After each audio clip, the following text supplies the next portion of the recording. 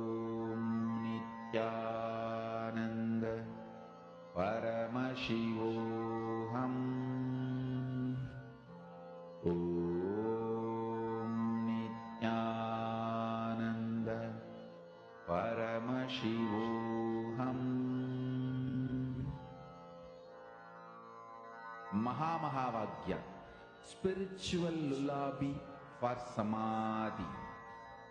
And Suprabhatam, wake up call, wake up song for Paramashiva. This Mahavagya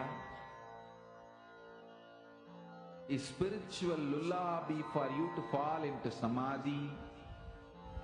Suprabhatam, wake up song for Paramashiva to wake up in you. Just remember this one powerful cognition. This Mahavagya puts me in Samadhi. This is spiritual lullaby for Samadhi. And Suprabhatam, wake up song for Paramashiva in me. For Paramashiva to manifest. With this one spiritual powerful cognition, chant this Mahavagya.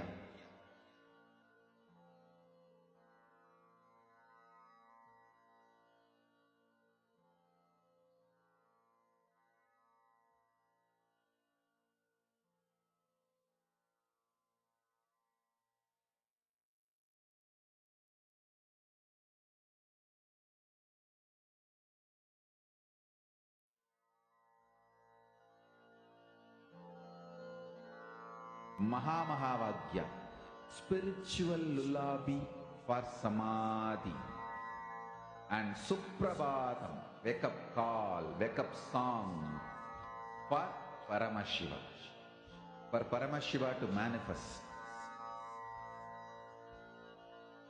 With this one spiritual powerful cognition, chant this Mahavagya. Om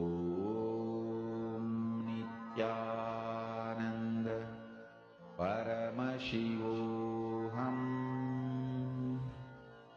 Om Nithyananda Paramashivoham.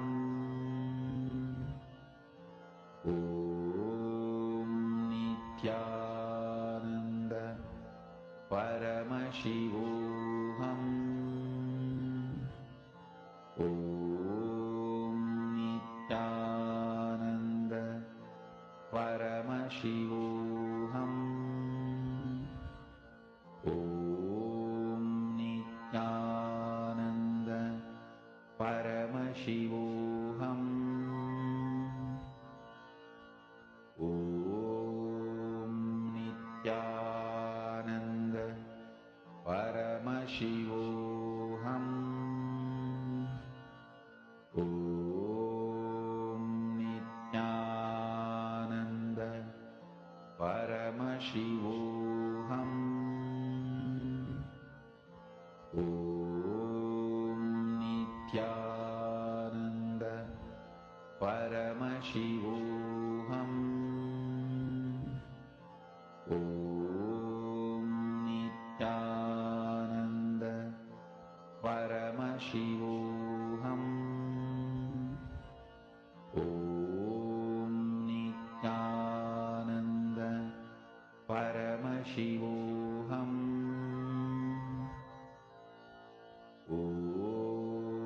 Om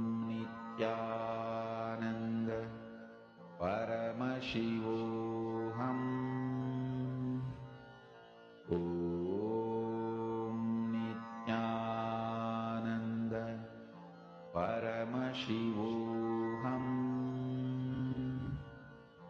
Om Nithyananda Paramashivoham. Om Nithyananda Paramashivoham. Om Nithyananda Paramashivoham. Om Nithyananda Paramashivoham. Om Nithyananda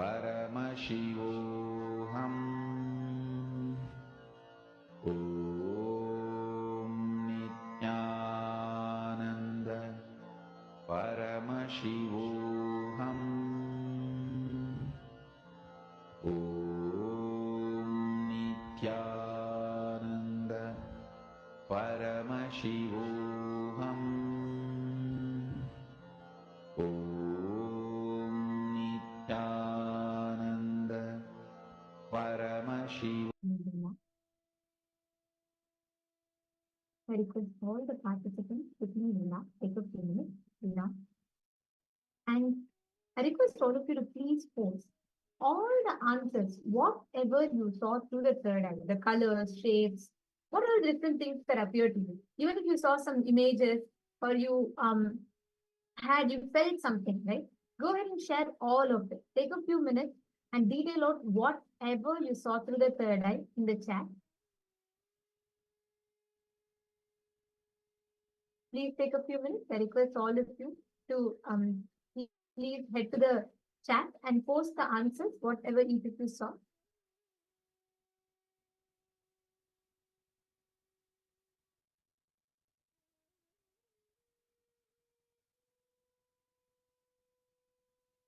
Today, what all of us are learning about, today, what all of us are going to be understanding about.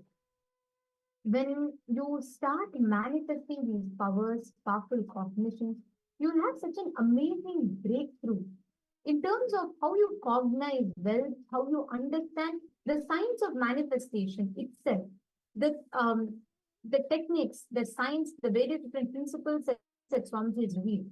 Today, we are going to be learning all of those methodologies, all of those principles which you can manifest, learn how to manifest wealth through.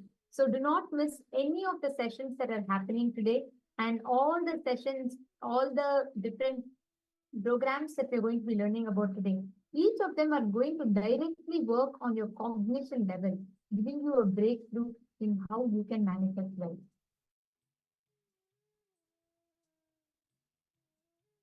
Anyone that are watching us on YouTube, we request all of you to please head to paramashivoham.org and please join us on Zoom for you to have a more interactive and engaging experience. So now we're going to be showing what was the exact image that was shown to all of us. All of you can see here. This was the image. You can see an image of the colorful toys that are projected. You can see the major colors that are there, which is red, blue, green, yellow, literally actually almost all colors are here.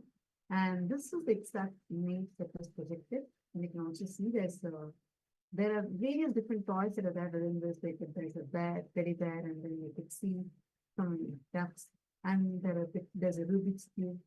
What related to this, what are the objects or images that you were able to see? I request all the participants to post that in the chat.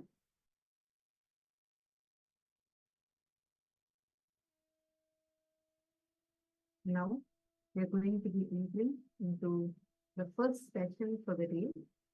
Today, all of us are going to be learning about how to manifest wealth, how your inner space to literally become a wealth magnet. The science of wealth manifestation is what we're going to be learning today. And the very first session is going to be about Vaikuntha Loka. This is the abode of Mahavishnu, where you can connect to Mahavishnu, Lord, wealth, abundance, auspiciousness. How to reach Vaikuntha, how to experience a space in Vaikuntha. Let's now listen to the revelation from Swami.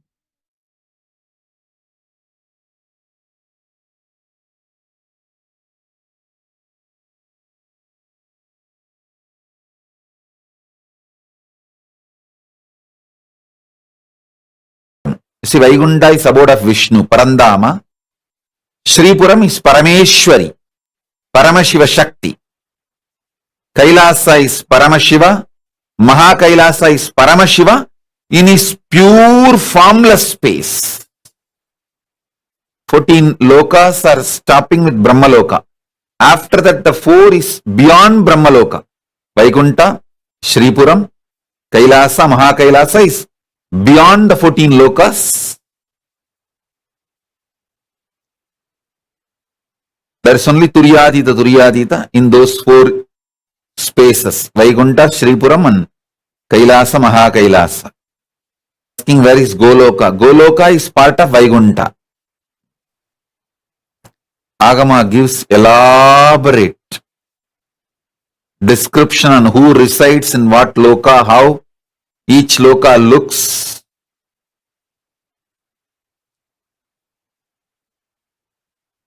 Maybe I can give you those descriptions also. Where is Yamaloka? Yamaloka is in Swargaloka. Part of Swargaloka is Yamaloka.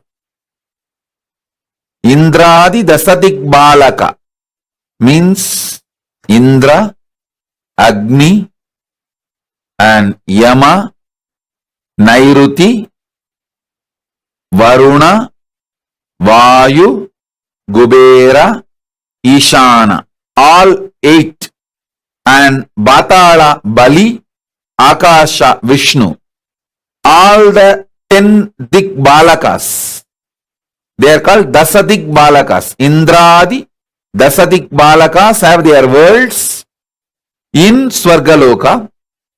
The Vishnu's higher form, Parandama, is in Vaikunta.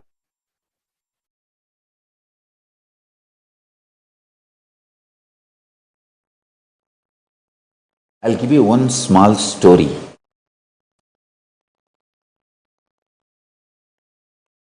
Sanakadi Rishis, the great 4 enlightened beings, directly Putra of Parabrahma, Brahma's 4 sons, considered to be the incarnation of Vishnu's.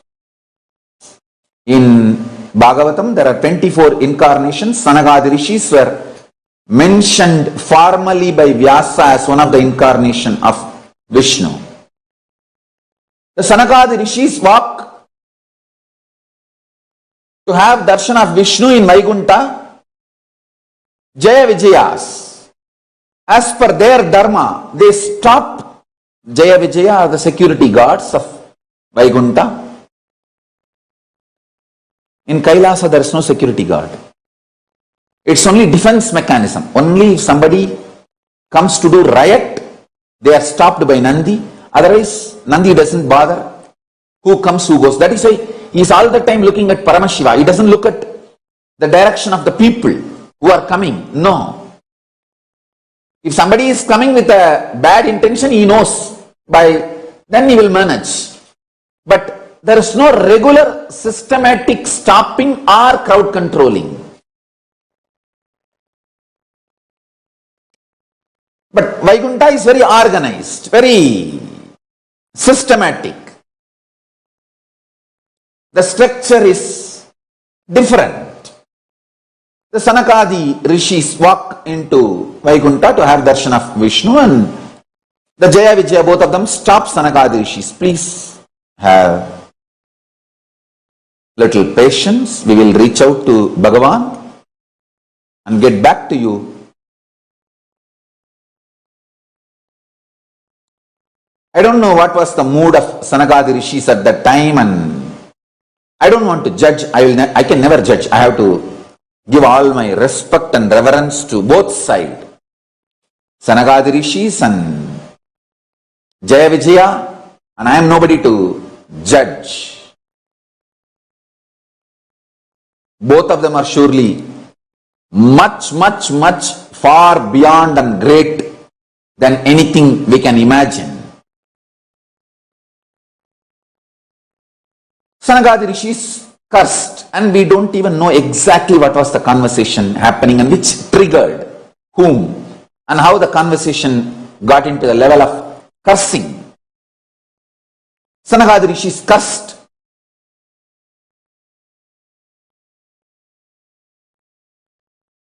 The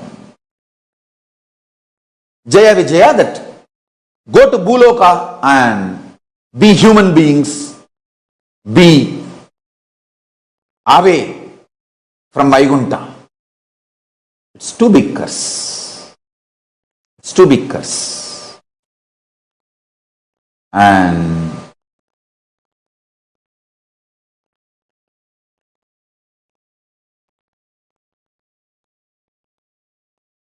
Anyhow, after a few minutes, things cooled down, and when Bhagavan came to know what was going on in the Yoga Nidra, he himself called the Sanagadi Rishis and attended to what for they have come. They have come on some urgent issue need to be attended by Bhagavan for the sake of Lokakshema. The purpose for which they were coming was too important and too urgent. So maybe their urgency was legitimate. So he understood that the whole thing happened was an accident, a standard procedure protocol, and the emergency situation where the protocol need to be bent. That conflict was the reason for this whole episode, and he immediately attends to the emergency issue brought by Sanakadi Rishis and sends them back. Then he takes the responsibility for the whole situation. He calls Jaya Vijaya, tells them, don't worry, you have kept your dharma. There will always be conflict between the standard policies and the emergency situations needed to be attended. But the emergency situation is only an exemption, cannot be considered as a rule. For example, surely Sanagadi Rishis are not going to take the responsibility of the Jaya Vijaya and stand whole day and doing the grunt job of the guardian is not a joke.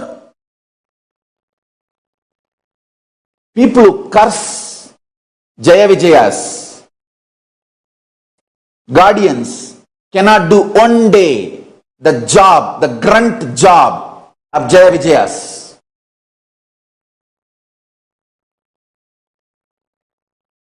You can easily accuse abuse from outside.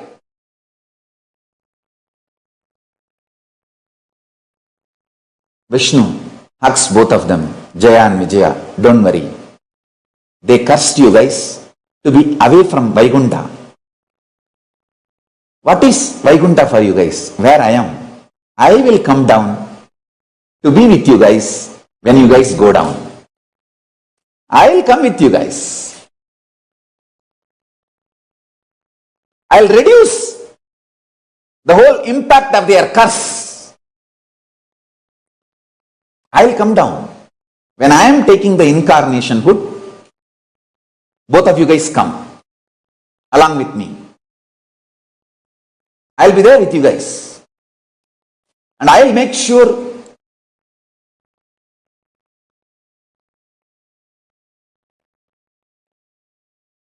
you guys are part of my Leela and you reach my feet. I tell you, the most beautiful strategy of Krishna is most trusted people, he makes them play the enemy role. So all enemies gang up with them and he finishes all of them once for all.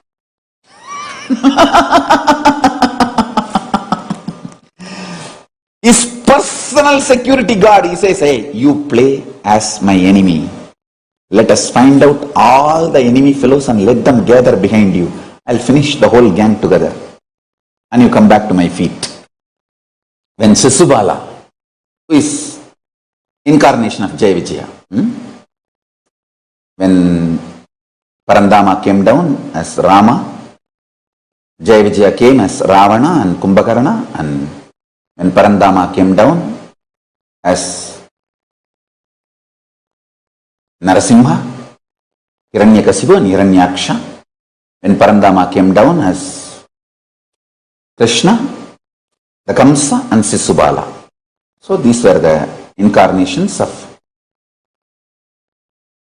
the main Bhagavata Puranam says Kamsa and Sisubala.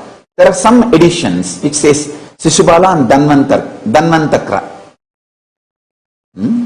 Anyhow, I feel it's Kamsa and Sisubala. So listen. when Shishubala was abusing Krishna, Krishna was one side laughing, other side painful. Everyone was thinking he was feeling the pain because Shishubala is accusing and abusing. And he is laughing because he is going to destroy Shishubala. No.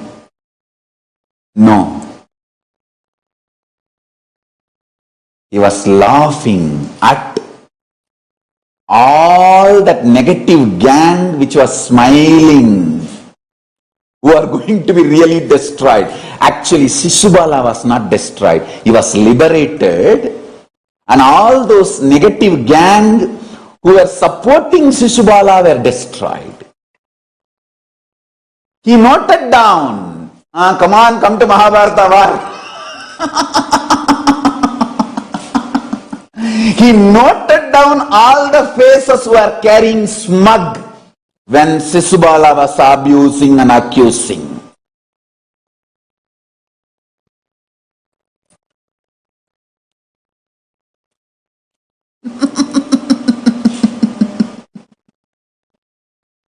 And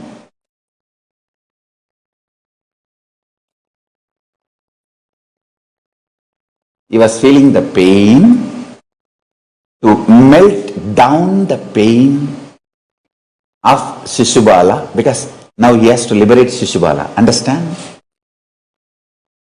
Guru, through his personal love for disciple, he melts down disciples' pain through the oneness.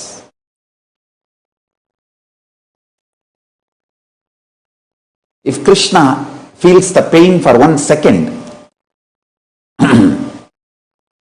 1 billion years, the pain which Shishubala need to go through will be burnt away. So, his own personal guardian,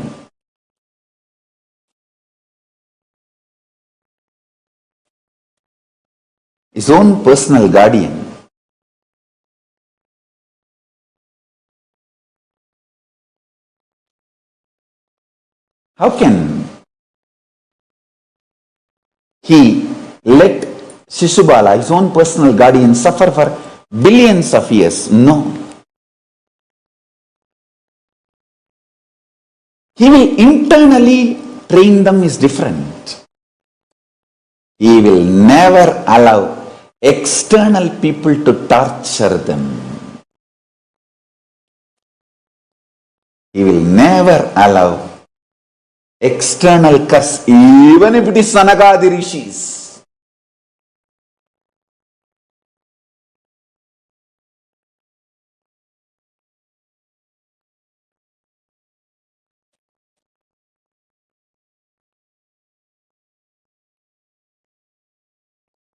Who can play the strategic role of enemy better than own personal guardians? What a Leela!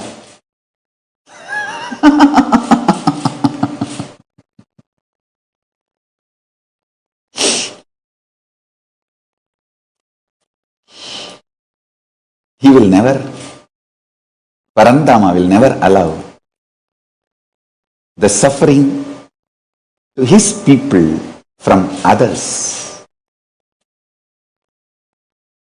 So, he burns away the suffering of Shishubala.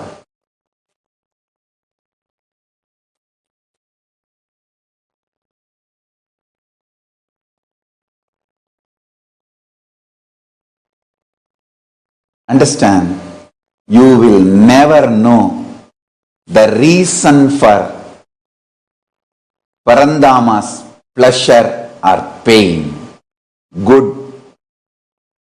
Of course, it doesn't have bad. You will never know the reason for Parandama's pain or pleasure.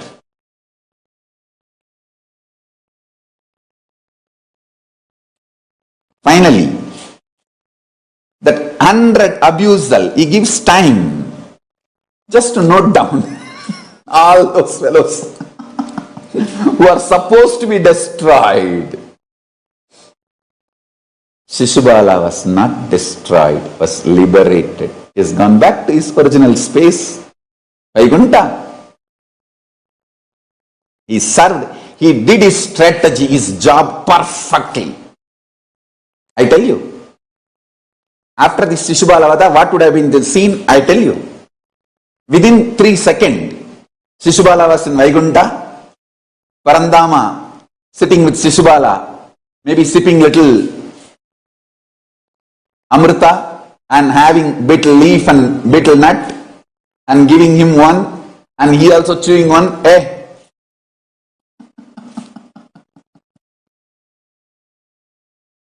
Parandama is a very sweet person, very intimate person, and the whole Vaikuntha energy is a love energy.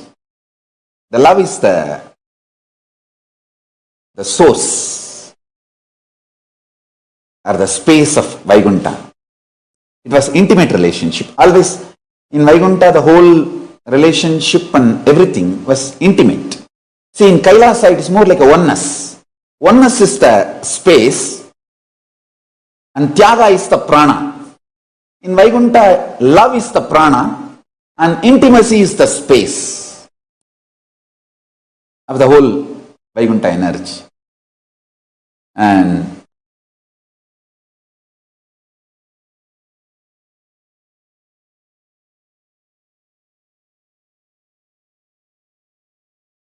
I am telling you, that was the scene. Immediately within the 3 seconds, the Shishubala left the body. Usually it takes only 3 seconds, 3 chana. Second is the wrong unit. Chana. Chana means the gap between one thought and the other thought. Body, the Atma of Shishubala leaving the body and the transition and assuming his Divya Sarira as Vijaya in Vaikuntha. Jaya is the senior, Kamsa, and he has already reached. And Vijaya reaches the next. I tell you, Bhagavan himself may come down from Vaikuntha for the sake of his Vaikuntha Vasis, but he will never give up on Vaikuntha Vasis, people who are committed to him. Whatever may be the situation,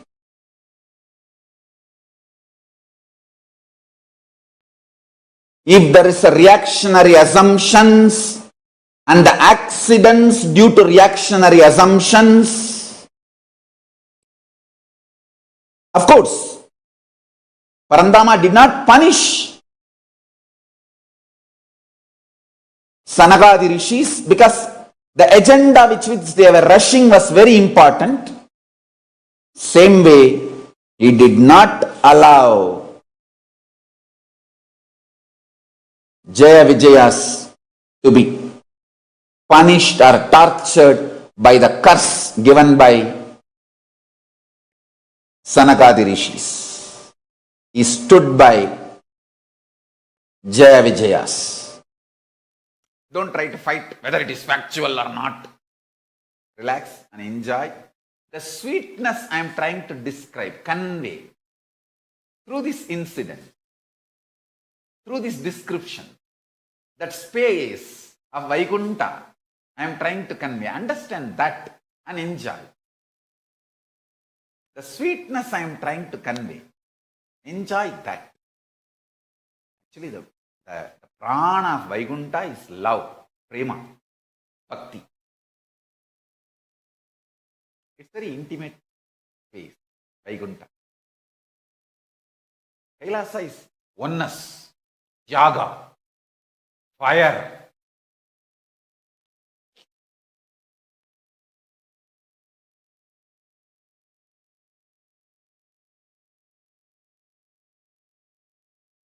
Vaikuntha is more like a cool prema bhakti, the love space. If you internalize this one powerful cognition, suddenly you will see, you will manifest powers and you will start aligning to higher vertical time zones. From Bhu you will move Bhuva, then Suva, then Tapa, then Satya, then Vaikuntha, then Kailasa. Every time you internalize one powerful cognition, you raise your existence to higher vertical time zones.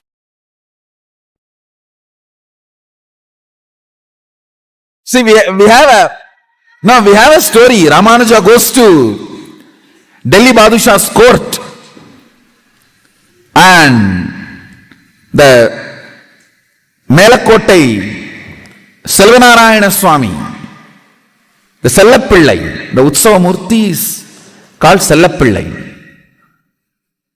Moola Murti is called Selvanarayana Swami, Utsava Murti is called Sellapillai. Ramanuja uses the word Sellapillai, that's a word. Immediately, the Sellapillai just comes and sits in the lap of Ramanuja. Understand, this is not story. The 1000th year of Ramanuja's birth anniversary, we will prove this. It's a truth, not story.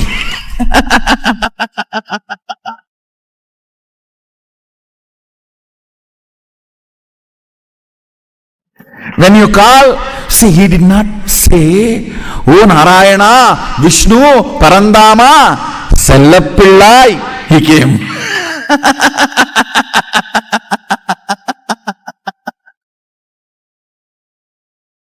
He did not use all those big words.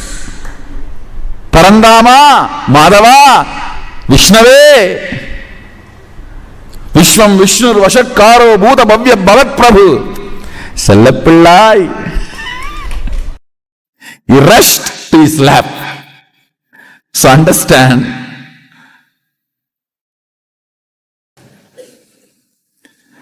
the whole thought current presented in that story is not false, it is true. Ramanuja goes to Delhi Badshah's court and demonstrates his charisma and energy. Badshah gets shaken and he asks, what do you want? He says, I want my Sellapillai, the main deity which was worshipped by Brahma and handed over in the whole Guru Parampara, the Parampara to Brahma to Sanaka Sanadana Sanat Kumara, and then it comes down to Melakottai, and that deity, for that only they put that Vairamudi. See, from Vaikuntha, the crown falls to planet Earth in search of Vishnu. And then Garuda was given the responsibility, go and fit this to every deity. A real Vishnu deity, this crown will fit properly. When they brought it and put it on this Melakottai Selvanarayana Swami, it fitted properly. So he is the real Vishnu deity. So it was given to Melakottai Selvanarayana Swami.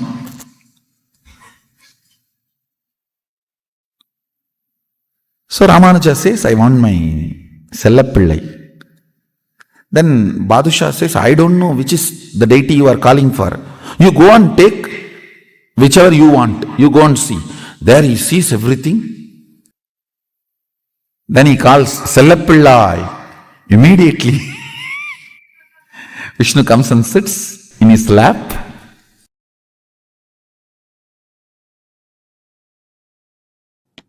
Tirupati,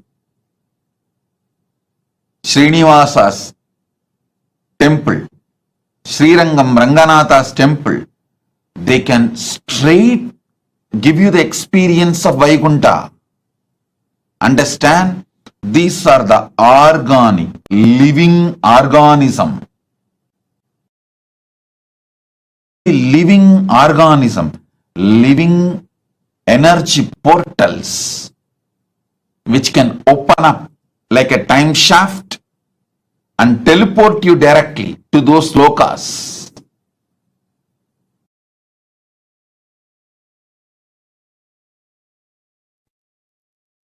Los Angeles Kailasa is one of the most important Kailasa till now I have manifested. The deities are literally birthed by Paramashiva, myself directly. The Archavataras residing in Los Angeles can connect you directly to Kailasa and other vertical time zones. Sit, pray to Venkateshwara in Los Angeles Kailasa, you will experience Vaikunta directly. The deities there directly will connect you to other portals, other lokas, and bring all the best things from that loka. Not only the boons you ask, darshans of gods and liberation itself. It is literally, I brought the Kailasa stage, a supernal effulgence of Kailasa and made this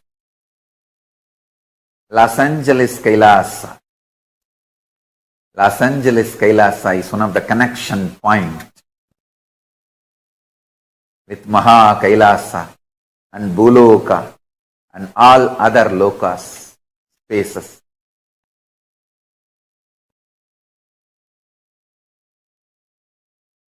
Los Angeles Kailasa is literally place where Paramashiva's being exists.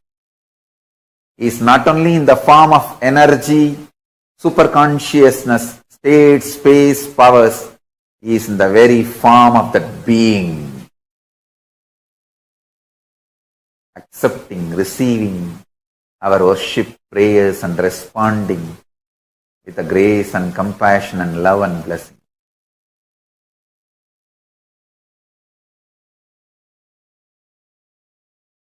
Vaikunta Ekadashi, the day the doors of Vaikunta are kept open for anybody who walks in.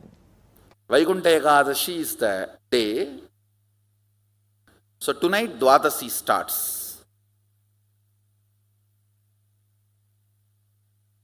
Now all the devatas are supposed to wake up and do their Panchakriya and yoga, Nitya Anushtana and start their puja.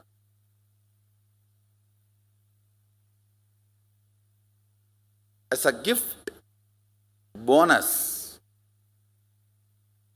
Vishnu opens all the 11 dimensions and blesses the universe. Anybody has a free entry today. This few days, all the 11 dimensions are opened and made available for all the beings to come and enjoy. They give you free tour and free entry.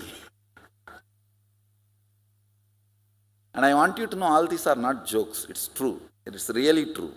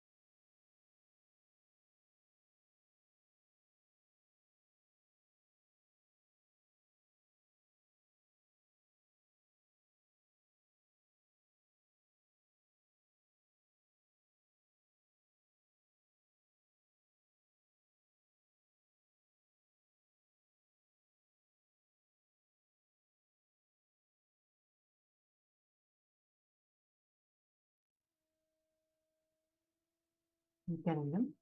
We sincerely apologize to all the participants that are there in the Zoom rooms. There seemed to be a technical glitch, and I hope now it is fixed. I hope all of you are able to hear us clearly.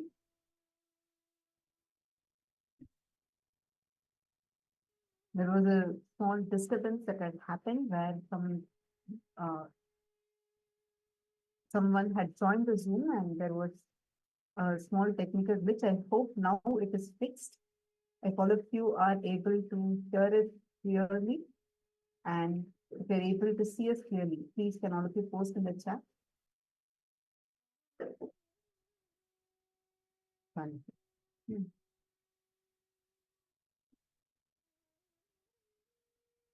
Now it is time. We're going to be entering into today's session. Actually, we listen to a very powerful revelation from Swamiji about what is the space in Vaikuntha Loka. What is the Vaikuntha? Vaikuntha space, the space where you experience that prema bhakti, the devotion, and it's such a powerful blessing that all of us receive. Now, today, during the darshan, we are going to be entering that very space. We're going to be experiencing this powerful space of Vaikuntha Loka.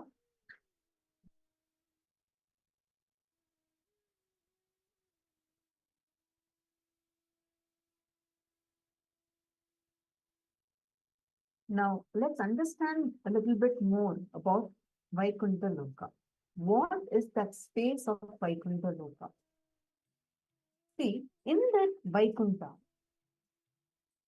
the very frequency, understand the 14 lokas exist. There are 14 planes, like how we all are in planet Earth. Now, whatever galaxies that we know, the universe that we know as what exists, this whole thing really comes to the Bhuloka plane. Above this Bhuloka plane, we have something called as the Bhuloka, Swargaloka, like that, Tapoloka, Janaloka, Maharloka. Like this, there are 14 lokas, 7 lokas above, 7 lokas below. And beyond these 14, we have the Vaikuntha Loka that exists. Vaikuntha Loka is where the Vaikuntha Loka plane is where Parandama Mahavishnu, Parandama Rasa, and all the devotees of Parandama Mahavishnu, whoever experiences, connects with Parandama, reaches in the space that you experience the prema bhakti, the pure devotion. That is the fuel that lifts you up to Vaikuntha. So in the exercise and understanding this better. Something beautiful tells that in the parallel universe of your Anahata, the heart center is Vaikuntha Loka. When you experience deep completion, experience the deep fulfillment in your inner space, start experiencing yourself in the parallel universe of Vaikuntha Loka. That is such a beautiful space to be in. You will start understanding, cognizing how each aspect of you in multiple different parallel universes in vertical time zones, and you experience the state or the space of Vaikuntha. Actually, today, every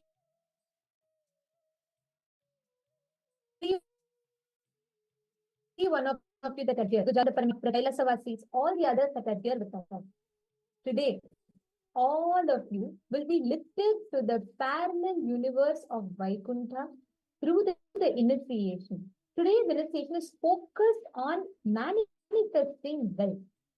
All those that are watching us on YouTube as well, every one of you that are here, the exercises, the sessions that we have today, all of this are designed to give a great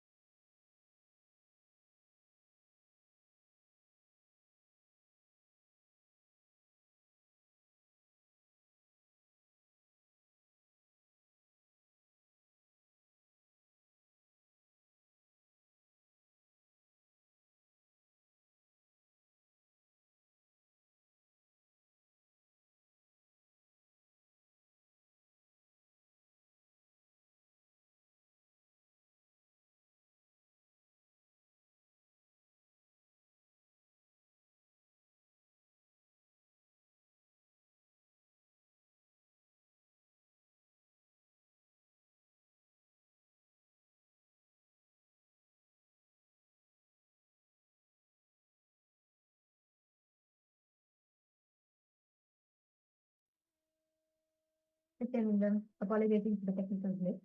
So, like we were just discussing, what Swamiji revealed in this session about the parallel universe of Vaikuntha Loka. If you start understanding, if you cognize the space of Vaikuntha, the abode of Mahavishnu, Parandhama, like Swamiji said, Vaikuntha Loka is filled with the space of love, devotion, prema bhakti, intense activism. And you know something interesting Swamiji said? If you go to Vaikuntha, what space you experience, the like Vaikuntha Loka is described as the abode of opulence and wealth and whatnot, right? But you know what Swamiji says the first thing that you experience when you enter Vaikuntha Loka? Swamiji says intense activism. And Swamiji says that activism is the key to manifesting wealth.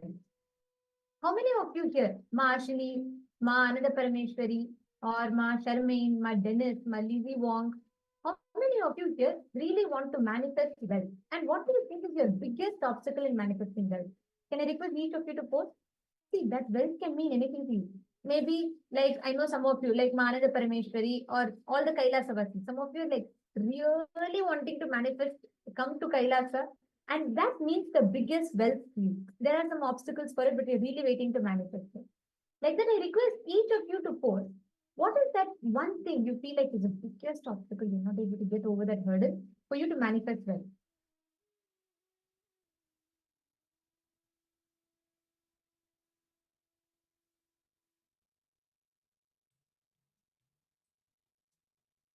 We understand the Vaikuntha Loka. One very important quality of Vaikuntha Loka, if you want to reach this goal, is having the ability to love, loving unconditionally, loving without any reason. The unconditional, infinite love. Only when you have the ability to manifest that love without any reason for it, that leads you to Vaikuntha Loka. Actually, literally, like what Swamiji is, right?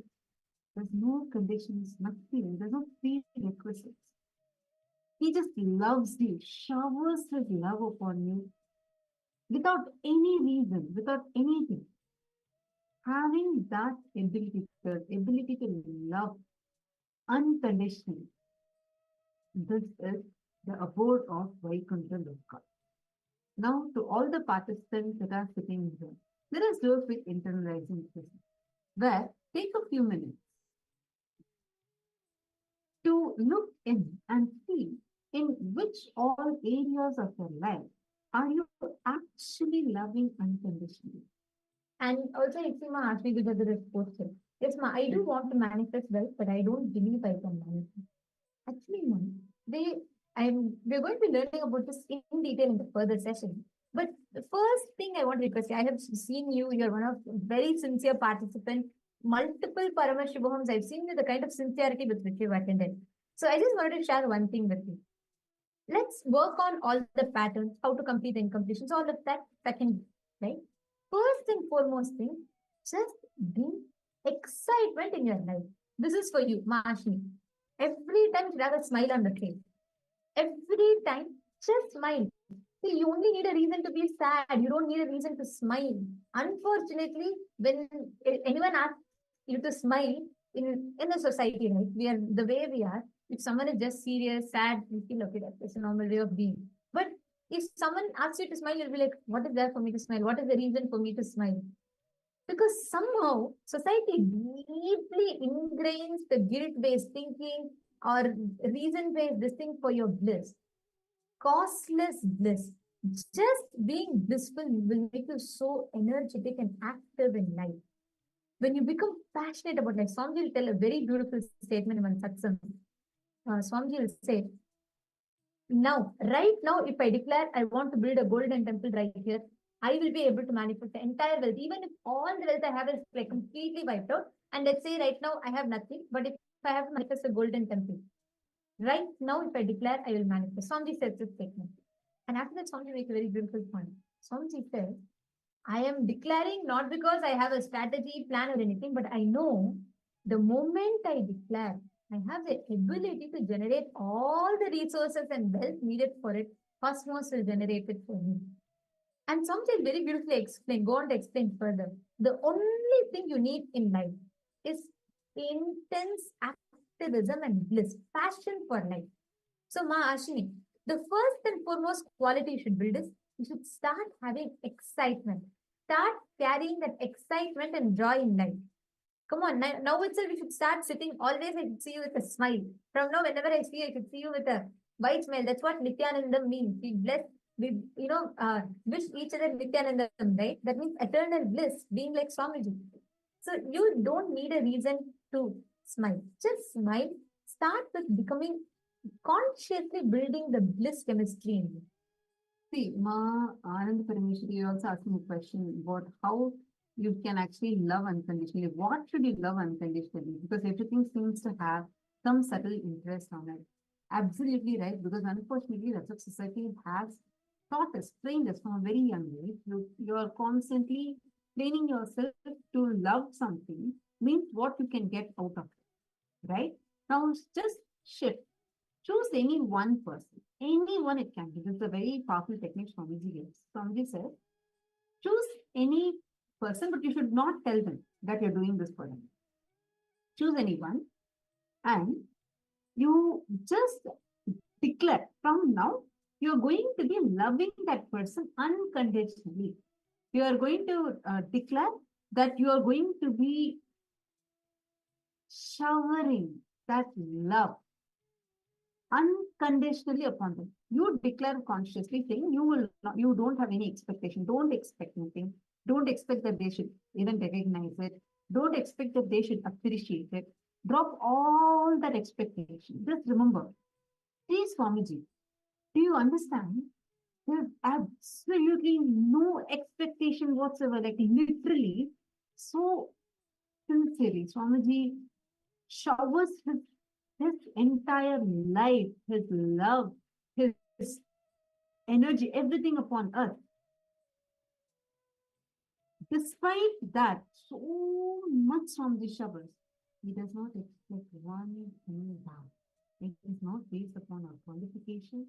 It is not based upon anything that we need to do, what we are doing, what we are not doing, right? But Swamiji just goes on showering. Same way, please just cognize this, take this as a decision in you, where you are deciding strongly that you're going to be unconditionally loving. Choose any one person, and for the next few days, take this up. Next at least 2-3 days. Make sure before you attend to you, usually, for example, if you're hungry, you'll first check if you want to eat. Rather, what you're going to do is you're going to ensure that the other person is having food. Make sure the other person is being taken care of. Like literally take care of that person. And the other person should not know. That's the most important thing. And even if that person fights with you, that person is, like very, very arrogant with you, or sometimes not grateful, not recognizing, just whenever that, even the reaction happens in you, drop it. Declare to yourself, do tyaga of all those expectations. You are only going to have that space with which you're going to just be absolutely loving, to manifest that unconditional love that Swamiji has in you. Just take care of anyone. And actually even start with your daughter, but you should not tell. The main important thing is you should not tell that person. That person should not know that you're doing this for this exercise. And actually, I would recommend even any Kailasavasis that are there, right? You can pick anyone in your teams from the people that you're working with and your team lead. And they should not know, because see, with your daughter, you may be having that love because she's your daughter. And it's a little bit more easier. So I would recommend that you pick up some Kailasavasi that the person doesn't know it is you. And if you have anyone you feel like it's a little hard to work with, or you want to really know how to crack that, you should pick that person. Because when you start doing it without them knowing, and they should not know you're going to be taking care of them for any thing. You should just genuinely call and keep checking. Ma, did you eat your food? I'm just going to have my, before you have your breakfast, you just call and check. But did you have your breakfast? And like genuinely care for them. Really, genuinely care for them. Shower your love upon. Just try this. Start this technique and see how really you will start manifesting that unconditional love for someone. Now, let us all enter into the exercise that Swamiji gives us, right? That pure love. Actually, Swamiji had for all of you that have attended and listened to the session, you first need to start understanding when you do something to experience that unconditional love. You need to start understanding what motivates, what is the intention behind certain acts that you do. Every time you do certain acts for someone, you look at and see, do you expect something? And that expectation is not always that they should do something in return. Even expecting gratitude back from them, even expecting appreciation back from them, even expecting respect or some sort of a favor back from them, that is also your motivation. That becomes your intention of being. You need to understand what your motive is. If you start studying yourself and if you start understanding, you will be able to clearly see what in each of these aspects, what are the exact things that you're expecting in each of these situations. Actually, I'm going to request all of you, in the last 1 week, pen down all the acts that you did to express your love and care for someone, any act of service. It could be even to your own family members, or it could be that you went, maybe like you were doing Annadan in one Kailasa temple, or you were doing some kind of a seva in Kailasa temple, you were helping a friend study, anything, right? So write down all the acts of service, enriching that you perform, and actually study your motive behind each one. Just at least 5, let's start with just 5. I request each of you to please write this down.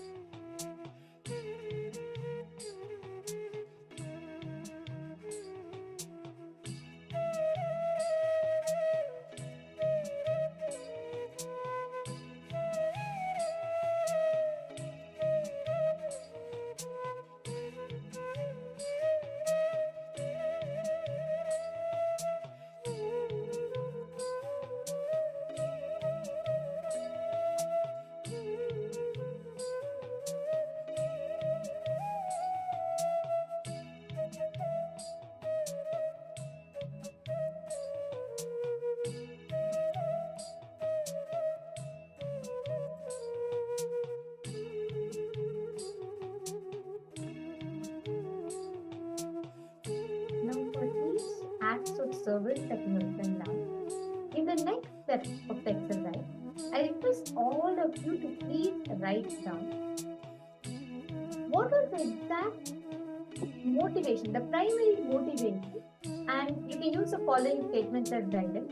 You can see, like, for example, maybe you felt, I helped because I felt genuinely connected to their well-being and I wanted to support them out of love. Or I helped with the fear in mind, perhaps they would disapprove if I didn't help. Whatever was your motive behind that act of help, please write that down. I request all of you to take a few minutes. Identify the exact motive, intention behind each act of help.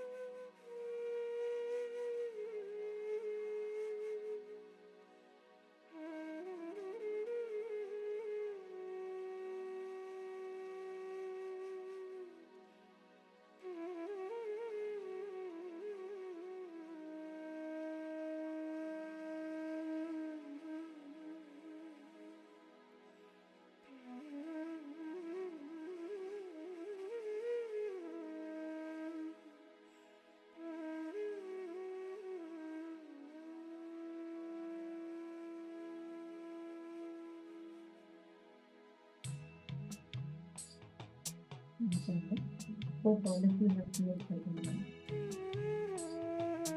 Once you identify all the aspects, the motive behind it, big, small, whatever be there, if you just start understanding and realizing, and when you start consciously dropping the any other intention other than really extending the care, compassion, and love, you will start manifesting by love.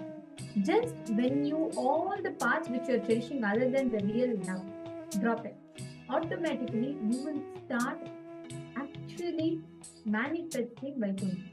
Each of you reflect on how the intention that you carry might have influenced the quality of your service.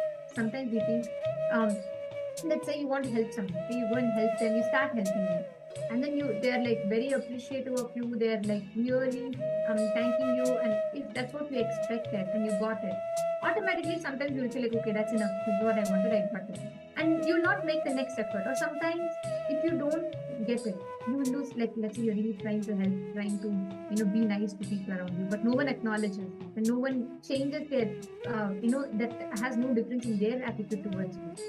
Suddenly you feel inspiration to help this. Is it not? Suddenly you feel like so demotivated. It is because your motivation, what intention you carry to do something, largely affects the aspect, how you carry, how you reflect it back into it. See, decide ferociously. First, decide. Take a strong decision. Actually, it's if you want to manifest that unconditional love, take this up. Take care of any one person. This one exercise where you choose a partner. As much as possible, actually, Swamiji says here, it should not be a family member, because there will be a subtle expectation already. So do it for a different stranger, anyone that you totally do not know. You have nothing to do with them, or they're totally new for you. You can choose anyone, but really take care of them. Just experience what it feels like. Now, we're going to be entering into an important session where you're going to be learning about what is wealth, as per the Buddha. What is wealth? How can you manifest that abundance in your life? How can you manifest that wealth, auspiciousness, and abundance in your life? This session can transform your very way how you cognize about wealth. Understand?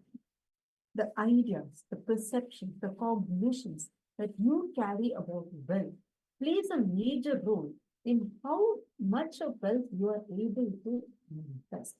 How much are you able to manifest in you? And how much are you able to sustain in your life? It's not just creation of wealth, it is sustenance of wealth too. How you're able to experience it. We're going to be learning all these in today's sessions. Now let's enter into the very first session on wealth, which is wealth as per symbolism.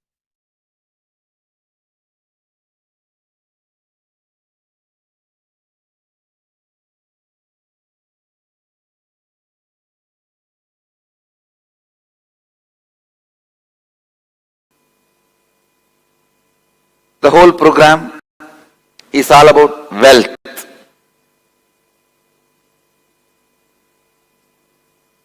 Wealth is literally expression of you. Please understand.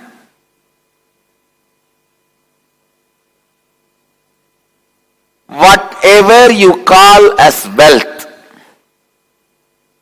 is just expression of you. It is not something separate from you, away from you.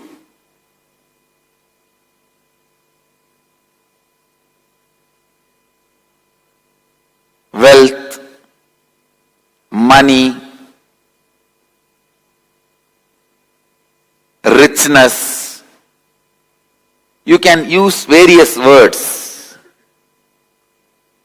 What it is after all?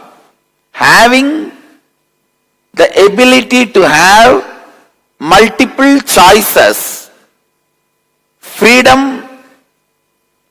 to live the way you want,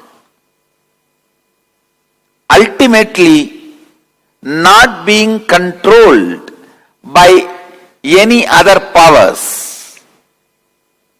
I am defining wealth in a broad way.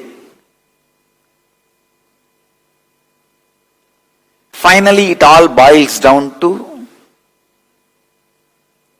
one word: money.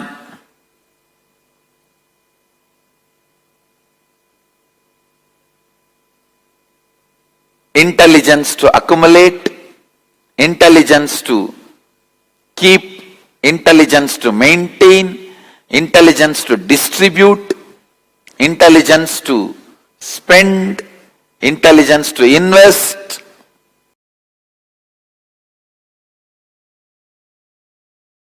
Wealth, creation and sustenance.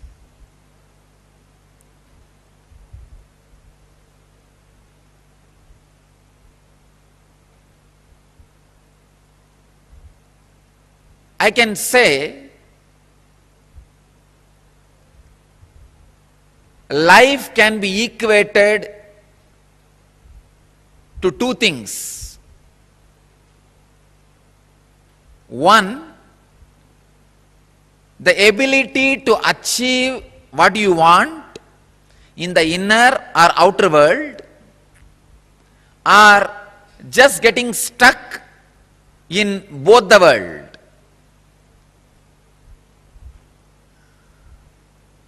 These are the only two equations.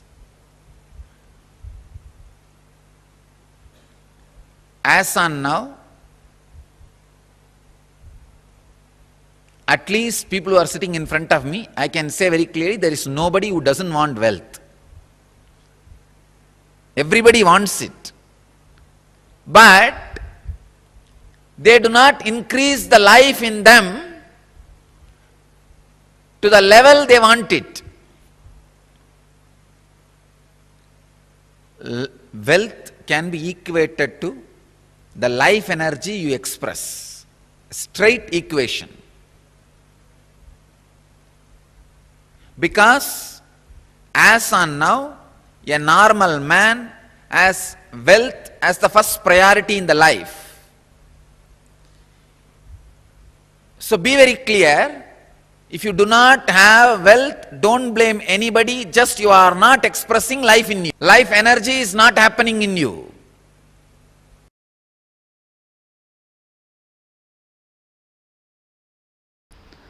What is wealth? Knowing the knack of how you have to be useful to society and enrich it so that they enrich you. That's all. That's all is money. If you think money is too big, just by making it, you will become tired. That is the biggest poverty. Please understand.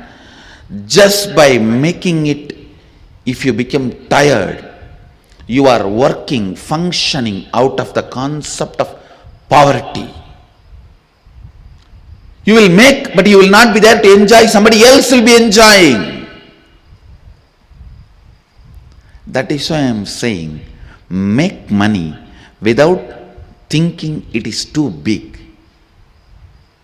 Make money knowing that it is the dust which flies while you walk.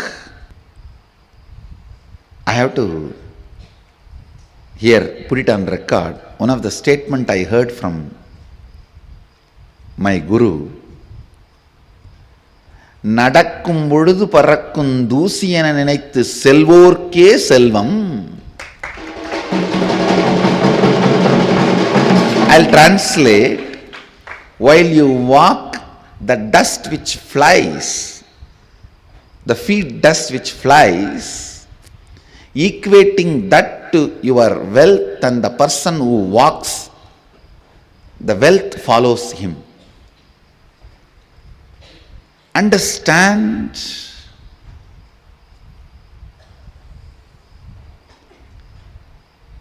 the powerfulness you demonstrate, the powerfulness you carry in your thinking, in your feeling, in your words, in your action, the side effect of it is wealth. The side effect of it is wealth. The moment you think wealth is important, you will become tired by achieving it. Becoming tired by achieving it means you will feel cheated.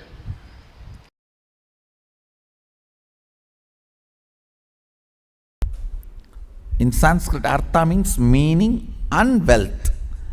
It means how much you mean, that much you will be wealthy. How much you mean to society, that much you will be wealthy. So, becoming a meaningful part of the humanity. Understand? Only wealth generated by being meaningful member is wealth. Everything else cannot be considered as wealth. How you contribute by contributing what you generate is wealth, nothing else. Artha is being contributing, meaningful part of humanity.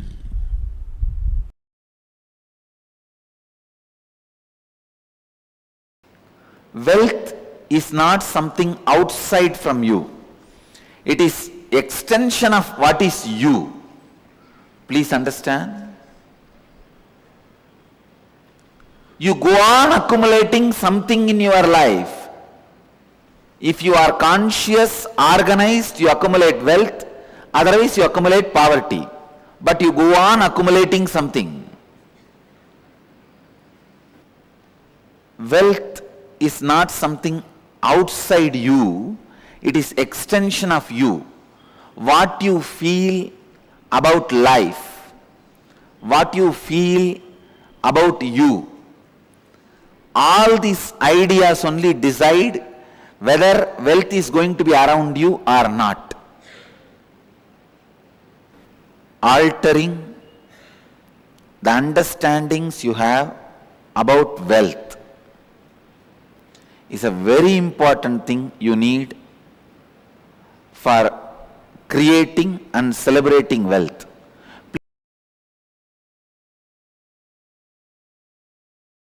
Money is simply extension of your understanding about you, your strength on you, your strong belief on you. I am not talking something impractical, please understand. No, I am not talking anything mystical or impractical. Whatever I am talking is a formula. It is not just miracle happens only in my life. It is a formula which can happen in every one of your life.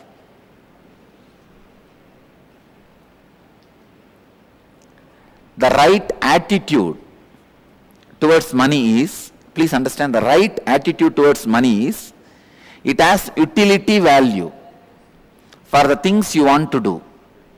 Neither suffer with the feeling I don't have enough, nor be overloaded and develop arrogance or ego or influenced by having it. Neither be influenced by not having, nor be influenced by having.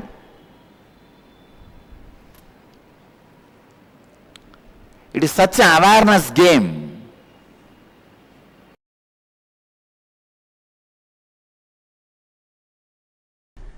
I did not generate wealth as force, I generated wealth as power.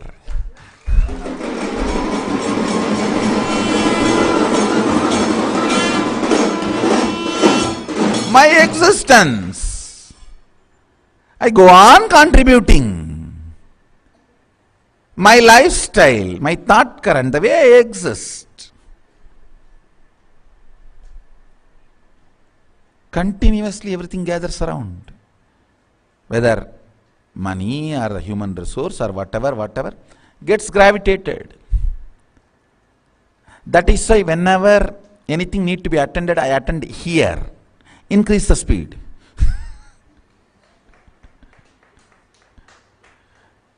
Increase the speed, more things gravitate.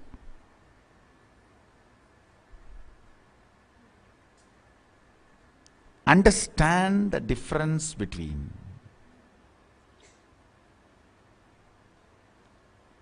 power and force. The first step we need to do,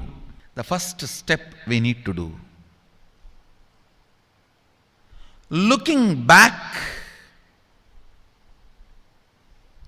the gap between your desire and your cognitions. How you started perceiving wealth, money. How you started perceiving. I can tell you a small story. First time, how I was introduced to money and started interacting with money. I still remember my 3rd birthday. My father has given me a Ganesha who actually ate food. If you have read my biography, you would have read the incident. If you are interested, you can go to YouTube where I have narrated the whole story. I was given that Ganesha as a gift and I was so curious and busy with playing with the deity. And then in Indian village we have a habit, all the family elders will give coins on the birthday as a gift to the kids. So I was sitting and playing with my Ganesha and all the family elders came. I am supposed to bow down to them. It's a tradition.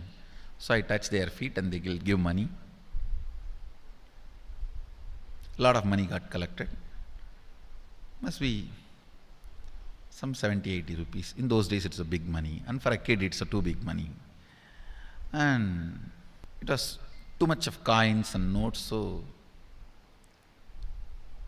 my father helped me to pack the whole thing in a hand key.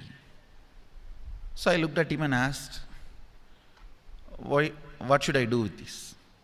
He said, you can buy whatever you want. I said, I don't need anything. I only wanted this Ganesha. You already gave it to me. I don't need anything. He said, then you can give it to anybody you want. So I just called all my cousins, brothers, everyone was playing. I grew up in a large joint family. 27 of us grew up together. So it's almost like a one school, small school. So all of them were playing. I called in my loud voice, hey, anybody wants, come and take this money? I don't want it. So 4 or 5 kids were running and my elder brother ran fast and took the whole thing, whole hand key. My father told me to tell my elder brother to share everyone, to share with all. I said, I have decided I don't want. And I said, whoever wants, take it. So he took it. How can I interfere in this after that? It's up to him. I will not even interfere, giving any further instruction to how they should share or who should share and all that. I said, I don't want. That's my first relationship with money. I still see very clearly that's the same relationship. Still I don't touch money. I don't handle. Never felt the need. Anyhow, I am not saying this should be your pattern or this should be your I am just giving you an example how I started relating with. So now dig out how you started relating with money. That was actually my completion with money. I touched first time money only to give dana. Still I am doing the same thing. Still I touch money only to give dana. How you cognized money, wealth, what all your perceptions and beliefs and cognitions about money. Let's dig out. Let's get them out first. The moment you remember money, does it bring tremendous pain, suffering, impossibility, all that in you? What is the emotion or energy it invokes in you?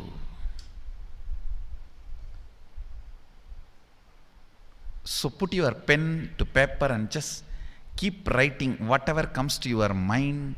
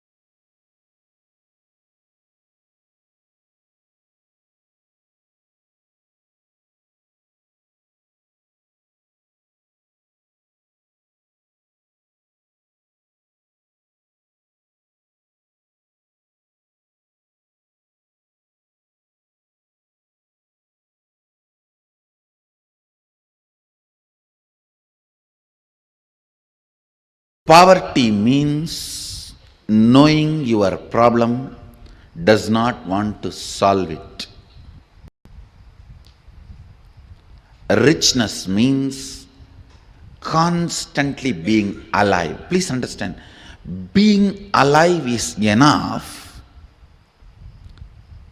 You will not tolerate the existence of conflict and confusion and dilemma.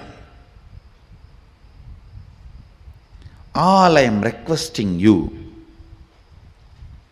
to get out of poverty is just increase the number of your waking hours. Nothing else. Reduce the tiredness and boredom. The time you worship Nidra Devi Puja, reduce that time, that's all. Increase the number of waking hours, I tell you, because by your nature you cannot survive with dilemma and conflict. You will start finding solution. You will push yourself towards the solution. You won't keep quiet. The meekness, weakness in thinking through about your existential problems is poverty. Listen, meekness and weakness about thinking through in your existential problems is poverty.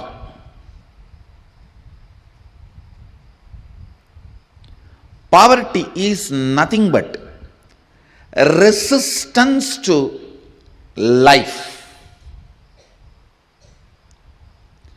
Poverty is nothing but directly, indirectly cherishing and enjoying death.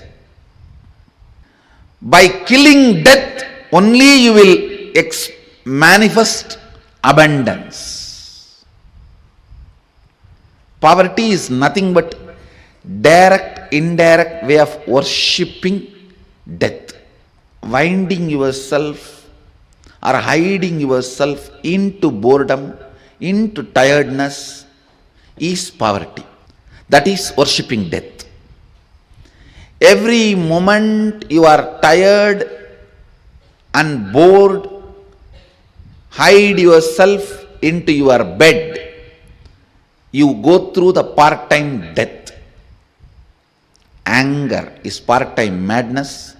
Madness is full-time anger. Boredom is part-time death. Death is full-time boredom. Boredom is part-time death. Death is full-time boredom. The idea you carry, resources are limited and people have to fight for it, is stupidity. Stupidity. Understand? Resources are limited, people have to fight for it, is stupidity. Society teaches such concepts due to unconsciousness. Actually, I don't even want to complain on society because nobody calls society exists. It's all your unconsciousness put together is called society. It's an unconsciousness. Tiredness and boredom of all of you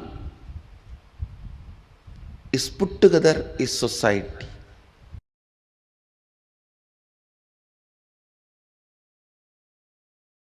Understand? Eschatology of the West is ontology of Paramashivoham. Many things falls under eschatology as per the binary logic, falls under ontology as per the multidimensional logic.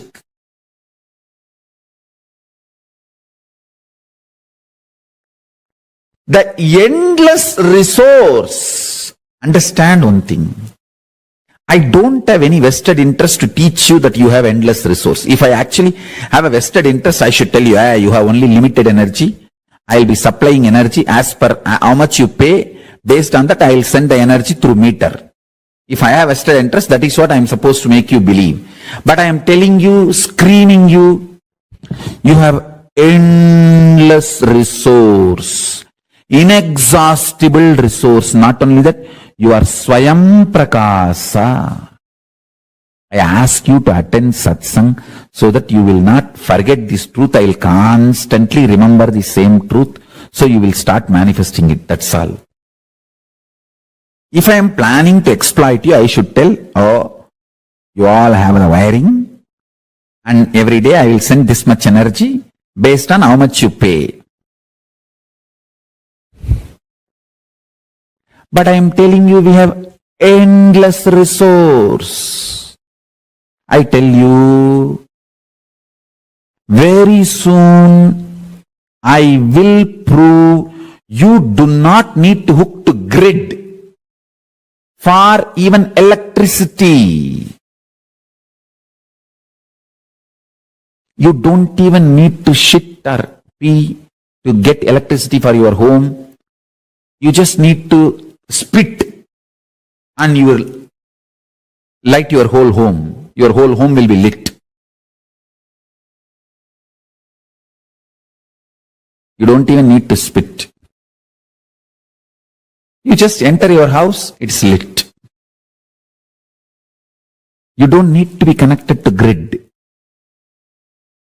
Endless resource is available. You just need somebody to demonstrate. Then immediately you will say, hey, if he can do it, then I can also do it. That's all.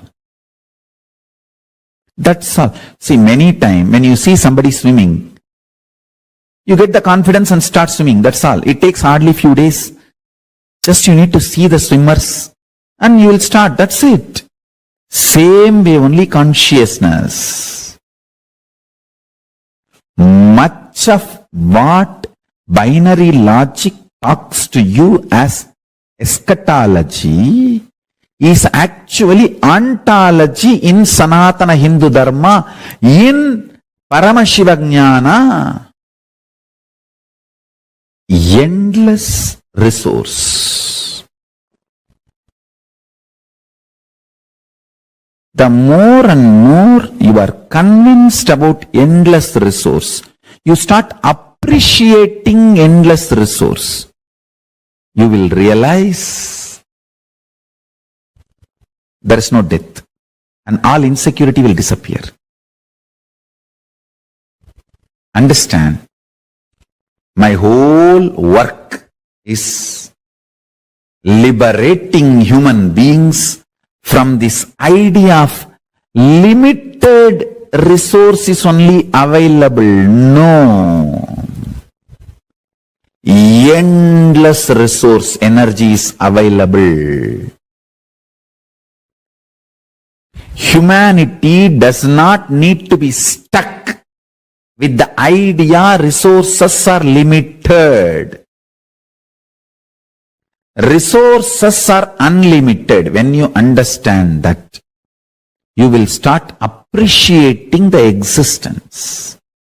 Because the concept of richness and poverty will go through havoc.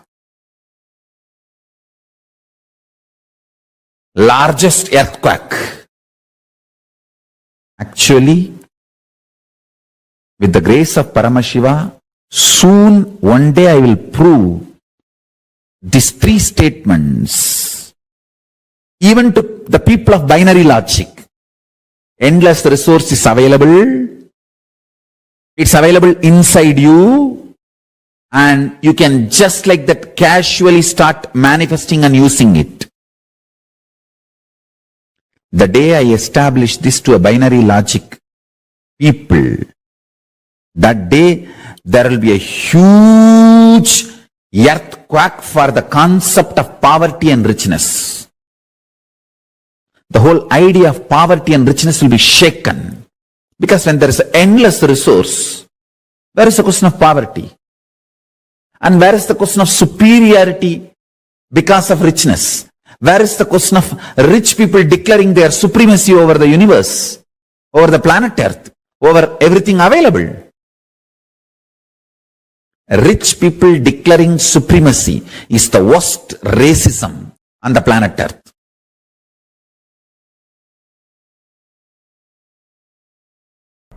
If you have complex understandings, you will not have complex problems.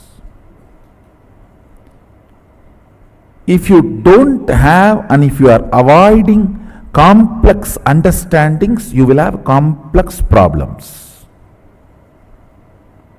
Decide whether to put your energy towards the understanding and problem-free life, or avoid putting energy towards understanding and live with problems. In any field, if you want to be successful, you need to put little your time and energy to understand the logic of that field. Even to operate a cell phone, you need to pick up the cell phone, understand where is the number, how to press and all that, and where to keep. You can't keep it somewhere and talk. You have to keep it in your ears and near the mouth. Now you need to understand the logic.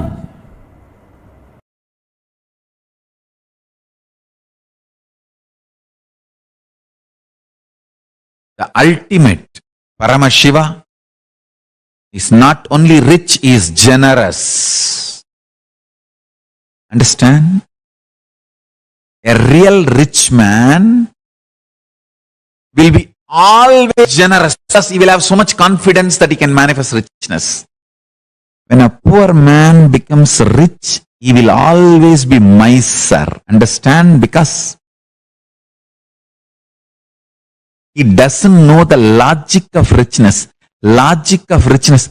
Richness can continue to exist as richness only if you allow your currency to be current. Listen carefully. By holding, never anybody can remain rich.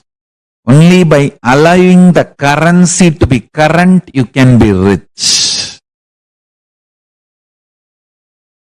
Poor man who does not understand the existential principles of economy, existential economic principles, remains as miser after becoming rich. A real rich man understands it is generosity keeps the richness alive as rich, not being miser. Paramashiva knows, and he is the source of this existential principles about economy, existential economic principles. He is not only rich, generous. Paramashiva Jnana is available to the whole world. Just map it to your consciousness, what do you want, and start manifesting. Start manifesting. That's it. That's it. I tell you.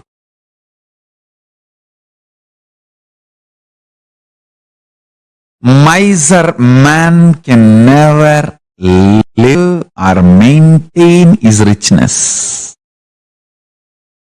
And violent man can never be energetic intensely. No.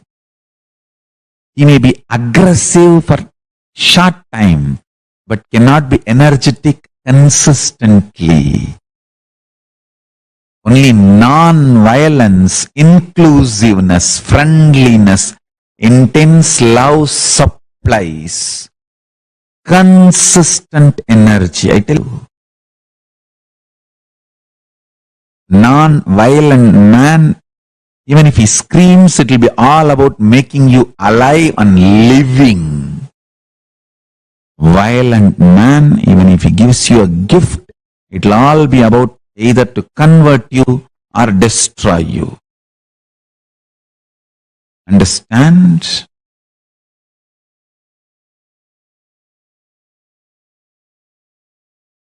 Non-violence may sometimes make you aggressive, but will never supply constant energy. Listen carefully. Violence, understand the statement properly.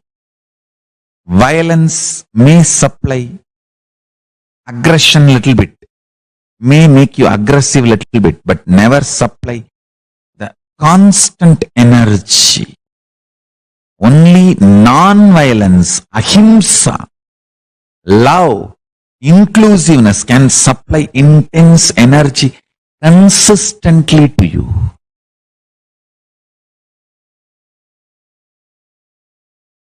Stop being a cheap,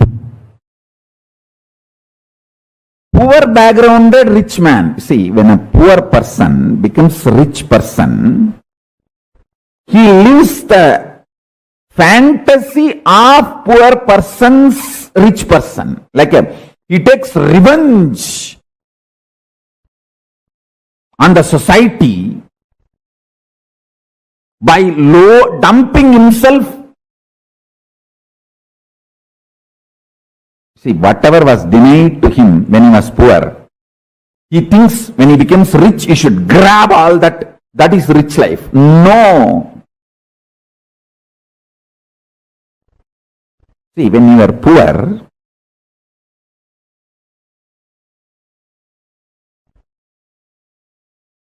the quality food was denied to you is wrong. So add quality food. A good food which brings strength to your body. But junk food was denied to you is a blessing. Don't try to dump your body with junk food. The poor man's fantasy of rich man, even if you live the poor man's fantasy of rich man, you are a rich man according to poor man, not the real rich man. Real rich man knows what is needed for him.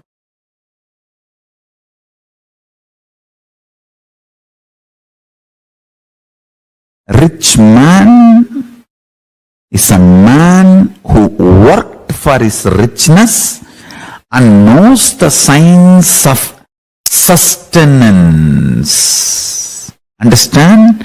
When a man creates richness, manifests, he understands the signs of maintaining rejuvenation and what all the delusions and complications richness can bring, and how to get out and how to liberate himself from this so-called richness.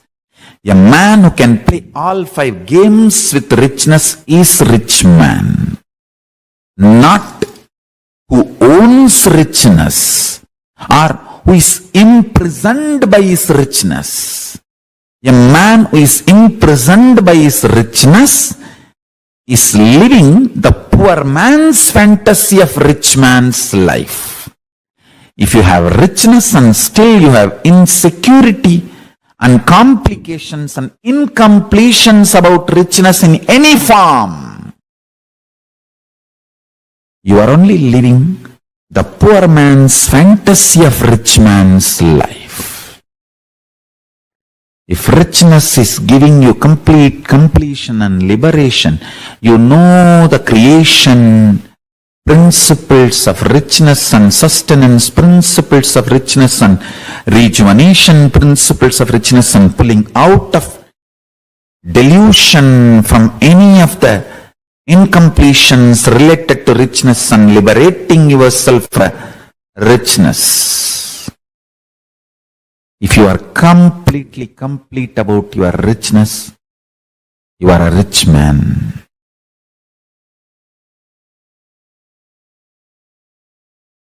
We have wasted too much time. Wars for land and wars for mind and wars for man-made wealth idea. What is wars? Silly conversation between two empowered politicians is war. Understand, silly conversation between politicians who are empowered becomes war. The very fundamental idea, all structures should have supported us to have next breakthrough. Without any structure, we had a breakthrough within million years, from monkey to man. And what the hell have we created? 10 times more time has been spent on no superconscious breakthrough, no next breakthrough. Human beings are stuck and humanity is screwed up once more. Understand, earlier I was a little polite in my words because I did not have alternative solution. Now I have.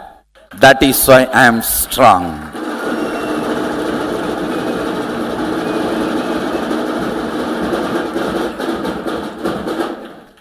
Really, I am telling you, planet Earth is enough comfortably for 10 billion human beings.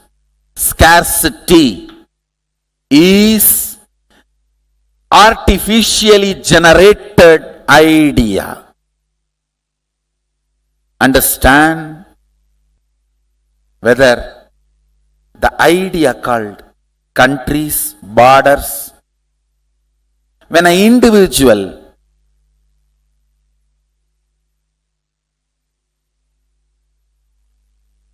decides to possess in a blind way without owning, understand, owning is different, possessing is different. When you decide to possess, exclusion starts, fight starts. In an individual level, it is called fight. In a social level, it is called violence. If it is little larger, terrorism. If it is much larger, legitimate wars between countries. But fundamentally boiling down to powerlessness and blind-spotted ideas. Understand, all these structures called country, money, transactions, all these should have fundamentally supported the superconscious breakthrough. Theologies, ideologies, religions, philosophies, all these should have supported the superconscious breakthrough, should have made the superconscious breakthrough. We are stuck. 10 times more time we have already spent as human beings. What is going on? It is time all intelligent, independent thinkers, seekers decide to give superconscious breakthrough to humanity.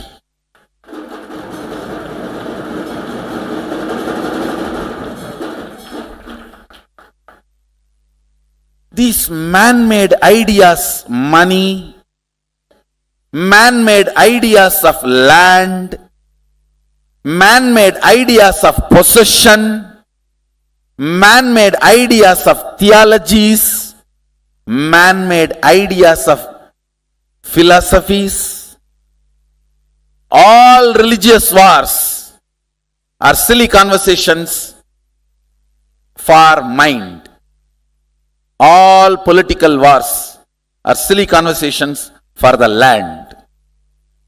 Yes, multiple groups, multiple people, multiple ideologies, multiple color flags, went up, came down. We are same fools. Why don't we understand? The whole concept of pharmaceutical industries have become like IT companies. Create viruses, then find solution. To sell solution generating viruses. Where are we heading? And now unfortunately the pharmaceutical industries and food industries are joining hands, collaborating. You create disease, I'll create medicine. Where are we heading? It is time all individual seekers, thinkers, let's have and give superconscious breakthrough to humanity.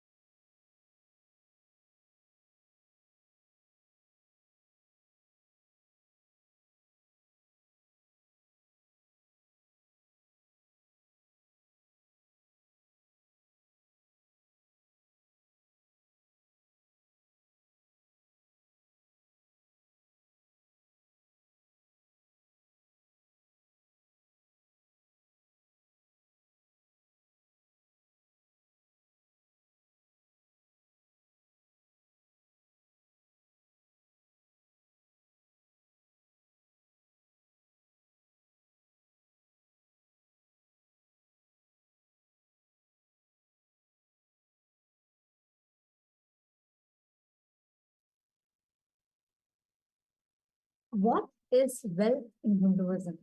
So beautifully Swamiji has revealed to all of us. Actually, if you just develop these cognitions that Swamiji has revealed to all of us today, the way you cognize wealth, how you understand the secrets to manifest wealth will very beautifully change. The cognitions and the ideas that you carry about wealth will have a very beautiful shift in your inner space. Can I request each of you to post what did you all understand from this session? What is wealth? What do you understand as wealth? Like Swamiji said, wealth is an extension of you. You understand? The activism that you carry is the extension of that is wealth. Understand? It is not the bank balance that you have. It is not what you are going to inherit. It is not about what potential you can earn. It has nothing to do with any of these. It is an extension of you. Wealth is an extension of you. Understand this? That is why in Hinduism, if someone wants to become the king, he does not go on conquering others.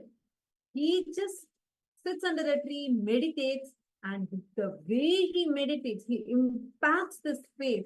Vaikuntha has to shake, it will shower. Understand? Wealth is an extension of you.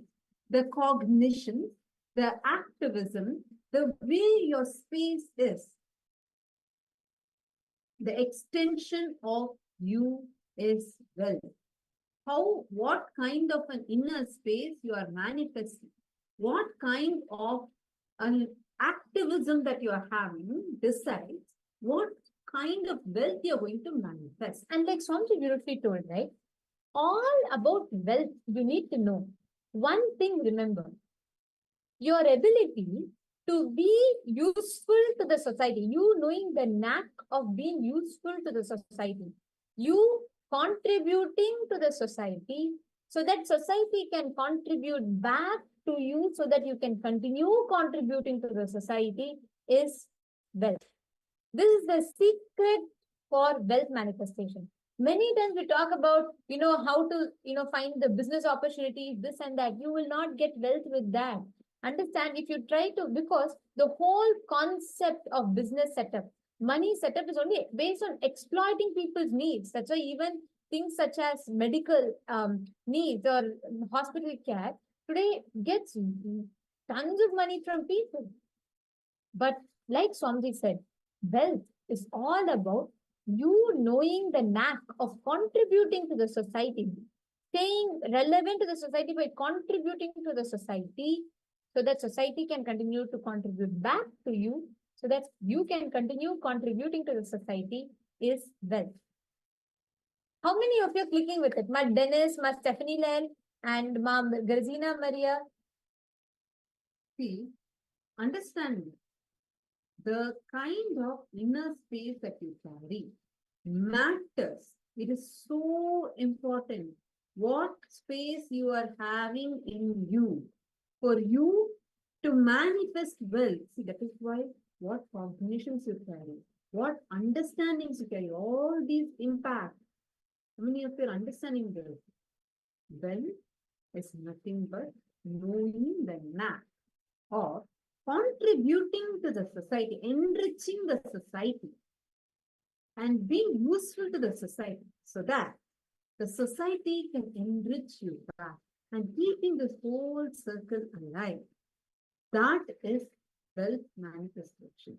You just having, see, when you're highly enthusiastic, alive, active, involved with life, you would simply manifest wealth because wealth is just an extension of you.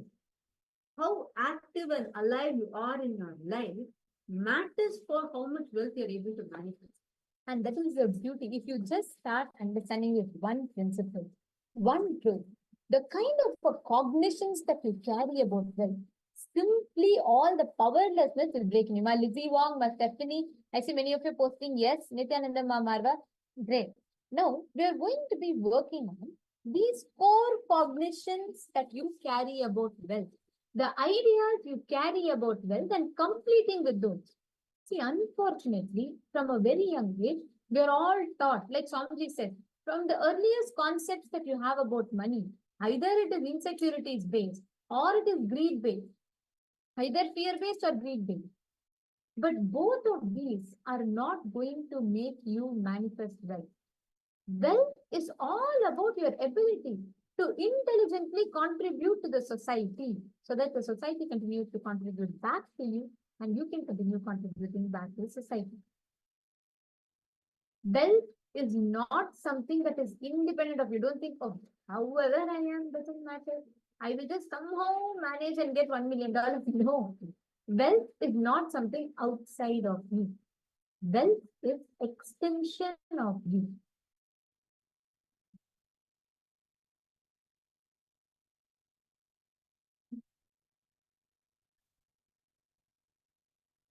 How many of you are understanding this?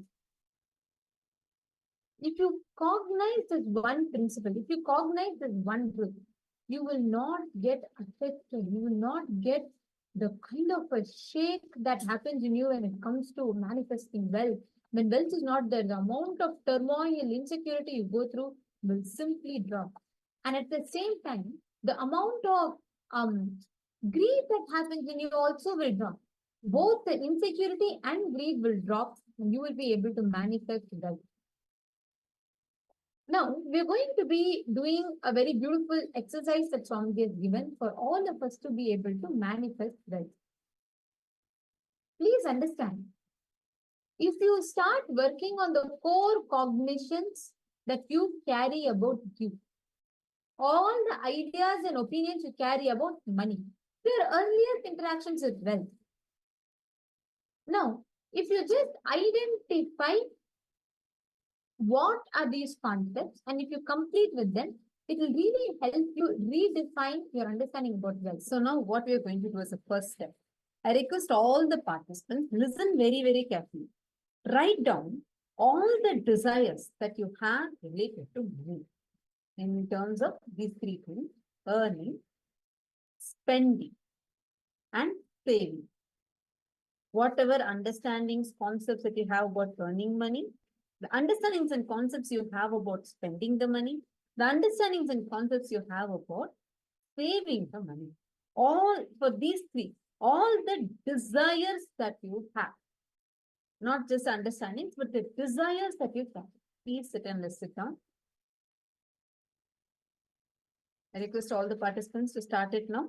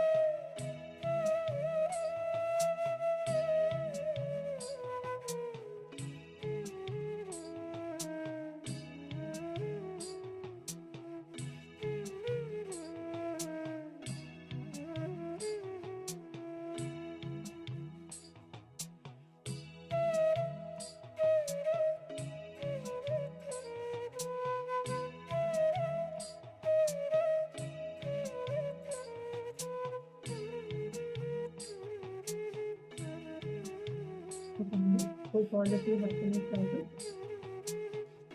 I request all the participants to please confirm how many of you have finished the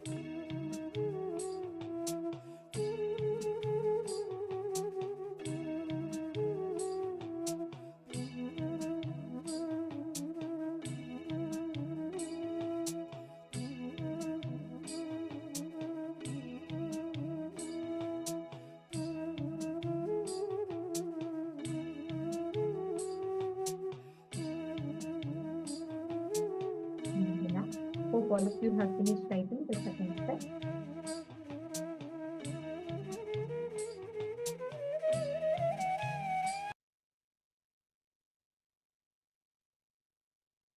Now, all the desires, cognitions that you carry inside of you, all the understandings, ideas that you carry, for each of these desires, identify if they have any conflicts, contradictions, or complications. For example, morning you feel like you want to work, make $1 billion and become a big boss of a company. But by evening you feel you just, this is all too much weight handle, you just want to drop everything and take a vacation. One side you enjoy the busy life, other side your mind just wants to get rid of everything. This is a contradicting, self-contradicting desire that you carry. See, let's understand about what are these three contradictory desires, conflicting desires, and complicating desires. See, self-contradictory desire means same desire, but has contradicting things like I want to get rid of all my debts. Somehow I want to get rid of all my debts. You'll be wondering, hey, what's wrong? Like, why do I have to, like not have this as a desire? How many of you have this question? Somehow I want to get rid of all my loans. Is this a right desire to have or wrong desire to have? Can I request all the participants to post?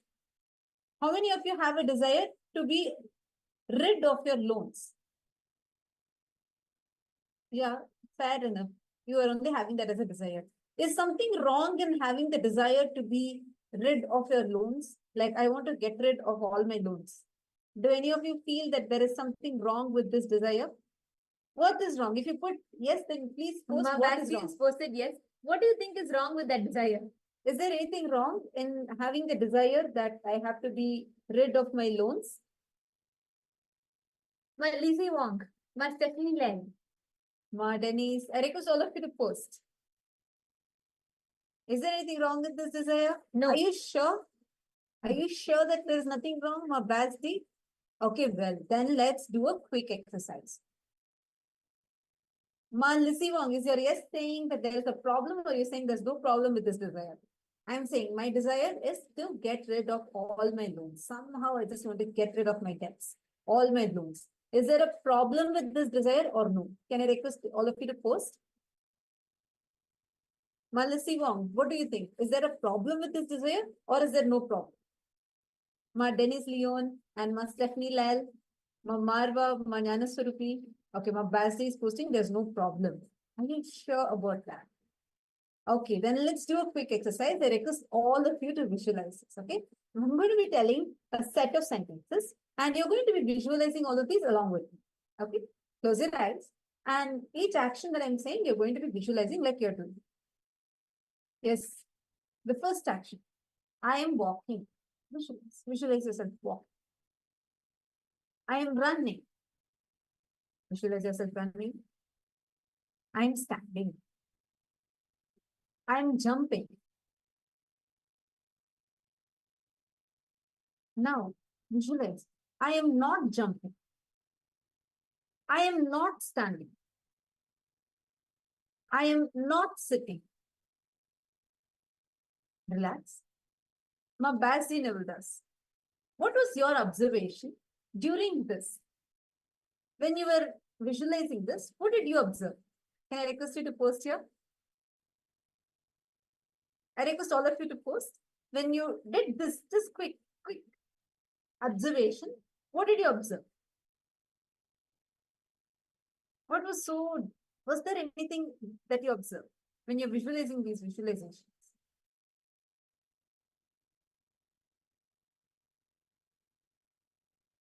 The word no. Ma Stephanie, that's right. Yes, no has a problem. Not doing was hard. Exactly. Exactly. Because, are you understanding? Ma Basti, are you also understanding? Actually, Ma Lizzie Wong posted rightly that in the sentence where I said, I want to get rid of my loans, there was a self-contradiction. Let's get to that in a moment.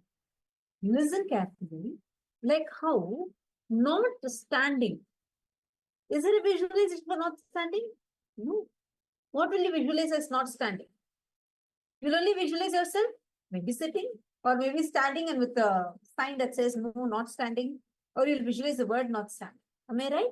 But majority, most 99.99% of the time, you only visualize the action. The word not is not understandable by your mind. These words, the word of no, when I say, I want to get rid of my loans, what am I visualizing? What is actually, am I telling my mind, hey, mind, better manifest more loans? That's what I'm actually telling. Actually, your mind cannot visualize negative, like no. It cannot visualize no, don't have, no. Because when you are saying, the only thing your mind can visualize is loan. You are again and again fueling that visualization in you. See, when you say not standing, it translates to something else. You need to tell your mind what is that something else. So instead of every time thinking, I don't want to have loans, instead say, I want to be well-being. I want to manifest wealth. Are you understanding? There's a very big difference. When you say, I want to be rid of my loans, and on the other hand, you go on telling, oh, why am I still getting more loans? What is happening inside you? You are the one who's giving the command saying that, hey, actually get loan. Are you understanding? How many of you are catching this?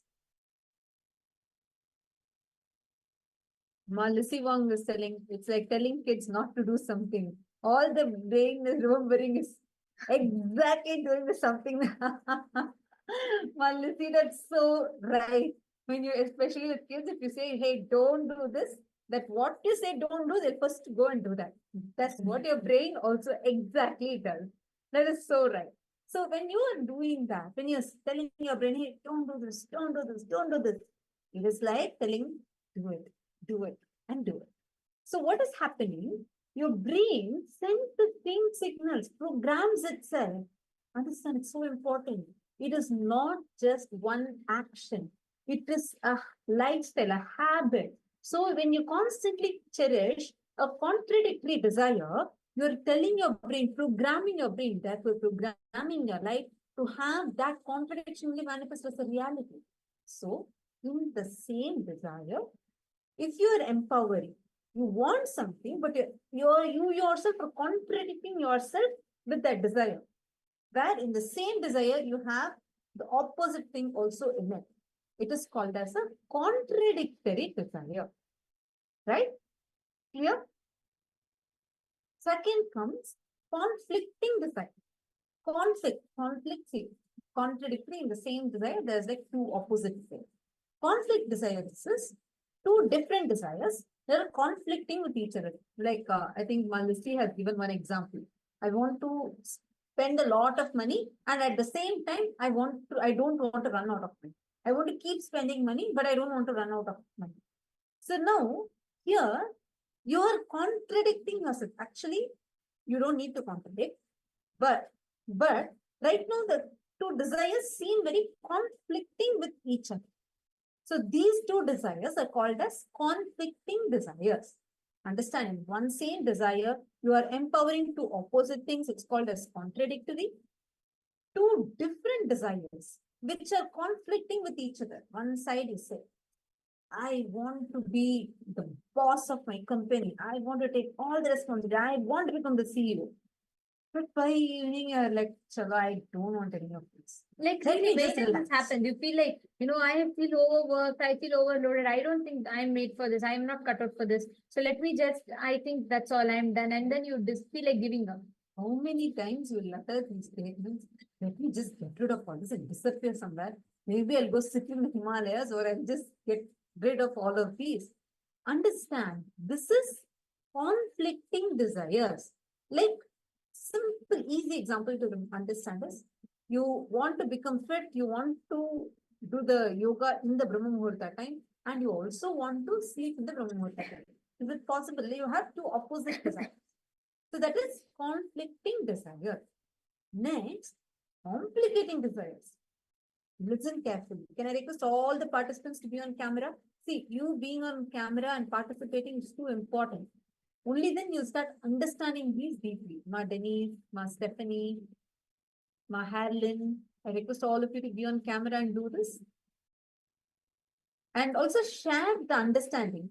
See, Ma Stephanie, what is your goal? What wealth you want to manifest? Same way, Ma Lissy Wong, all of you can share your goals. Today, by end of the day, today we have a very, very, very special darshan. We are going to have a live Venkateshwara Bhavasamad darshan is going to be happening today. And we are going to also have a special initiation from Swamiji for the Kailasa Vasis. So make sure all of you are tuned in here and you can invite others also. So today, set an intention. You want to become a Sarvanyapita Yajaman. You want to become a Sarvanyapita manifestor. Whatever is your intention, set it. Okay, now listen carefully. Are all of us clear about contradictory desires? Same desires, you're empowering two opposite. Next, conflicting desires. Two different desires you are having and which are conflicting with each other. Next comes complicating desires. Complicating desires mean it's like you want to go to, let's say you want to go from point A to point B, but you're exactly going in the opposite direction of it. And actually, where you may not even reach at all. Actually, Swamiji gives a very funny example for this. If you listen to this, you'll remember this example forever. Swamiji will say, it is like you decide you want to be happy and then you decide to get married. It's funny, but this is the exact thing, right? So you constantly, you are complicating your desire. You want to do something. See, you work in the exact opposite direction of it. See, for example, you want your goal is to become the CEO of the company. Okay. But so for that, there's a straight approach that you can do. But what you start doing, you think, okay, how can I please my manager? Then maybe I'll do this, I'll do that. Your whole focus, you start going in the wrong direction, and this complicated route may actually not even ever reach you to the point. Understand? That's the problem with it. It's like you want to go from Bangalore to Mysore. Instead of taking that short straight line, like just going from here to there, instead you start traveling in the north direction, you go up to some other place and you're trying to go all around the world to reach there. Sometimes you never reach at all. That is complicating desire. What you want, doing that goal straight, working for that goal straight. That is, see, Swamiji will say, straight line, the shortest distance between 2 points is a straight line. For anything you want, the shortest cut for anything you want is a straight number. But we don't do that. It's like for children, some kids who want to score well in the exam. They're like, okay, simple straight method is what? Okay, you go study, then you're going to practice better, so you go and score. No. First, they start thinking, maybe I'll please the teacher, maybe I'll do this, then maybe I can ask my friend, then I can cheat, I can do this, I can do that. So by the time the exam comes, the kid would have forgotten the original goal, original purpose, would have gotten distracted into all these things and never actually achieving that goal. Same thing happens for your wealth manifestation also. Now, these are the three things: contradictory desire, conflicting desire, complicating desire. I request all the participants to take a few minutes, sit, write down all the contradictions that you have. We'll actually project to you example by example. So based on that example, you can map it to wealth manifestation and you can write. The first thing that you're going to be working on is writing all the conflicting desires that you have. We're going to be projecting the example for this. Take a few minutes and map this. Understand the conflicting desire that you carry. Morning, you feel like you want to work, make $1 billion. But then by evening, you feel like dropping everything and going and lying down on the beach or having a vacation. This is like an example of conflicting desire. Please sit, take a few minutes in all the three: earning, spending, and saving. List down all the conflicting desires that we have. Please start now.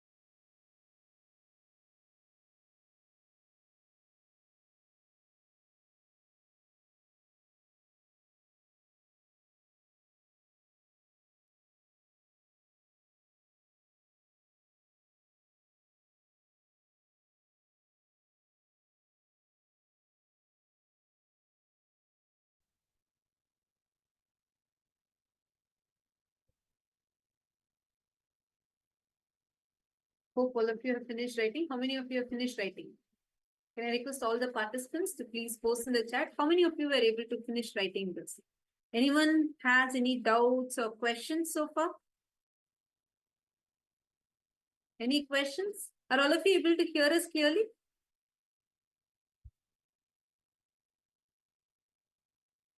Now, in each of these, I hope all of you have finished writing the conflicts, contradictions, and complications that you have. Contradictory desires means same desire you're empowering to opposite things.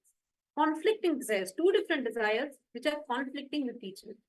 Then complicating desires, where the desire that you have is one, the way to achieve it is one, but then you go all around the place. By that time, you even try to achieve that desire, you forget the very desire is. You may not even achieve it at all. So now, for all the participants that are here sitting with us, I request each one of you, sit now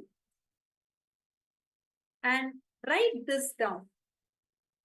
All the conflict-free, contradictory-free, complications-free desires. Sit and please pen that. Can I request all of you to start now? Please start. What are all the new desires that you would like to have? All the conflicts-free, complication-free, contradiction-free desires. What are these desires that you would like to have in all the three aspects? Please sit and pen this down. Any question you have in this, feel free to ask. We're giving you enough time so that you're able to sit, internalize, and pen this.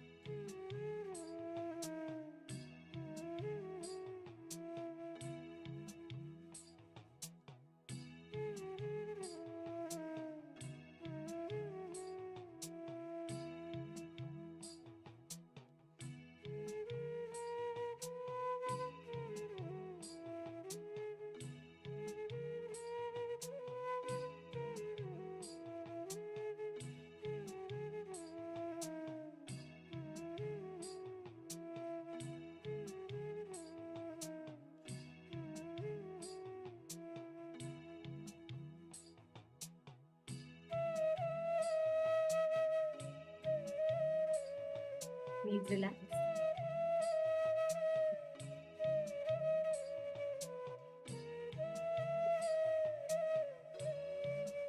I request each of you to post if you have finished this step. From here onwards, the only thing you need to do is you need to bring in the awareness. Just become aware of what you cherish as your desires. Your self-complicating, self-conflicting, self-contradictory desires that you carry, just become aware. Cherish the right thought currents in you. Automatically, if you just align, you will start having a breakthrough. You will start manifesting wealth. So now, we are all going to be entering into a very beautiful Kriya that Swamiji has given. A Nitya Kriya for wealth manifestation. Understand, this is something very interesting. Swamiji will be telling in this video how your breathing is related to the wealth that you manifest. Your breathing, just by playing with the breathing, and Swami tells beautifully, by expanding your lungs capacity to inhale and exhale, to hold the air, you will start manifesting wealth. Maybe something, you may be perplexed to hear this, but this is an amazing science. This science is what Swami is going to be revealing and guiding all of us through in this Nitya Kriya. And let us all now enter into the Nitya Kriya. Swamiji himself will be guiding all of us. And any participant that is having any physical conditions, please make sure you check with your physician. So all the participants, especially if you have high blood pressure or any heart-related issue, or if you're having diabetes, and if you're a pregnant woman, please kindly avoid this Kriya and please do this. All the participants, please make sure you are sitting here and doing this. Is an ancient spiritual practice that Swamiji has revived and giving it a boon for all of us. So please sit and do this Kriya And please, the participants who have any of the blood pressure or any critical conditions, please kindly avoid doing this here. Let's now enter into the Nitya Kriya.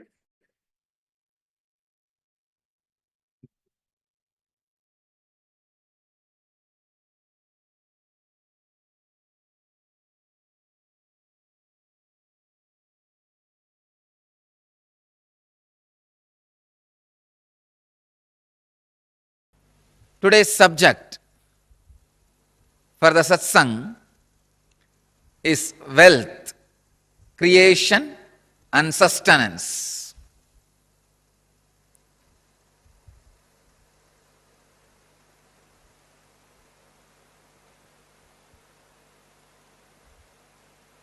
I can say life can be equated to two things. One, the ability to achieve what you want in the inner or outer world, or just getting stuck in both the world.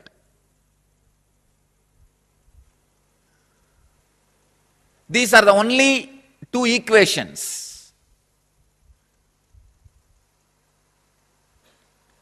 As on now, at least people who are sitting in front of me, I can say very clearly there is nobody who doesn't want wealth. Everybody wants it. But they do not increase the life in them to the level they want it. Wealth can be equated to the life energy you express. Straight equation. Because as on now, a normal man has wealth as the first priority in the life. So be very clear, if you do not have wealth, don't blame anybody, just you are not expressing life in you. Life energy is not happening in you. You may think, what an incarnation has to do with wealth? Why Swamiji should talk about wealth? I can tell you, wealth itself is not wrong. Your concept about wealth, if it is correct and proper, not only it will not be wrong, it will be right. I wanted to present first few basic concepts about wealth properly. First, when a man decides to create wealth, not steal, understand, create wealth, you will have wealth and the great fulfillment you lived. And your whole energy will be towards the creation, not destroying others. I am seeing very clearly. The fellows who are interested in destroying others, going after people, harassing them, they are completely dull, dead. In their very consciousness, they are poor. I tell you, the consciousness attitude which works towards creating wealth, makes you non-violent, because your whole energy becomes creative. Creating wealth brings tremendous interest in life and non-violence. First I have to clear all the wrong concepts about wealth. Only then I should talk about wealth. Otherwise you will not be able to grasp why an incarnation, a Paramahamsa should talk about wealth, why a sannyasi should talk about wealth.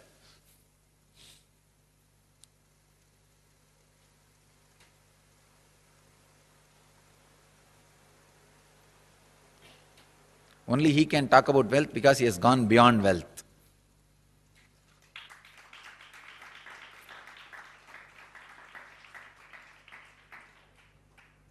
he cannot be made wealthy by wealth. Only a man who cannot be made wealthy by wealth has a right to talk all the secrets about wealth. Only those methods of grabbing, stealing, robbing is wrong, sin. Otherwise, creating wealth, if you are contributing something directly to the people, universe, if you are grabbing from others without contributing anything, that is what is sin. So creating wealth is intrinsic part of life.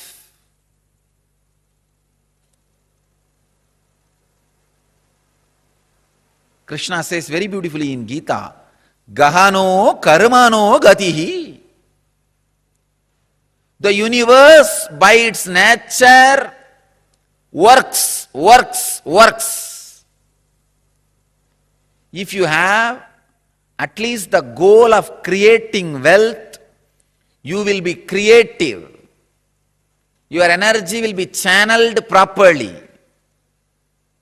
I can give you the clear guidance. The first priority should be in the life for moksha, enlightenment.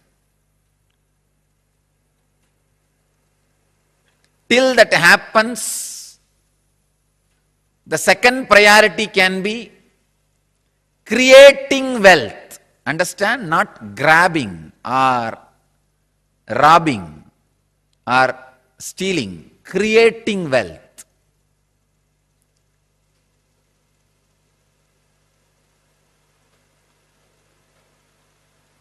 Anything else is a third priority. And I don't want to talk about third priorities. Creating wealth makes you non-violent. Because you will be too busy with the people, with the world, with life, by creating.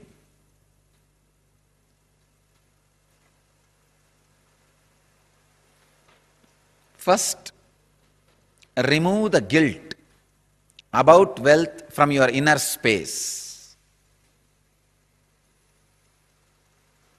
Second, understand the expression of life through you is equivalent to the wealth you create, not grab, you create. So the more and more life energy starts expressing through you, more and more you create.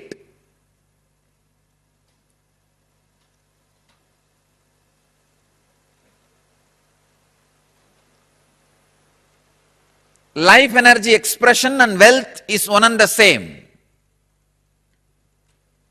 Seekers always justify their poverty as their spiritual quality and innocence. So if you are not wealthy, understand, if you have decided not to create wealth, great. But if you want to create wealth and not wealthy, if you have a greed for the wealth or a desire for wealth and not wealthy, be very clear, you are not a seeker, you are a seeker. Something is seriously wrong in you. Look into it. Wealth itself is not sin. Somebody is having problem because of having, somebody is having problem because of not having. Problem is a problem, wealth is not a problem. Problem is a problem, wealth is not a problem. Person who is having guilt because of having, person who is having guilt because of not having, both are big,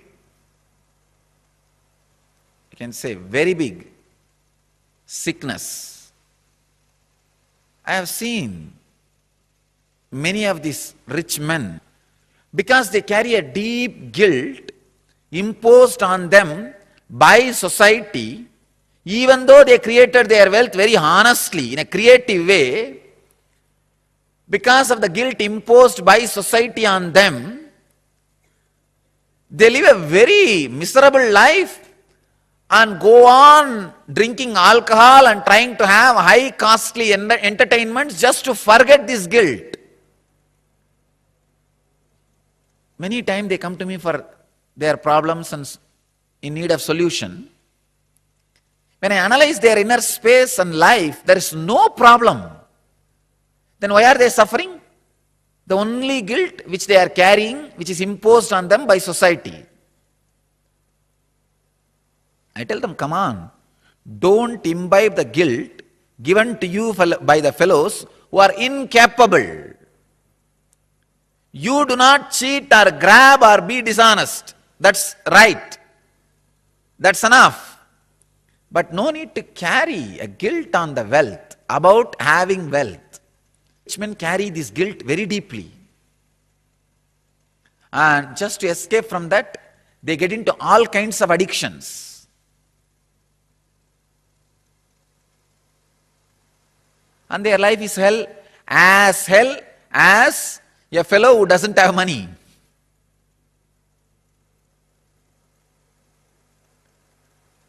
And the next thing, having is one side, not having.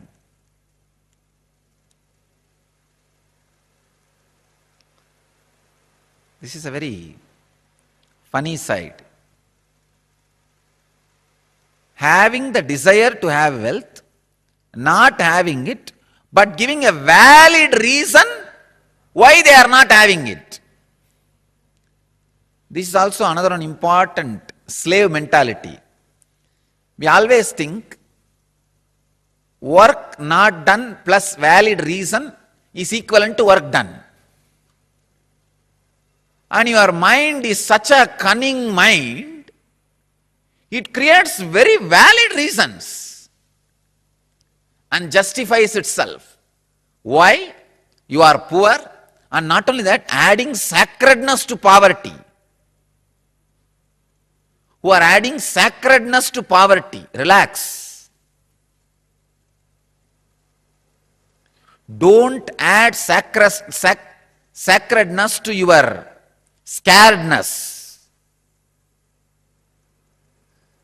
Because you are scared of life, you back out from life, and for the feeling of scared, you add sacredness. You start saying, no. You see, I am not the kind who can tell lies. This word is a lie. I am not the kind who cheat others. What is there? Little bit, 2 meal, and 1 small house, and 2 3-piece clothes. That's enough for life. If it is enough, why are you going around and bragging about it? Be content. The fellows who talk about their poverty being their great quality will not keep quiet, because they are trying to make sacredness out of it. It is such a cunningness, how people brag about their wealth and try to create identity. People brag about their poverty and try to create identity. At least when you brag about your wealth and try to create identity, you will be little intelligent, because society would have beaten you, would have learned a lot of lessons from society, and you will be more creative. But if you are bragging about your poverty and creating an identity, that is the worst cunning identity. I tell you, I faced all problems in my life only from the fellows who claim they are poor and try to create sacredness for poverty. Rich fellows have a lot of maturity, I tell you, and more sincere when they take up spiritual truths in their life. See, I am telling you, I am declaring the new Smriti. I am a Smritikara. Not creating wealth is sin. I am declaring it very clearly. Just like a grabbing, stealing, accumulating wealth in a wrong ways is a sin, grabbing, stealing, robbing, how it is sin. Same way, not creating is sin. It means what? You don't take the responsibility for your actions. Your actions are not focused. It is like just cheating in the name of work. I have seen Abba, all types of cheating. I have seen people doing all kinds of cheating. We have this wrong concept. Work not done plus valid reason is equivalent to work done. Work not done plus valid reason is equivalent to work done. It's a very funny.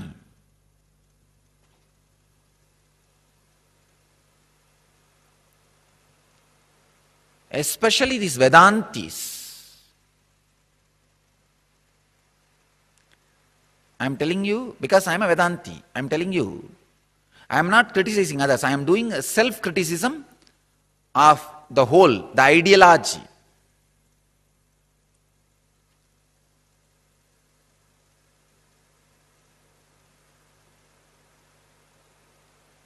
Vedantis missed to give a right understanding about wealth to society.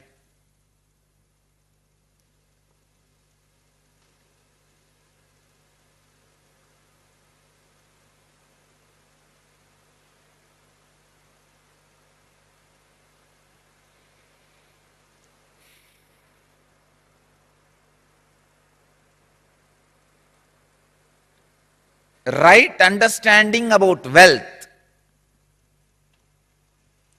is life. I wanted all of you to understand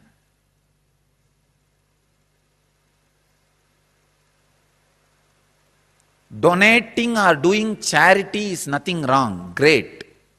Sharing is nothing wrong, great. But being cheated is something seriously wrong.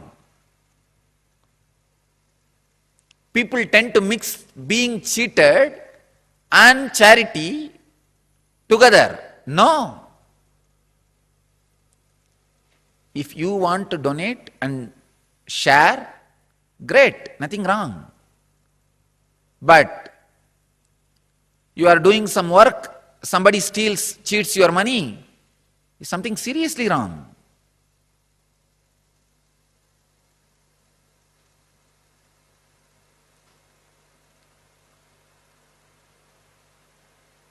Be intelligent. Be little more practical. Stop the mental blocks and a deep hatred you carry for work. Please understand. As Krishna says, Gahano karmano gadihi. Life's flow is work. If you are not creating wealth, all your work is happening in wrong direction. Your work is happening more in the line of destruction, not in right direction.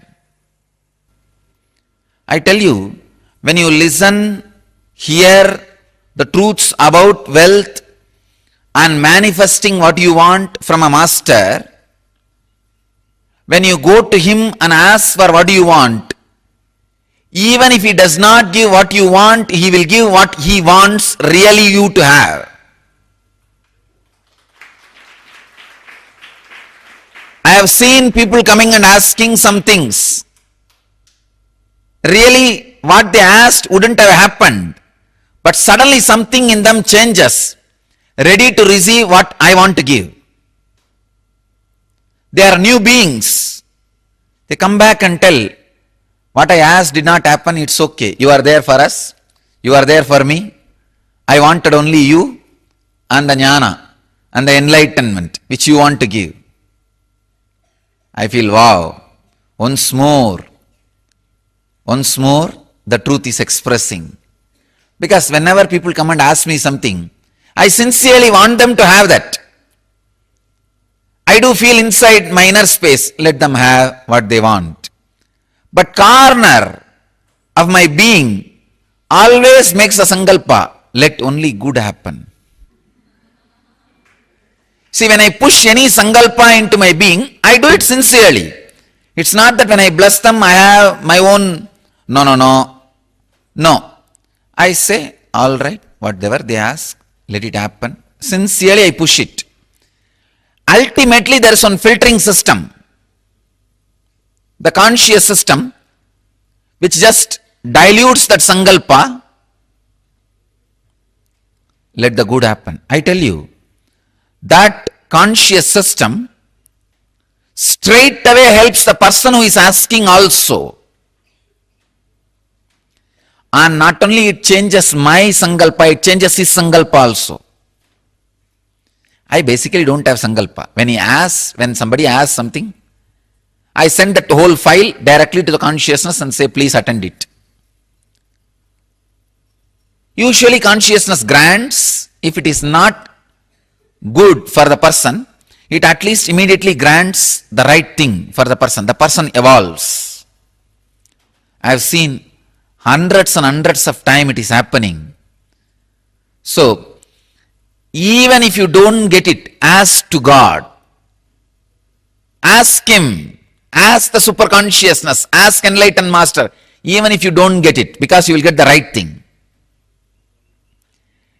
Getting wrong thing is the worst punishment. I tell you, even if you don't get it, ask only your father. Sometime, what you want, your uncle will give, but it may not be good for you. It may be good for him, because he will have a good opinion about him in you. That is why uncles always give what you want, but dads always restrict. Your mom and dad will always restrict, because they know what you need.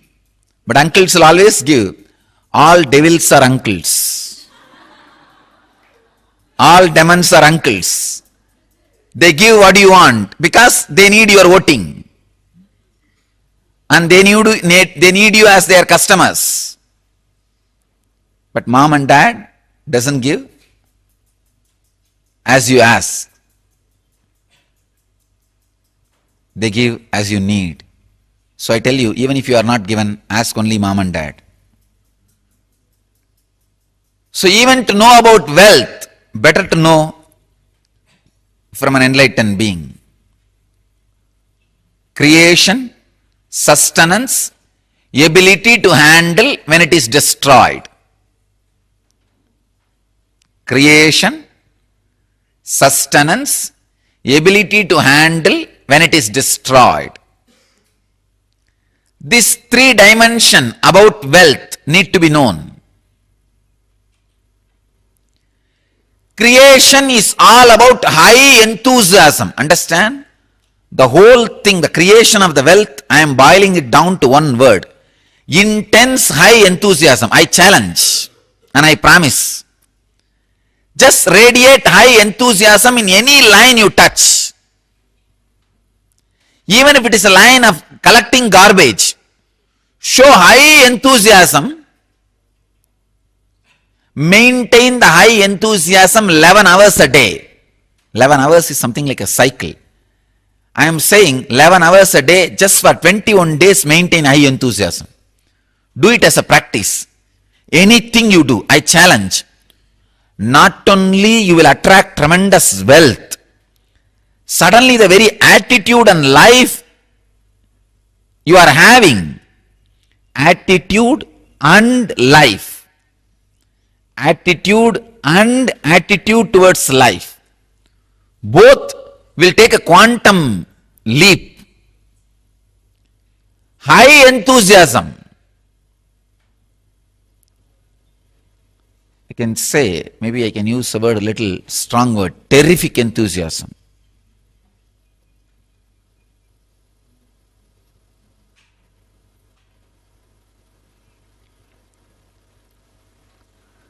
High enthusiasm is wealth. Anything you do, radiate high enthusiasm, that will become sacred. That will become sacred.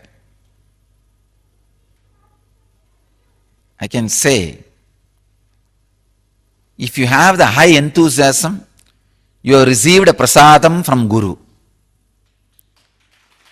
The real prasadam is not the food Guru ate or the water washed his feet. These are all outer prasadam. The real prasadam is the high intense enthusiasm. Enthusiasm in anything you do. Filling your being is the right job of the master, then fulfilling your desires. Fulfilling your desires are too small, then filling your being. A real master fills your being. Creation is all about high enthusiasm. Enthusiasm can never be brought by any reason. Understand? Enthusiasm is just internal quality, like you are breathing, like how you are alive, like living. Enthusiasm is high quality. It is your very quality. It can never be altered, arranged, reorganized by any reason. It is just joy overflowing through your intelligence. I can tell you, use anything to create enthusiasm in you. Enthusiasm and addictions are completely opposite to each other. Things which addict you can never give enthusiasm. Things which give enthusiasm to you can never addict you. This is the truth. Don't think you can create enthusiasm through alcohol, through drugs. No. It doesn't happen. Maybe demonic excitement can happen by alcohol and drugs. Demonic excitement is not enthusiasm. In demonic excitement, you are not creative. You are violent. You just jump around like bhutas. They do not know what they are doing. They destroy. They never create. But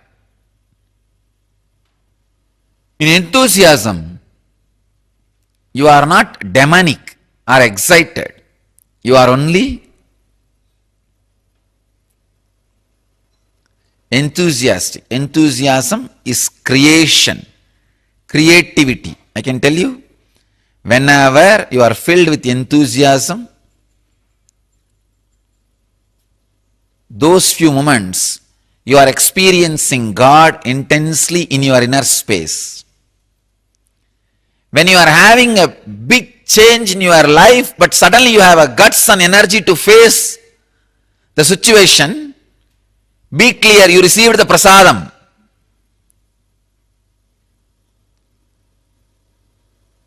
Sacred prasadam. High enthusiasm is real wealth.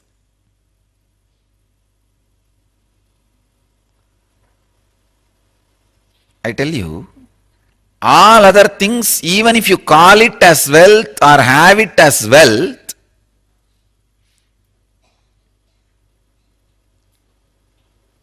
it doesn't stay in you as wealth, stay with you as wealth. High enthusiasm is intense wealth.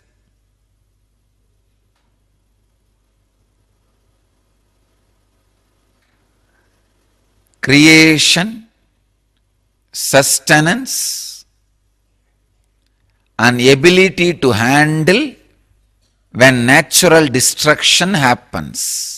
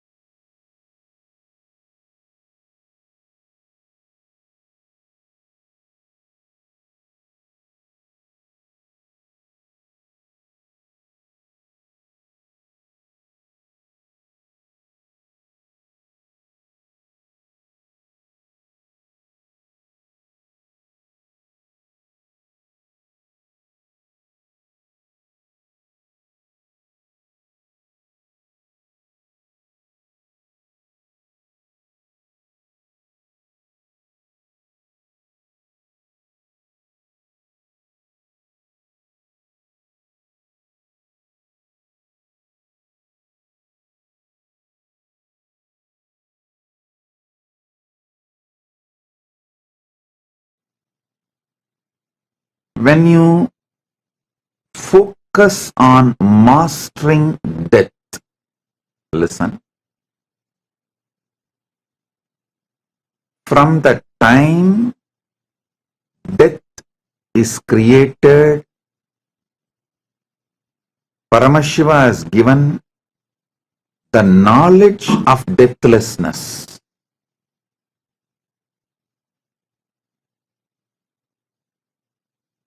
The more you decide to achieve deathlessness, conquer death, go beyond death, you become rich. I'm repeating, you heard it right. Anyone who wants to become wealthy, rich, start contemplating about death. Start focusing on how to become deathless. Listen.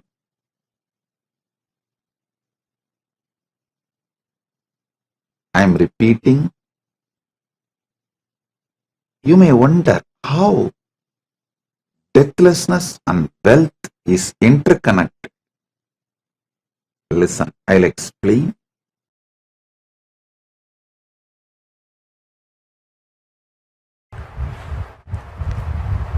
Listen.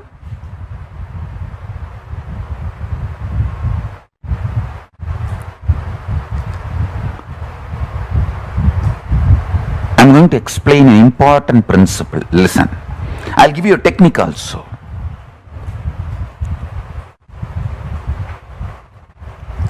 Death is happening continuously in all of us in multiple level.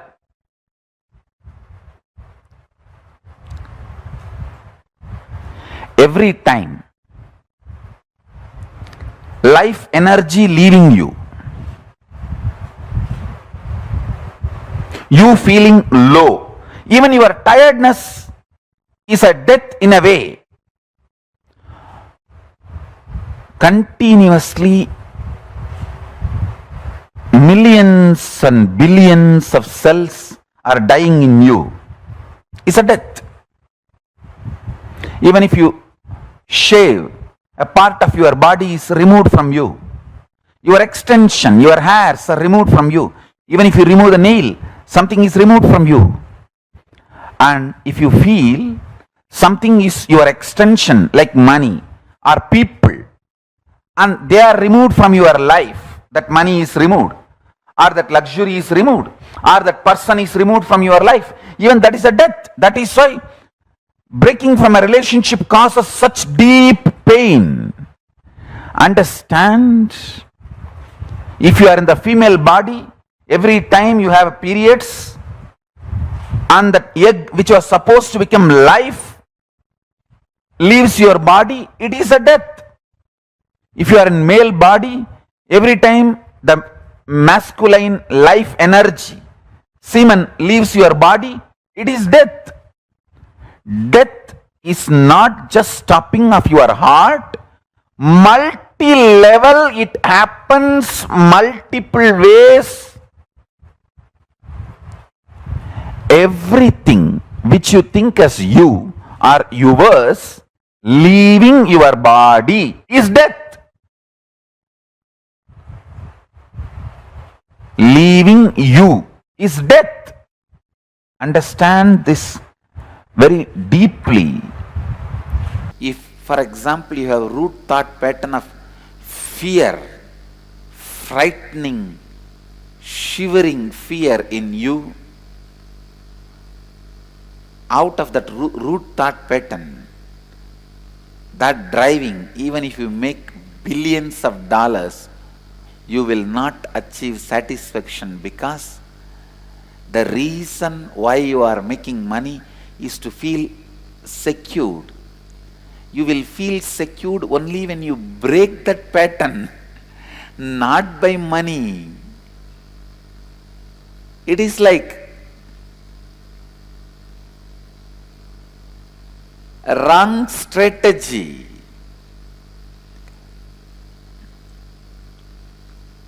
Wrong strategy for wrong reason. Every pattern you will see fear. Even in your love there is a fear. Greed, there is a fear. Anxiety, there is a fear. Fear, there is a fear. With every engram, fear becomes unavoidable ingredient. Like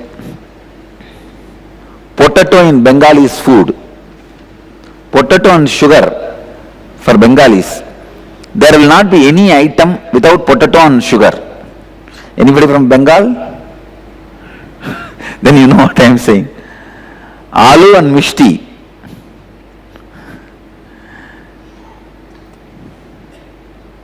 For Tamilians, this pickle, whatever you may eat, whether it's a curd rice or anything, but without pickle, food is not complete.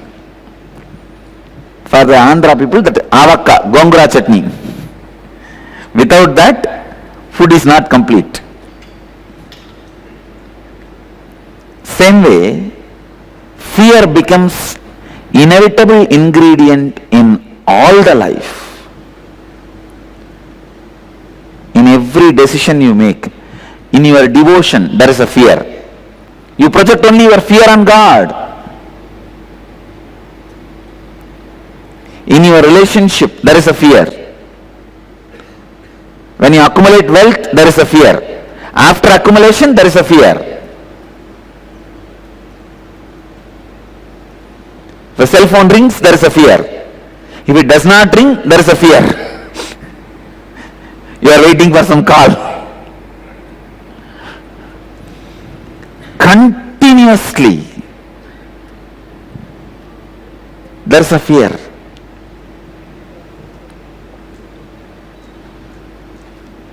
Fear becomes main driving force, emotion for your actions, decision making.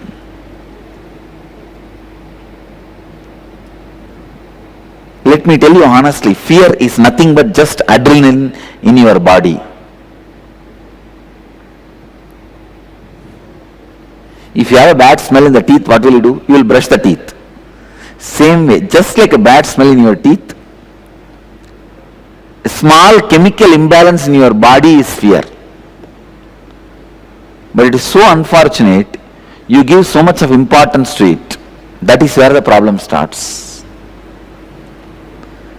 You don't give that much of importance to your mouth smelling, but you give so much of importance to fear. But both are simple, equal, silly problem.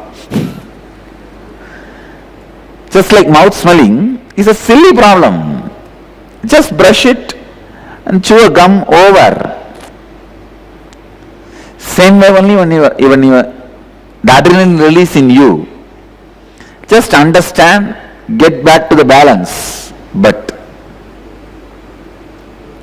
you don't do this. Sometimes I wonder, people, just because of the fear, they create the problem itself. They are afraid this may happen, this may happen, this may happen, and make it happen.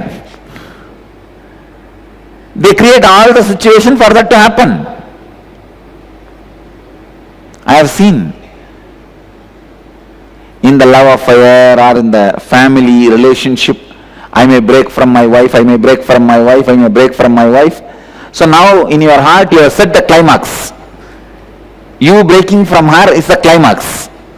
So now you will be working towards it. Any day only when the climax happens, you will feel life is fulfilled. You achieved what you wanted.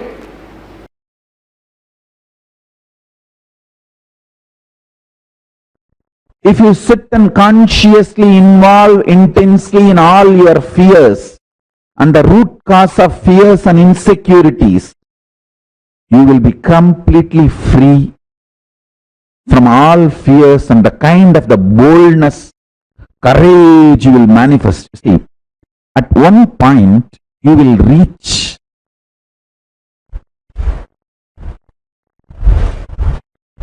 the source of your fears. You will feel, oh, everything is over. From this moment, whatever way life happens is a bonus. That's all what can be done. When that shift happens to you, that is the moment Yama, Kala is giving you the blessing of not taking life for granted and liberating you from all the fear-centric behavioral patterns. See, at one point in my life, I reached everything is over. Now, if I am alive from next moment, whatever way I may exist is a blessing, bonus. Understand? Listen to this very carefully. This realization is the boon from Yama, Kala.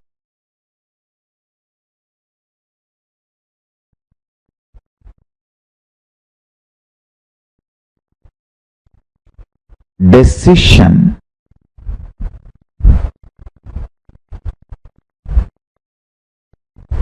not to hang on to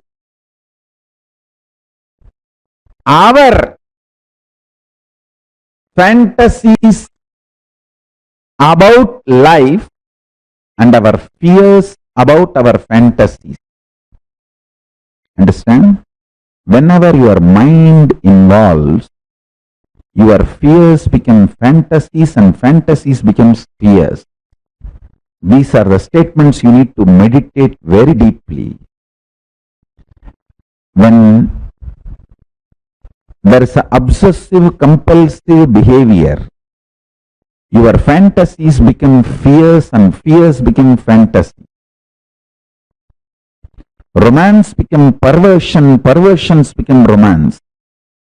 War becomes love, love becomes war. Listen carefully.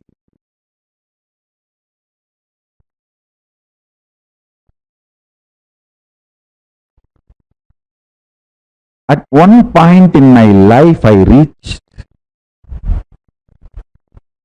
externally in the outer world, any situation, if I am going to be alive, remembering I exist, it's a blessing.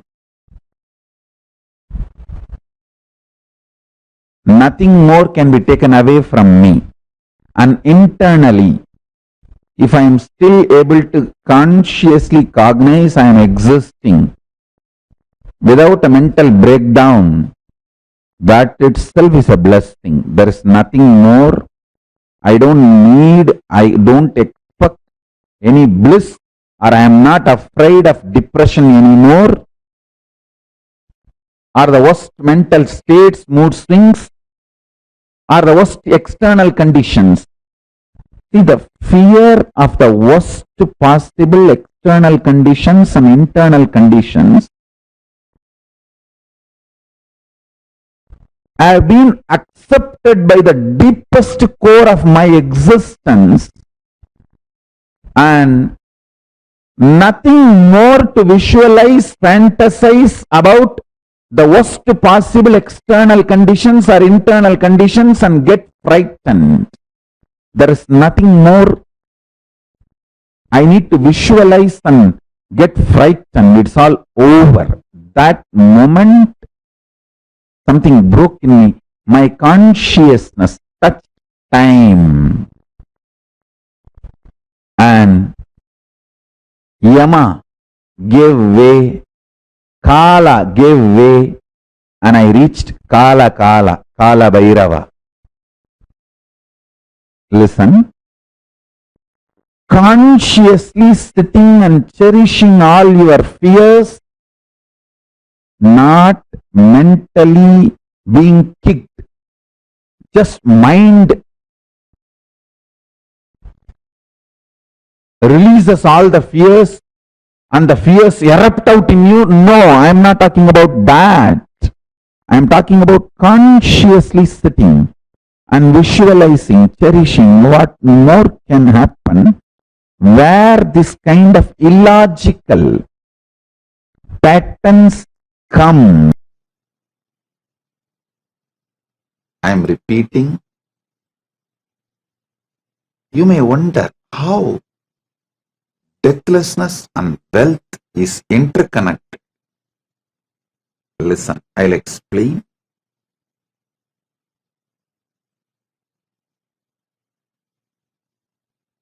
The first man who died became Yamadharma, Lord of Death. Why, you know? He was so focused on the first person of himself, he just went out of the body knowing clearly there is no death.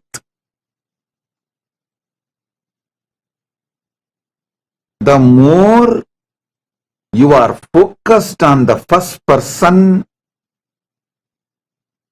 more deathlessness happens in you. I am repeating. The more you are focused on the first person, more deathlessness. Listen. In the modern society, in all your homes, if someone is 24 hours playing with device, video games, YouTube, all the time on the screen, Facebook, Instagram, whatever, social media, all the time they are engrossed. You call that as addiction. If you go to Tapovan and live in a monastery there, in Tapovan monastery, I lived fortunately in this manifestation. Paramashiva blessed me to spend time there. In Tapovan, if you are not able to close your eyes, keep your eyes closed, and constantly if you are keeping your eyes open, that is called addiction. There is different levels of addiction. For a modern day man, if you are all the time engrossed with a device, that is addiction, means extreme level of addiction.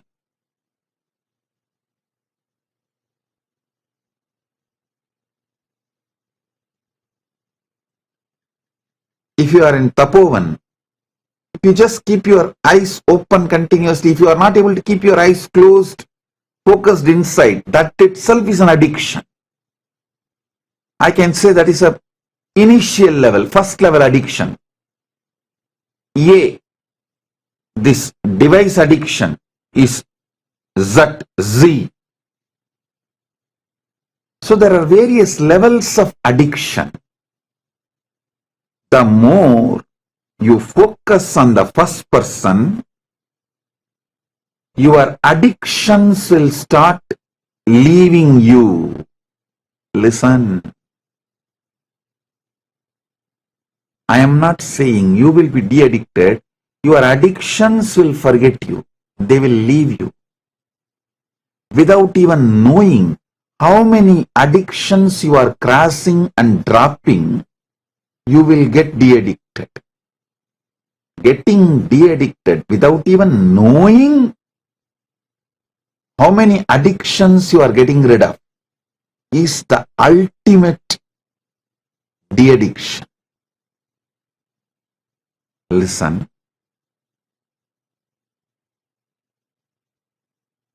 The focus on first person. I am repeating.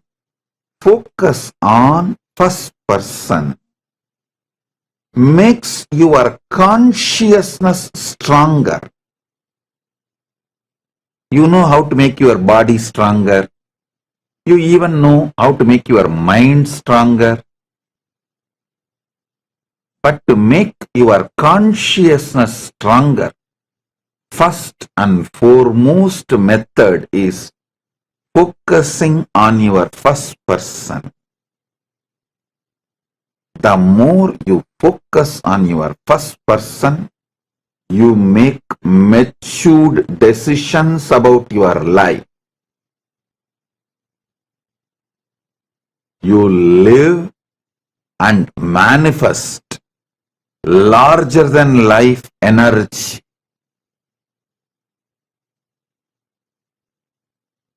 You casually play with the decisions related to death.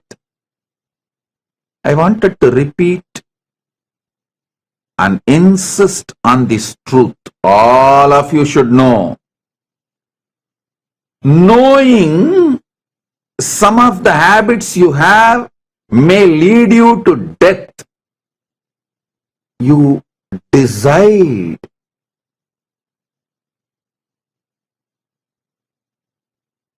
to turn your face away and you decide to live with that blind spot. Everyone knows, everyone who smokes knows smoking is injurious to health. They have their own justification. What is there? Without smoking, even if I live, what is there? You have your own blind spots, justifications. Sometimes you even tell yourself and convince yourself, no, that person smoked and lived 90 years, this person smoked and lived 100 years. So many people come and tell me, Bhagavan Yogi Ram Surat Kumar, Visari Swamigal, is a chain smoker. He lived above 90. People come and tell me. I told them, I lived around Bhagavan Yogi Ram Surat Kumar many days and nights and months. Yes, he smokes, but he only smokes literally no food. Rarely eats. You also start doing that. You do all the other things he does. 24/7 he lives in ajapa ajapa, the sahaja samadhi state. His ajapa ajapa has gone so deep in his being, even while he is falling asleep, what you call as sleep in the night time, his fingers will be moving doing japa. I have seen, even in the middle of the night, when he is fully resting, his fingers will be moving, doing ajapa ajapa, his lips will be moving, doing ajapa ajapa. Your justifications are your justifications. That is why they are called justifications. Your justifications are your justifications. That is why they are called justifications. They are not facts.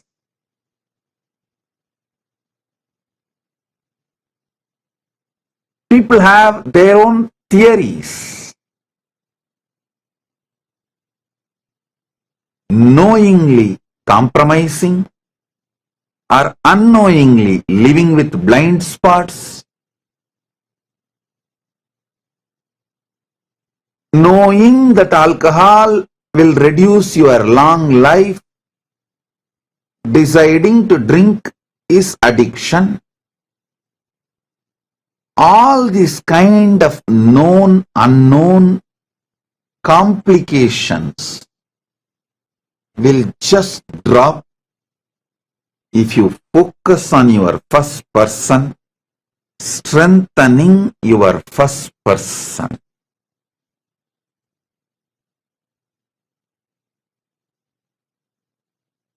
Strengthening your first person will make the words you utter towards yourself and others very matured. The ideas you plant within you and on others will be highly matured. The ideas you carry about life will become highly matured. Wealth is nothing but being matured with life. I am repeating, wealth, richness is nothing but being matured with life. The situations of life,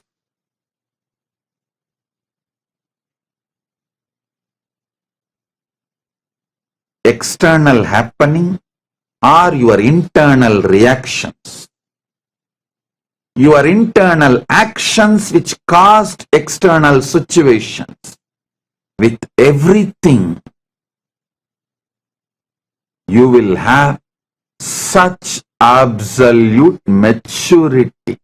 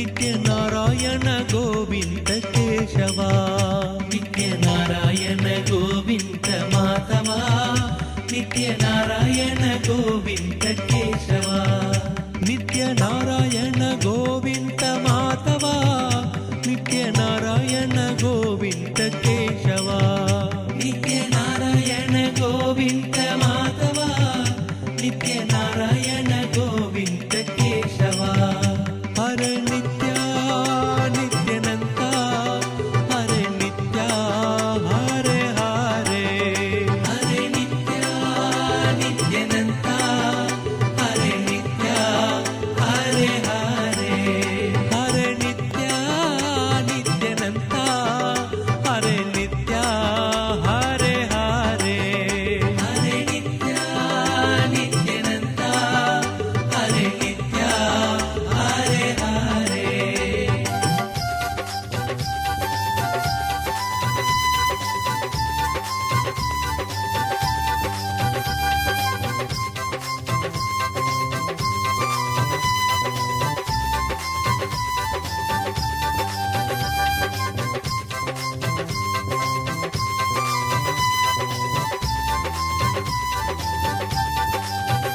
ನಿತ್ಯ ನಾರಾಯಣ ಗೋವಿಂದ ಮಾಧವ ನಿತ್ಯ ನಾರಾಯಣ ಗೋವಿಂದ ಕೇಶವ ನಿತ್ಯ ನಾರಾಯಣ ಗೋವಿಂದ ಮಾಧವ ನಿತ್ಯ ನಾರಾಯಣ ಗೋವಿಂದ ಕೇಶವ ನಿತ್ಯ ನಾರಾಯಣ ಗೋವಿಂದ ಮಾಧವ ನಿತ್ಯ ನಾರಾಯಣ ಗೋವಿಂದ ಕೇಶವ ನಿತ್ಯ ನಾರಾಯಣ ಗೋವಿಂದ ಮಾಧವ ನಿತ್ಯ ನಾರಾಯಣ ಗೋವಿಂದ ಕೇಶವ ಹರೆ ನಿತ್ಯ ನಿತ್ಯನಂತ ಹರೆ ನಿತ್ಯ ಹರೆ ಹರೆ ಹರೆ ನಿತ್ಯ ನಿತ್ಯನಂತ ಹರೆ ನಿತ್ಯ ಹರೆ ಹರೆ ಹರೆ ನಿತ್ಯ ನಿತ್ಯನಂತ ಹರೆ ನಿತ್ಯ ಹರೆ ಹರೆ ಹರೆ ನಿತ್ಯ ನಿತ್ಯನಂತ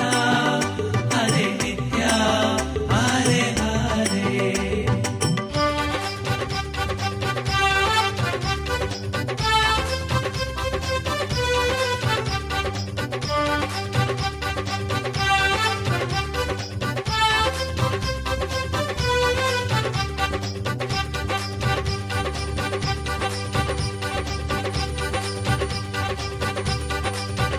ನಿತ್ಯ ನಾರಾಯಣ ಗೋವಿಂದ ಮಾಧವ ನಿತ್ಯ ನಾರಾಯಣ ಗೋವಿಂದ ಕೇಶವ ನಿತ್ಯ ನಾರಾಯಣ ಗೋವಿಂದ ಮಾಧವ ನಿತ್ಯ ನಾರಾಯಣ ಗೋವಿಂದ ಕೇಶವ ನಿತ್ಯ ನಾರಾಯಣ ಗೋವಿಂದ ಮಾಧವ ನಿತ್ಯ ನಾರಾಯಣ ಗೋವಿಂದ ಕೇಶವ ನಿತ್ಯ ನಾರಾಯಣ ಗೋವಿಂದ ಮಾಧವ ನಿತ್ಯ ನಾರಾಯಣ ಗೋವಿಂದ ಕೇಶವ ನಿತ್ಯ ನಾರಾಯಣ ಗೋವಿಂದ ಮಾಧವ ನಿತ್ಯ ನಾರಾಯಣ ಗೋವಿಂದ ಕೇಶವ ನಿತ್ಯ Narayana Govinda Madhava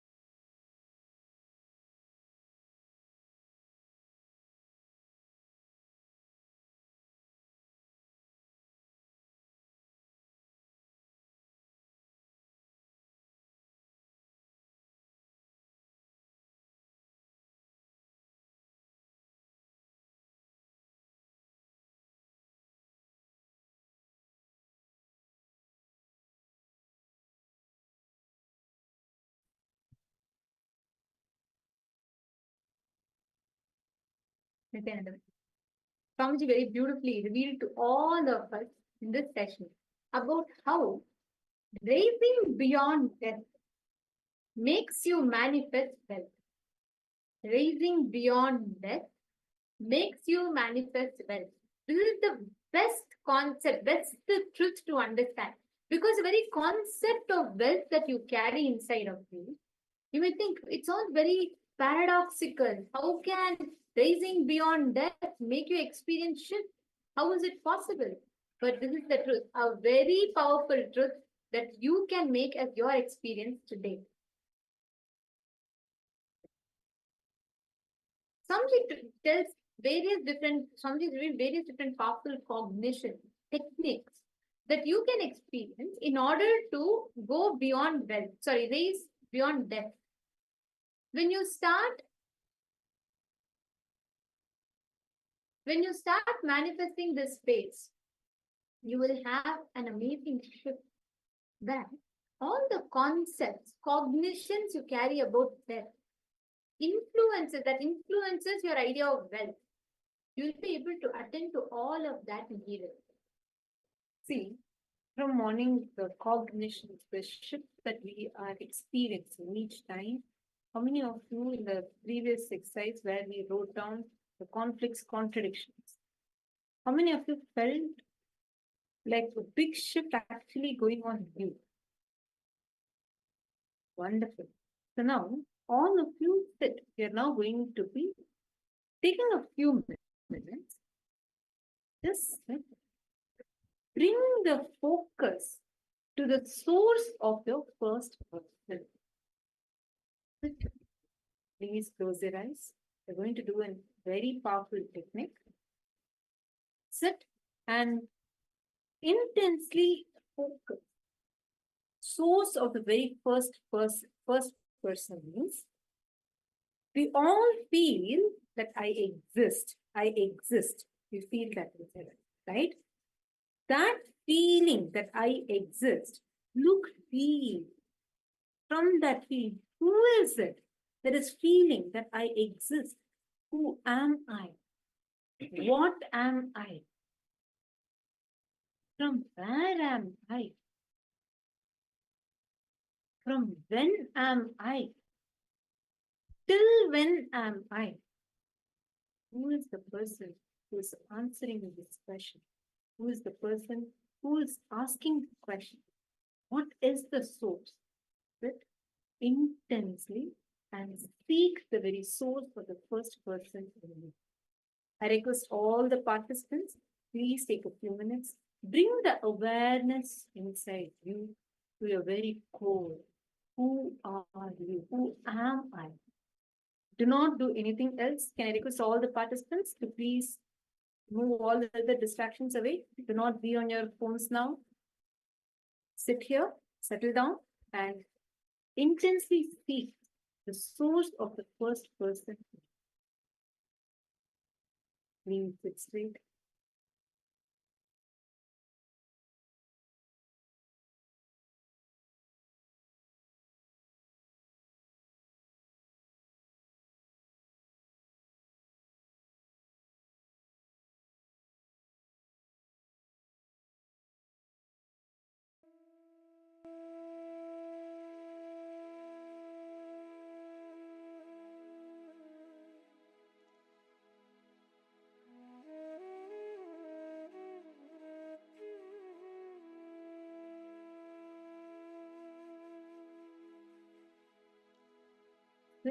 And seek the very source of the first person.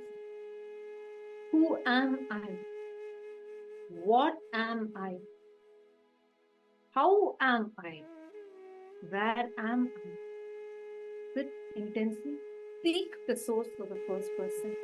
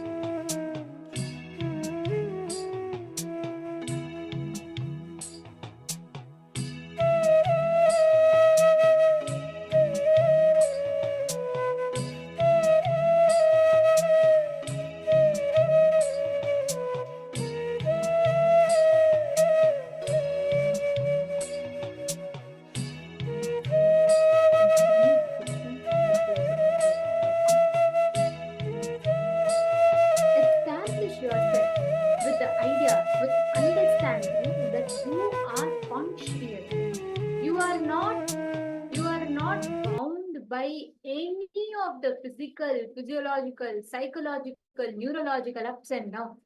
Even poverty or richness cannot bind you. See, understand, the moment you sit, find out the very source of the first person. Who is it? What is it? What am I? Who am I? It will take you closer and closer to the very source of you. What is sitting and finding? Certainly, abundance will manifest for you in an amazing manner beyond what you can even understand. And when you cognize this, when you start experiencing that Paramashivatva, experiencing Paramashiva as your ultimate reality, please understand, you will not anymore think wealth is an independent entity separate from you. You understand the truth that wealth is an extension of you. Which means currently, let's say, if suddenly, let's say you lose all the money, hypothetical situation. If you lose all the money, what will happen to you? If let's say you want to do anything but you have no money, you are at like, rock bottom, let's say, right? What will happen to you? Can I request each of you to share? Ma Margot Lesser and Ma DZ Wong. Every one of you post. If you were to lose, let's say, all what you have is wealth. Suddenly, if it gets lost, what will happen? How will you feel? What will happen? What will you be going through? So worried, okay? What else? Majian, Mahadlin, come on. Ma Maluya Mona, Ma Dennis, Ma Stephanie Lal, Ma Sharmaine. All of you, please post. And I actually also, all the participants and viewers that are joining us now, today we are going to be having a special live darshan of Bhagavan Venkateshwara. Please invite your friends, family members, everyone. Very, very soon the live darshan will be starting. And I request all of you to please inform your friends, family members, and all the Kailasa Vasis, your friends, Adinavasis, everyone. Please invite all of them for the darshan. Okay. I see suffering. Okay, worried about my family, fallen depression. Understand? All of you have told so many different things. Listen carefully. Wealth, something that is just a matter on the outside, we start depending so much to it, such that you depend on it for your very existence. Swamiji very beautifully explained. Psychologically, you start depending on wealth. You start saying, okay, I need wealth for this, for this, for this.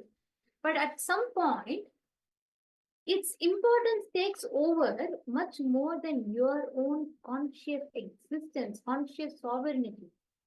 How can a wealth being removed from you or added to you change your state of existence? That means you're giving so much importance to it more than what you are, more than the experience, the truth that you're conscious. That is why Swamiji gives an amazing power manifestation solution for it, technique for it. When you manifest the power of Ashtamahashakti, Ashtamahashaktis are 8 different actions that you can do, powers that you can express to influence the matter, object, or reality in front of you. This is what is Ashtamahashakti. See, right now, of course, I see some of you even saying you will will to start again if you're fallen like that. Understand? Listen carefully. Externally, when the wealth is going down, it affects us, right? Even though it is just a matter, it will have an effect over you right now because you have already given so much of power to that. But if you have the powerfulness in you, when you feel you are more powerful, you can manifest it the way you want. You can change it, alter it, change the stock market rates. It's actually possible. We've had many times people even change it just using their third eye. You can decide and you can actually change it. Understand? The moment if you have that power, you will not fall powerless. You will not feel affected by the change that happens outside. Rather, you'll only feel more powerful. Anyway, I know the science, I can decide, I can manifest. And the best part is, Swamiji very beautifully tells, if you understand this thing, right, when you start manifesting this power, the kind of respect, importance you give to wealth will drop. Listen carefully. When you manifest this power of Mahima, Anima, Garima, Lahima, the Ashtamaha Shakti, the importance and influence you give to wealth will simply drop. You will know, yes, wealth is there, it is needed, but you are not dependent on it for your existence. Your Paramashivatva, your identity of you will not be snatched away just by you losing or gaining wealth. This truth you will explain right now. In Vijnana Bhairava Tantra, Paramashiva reveals this truth. He says, Mahima vyapya cha sthanam drihaddehendriyadibihi tritayah kayata siddhim aishwaryam animadikam. He said, Mahima is the power to exist pervasively with the help of huge bodies, organs, and Garima, and such others. These are the lordly powers, Anima, Lahima, and Garima, are expressed through the body. When you manifest in Hinduism, if you read our Puranas, you will see, for example, when Hanuman had to fly from India to Sri Lanka, he has to cross the ocean, and in between he has to meet a monster, and Rakshasi, and named Shurasa. And he suddenly becomes big in size, he decreases in size, and he does all sorts of things. And this is not only one, you will see tons of references like this. So many different references like this you will see where as a lifestyle, people manifested these Ashtamaha Shakti. Actually, in Ramayana, when Lord Hanuman had to cross the ocean to reach Lanka, there is this huge demon who was guarding the sea. And understand, these are all not mythological tales. Now we are having so many evidences that are surfing up. The exact bridge built by Sri Ramachandra Prabhu is there. Even now it's there. It's called as Ram Setu. It's clearly visible from satellite, connecting. Even now, exactly at that sea level, which was there at that time, during Ramayana time. What was the sea level? In that same level, there is a clear bridge, just with stones. There, available even till this. It's called as Ram Setu. Listen carefully. Before the bridge was built, Hanuman has to fly from the place in current modern day Rameshwaram to Sri Lanka. At that time, he had to cross the ocean. There was this huge demon. Who was the one? She was the person guarding the ocean.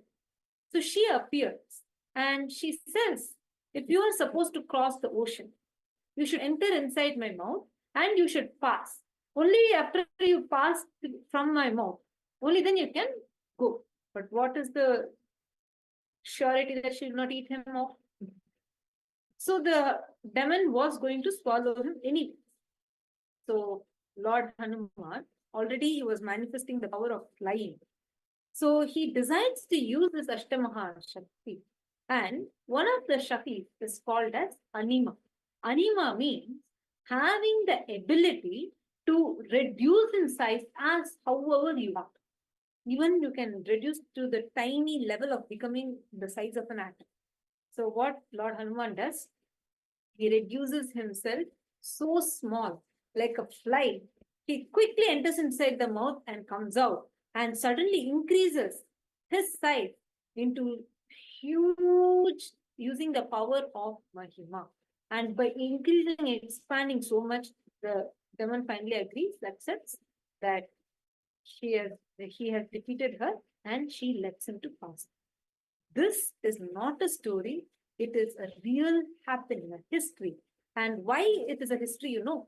Because this science is not myth. It's not a metaphor that is used. It's a real power. We have had thousands of people who have been initiated by Swamiji manifesting this power by changing the sizes of various objects just to the command of the Kriya.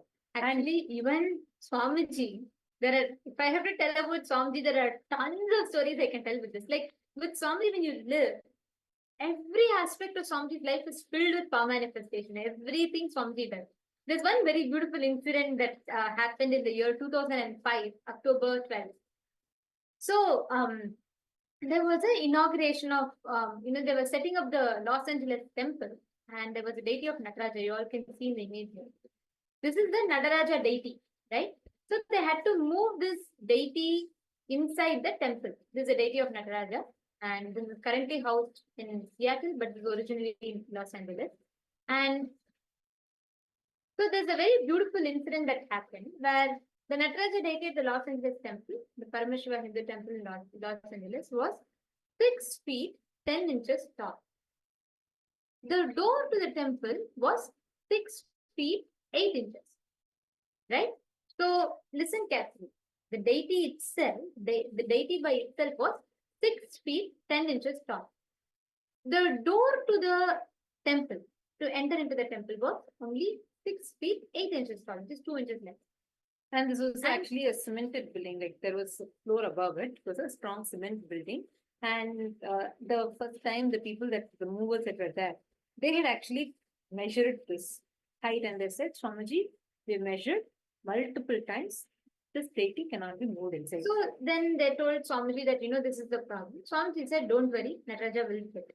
So actually, like right after Swamiji said that, the people that were trying to move, they thought probably they made some error because Swamiji is saying it's going to fit in.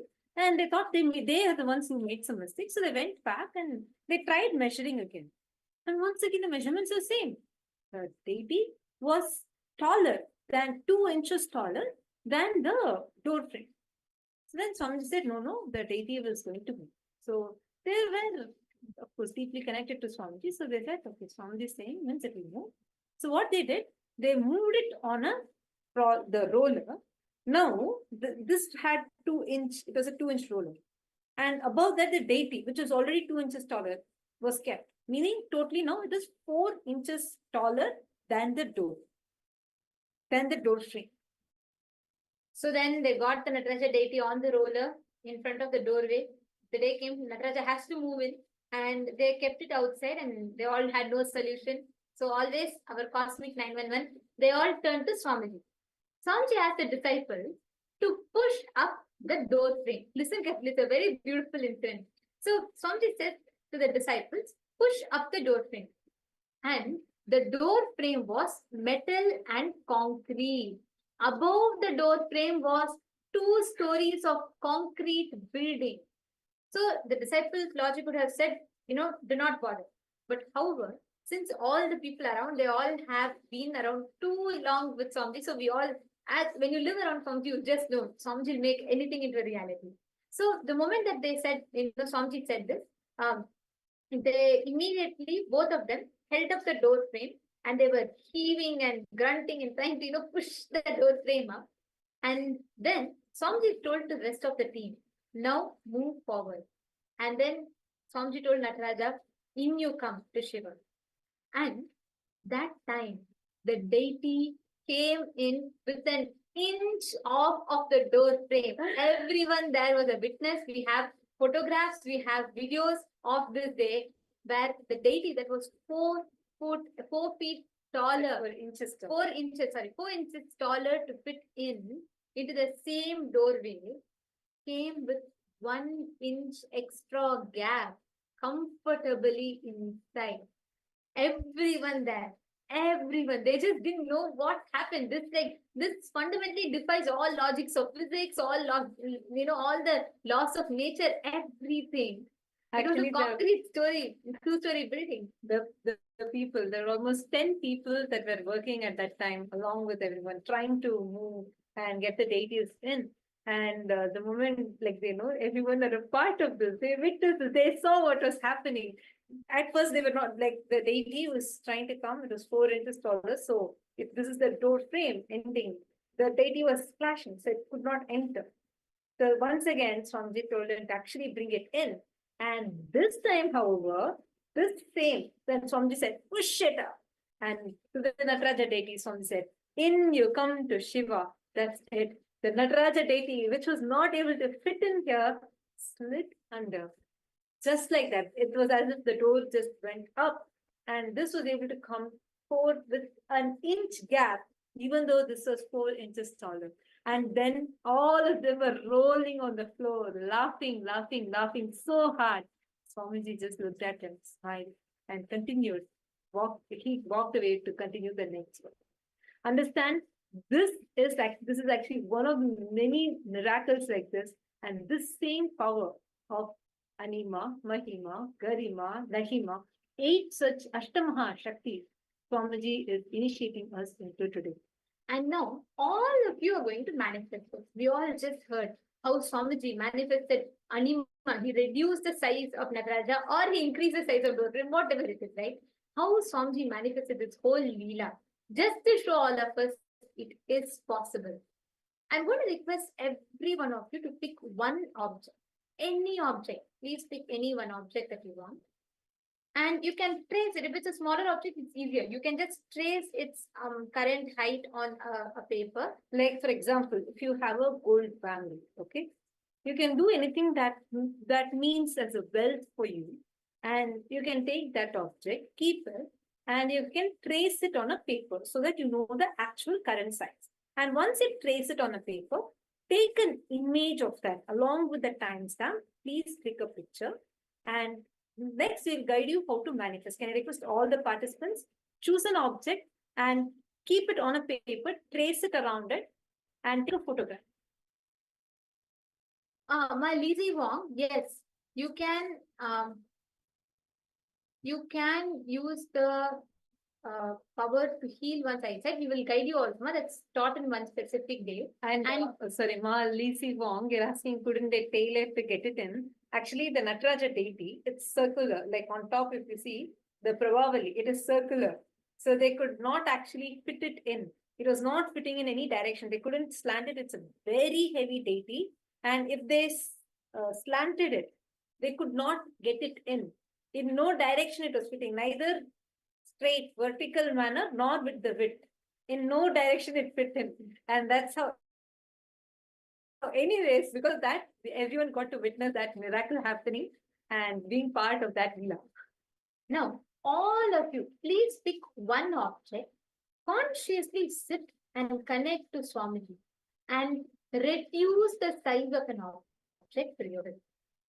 All you're going to trace the object. All you're going to be doing is just intensely visualize, literally as a like feel it shrinking and infuse your consciousness into it. Please start now.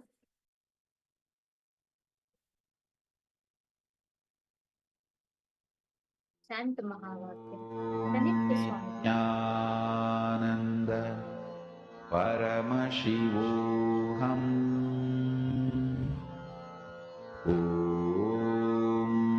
Nithyananda Paramashivoham Om Nithyananda Paramashivoham Om Nithyananda Paramashivoham Om Nithyananda Paramashivoham Om Nithyananda Paramashivoham Om Nithyananda Paramashivoham Om Nithyananda Paramashivoham Om Nithyananda Paramashivoham Om Nithyananda Paramashivoham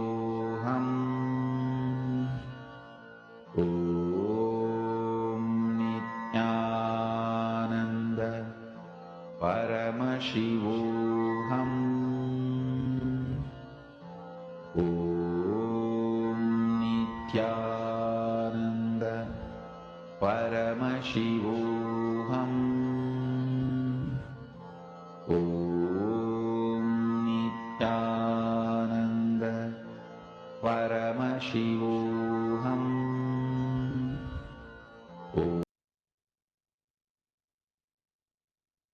Please relax.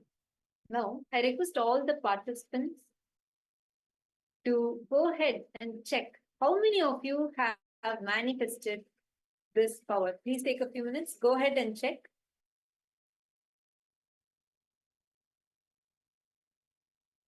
How many of you have manifested this power?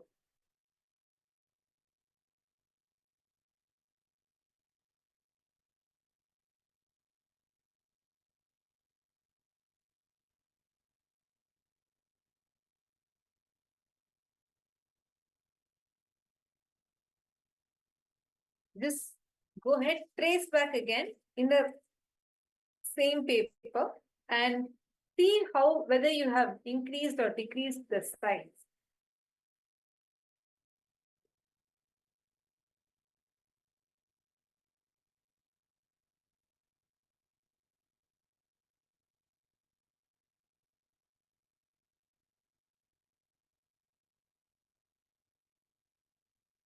Each of you please share. How many of you have started manifesting? It's okay, Masakni line, even if it's not, that is fine. If you have not yet manifested, it's also, it's no, don't worry about it. You continue to manifest the signs where Swamiji has, how Swamiji has given the exact technique. You keep seeking the source of your first person. Okay, Magdalena Maria got it. All that you now listen. Sorry, just sit right now. Do not pause. Sit. You know, you do not need to hold. Malisivam, you don't need to hold. You can just keep it, but do not keep it on the same paper. See, the moment you are tracing and identifying the signs, do not keep it in that same paper. What happens is if you keep it in the same paper, you are going to be more focused on the result. Do not be focused on the result. Move that paper away and keep the object either on the ground or on some other paper, some other cloth. Intensely infuse your consciousness. Literally feel it is shrinking or feel it is expanding. You will be able to manifest it. So continue now. We are going to actually be entering into the next session. But I request all the participants, sit, continue this power manifestation. Do not pause. Every single session segment that we are having in the program is designed to make you manifest well. So every session for today is very, very, very important. Now, let's enter into the session where you're going to be learning about how to complete with the various wealth restricting patterns inside.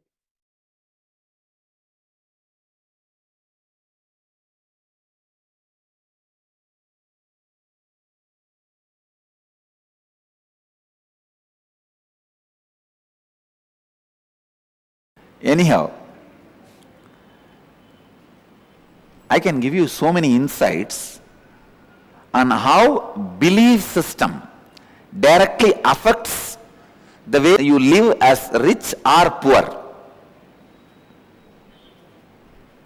Now, basically I want you to understand, if you are not attracting wealth around you, if you are living in a consciousness not enough, there is something seriously wrong with your being.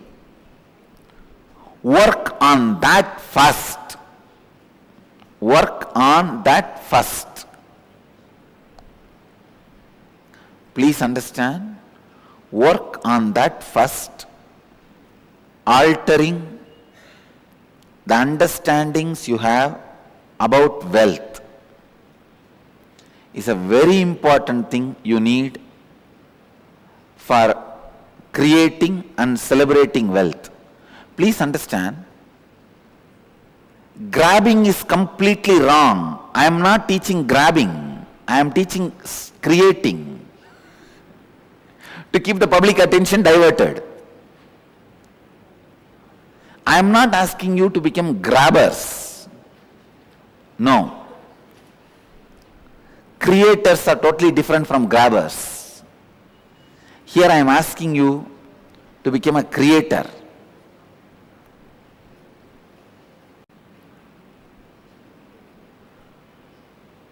Many of your desires, your movements, your actions, you complicate. Because you have a prejudice, it cannot be solved. All of you understand?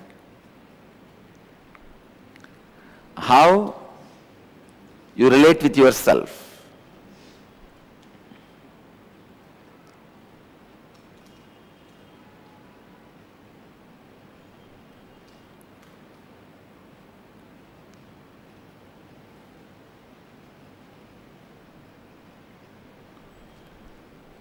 Conflicting, contradicting, complicating the desires.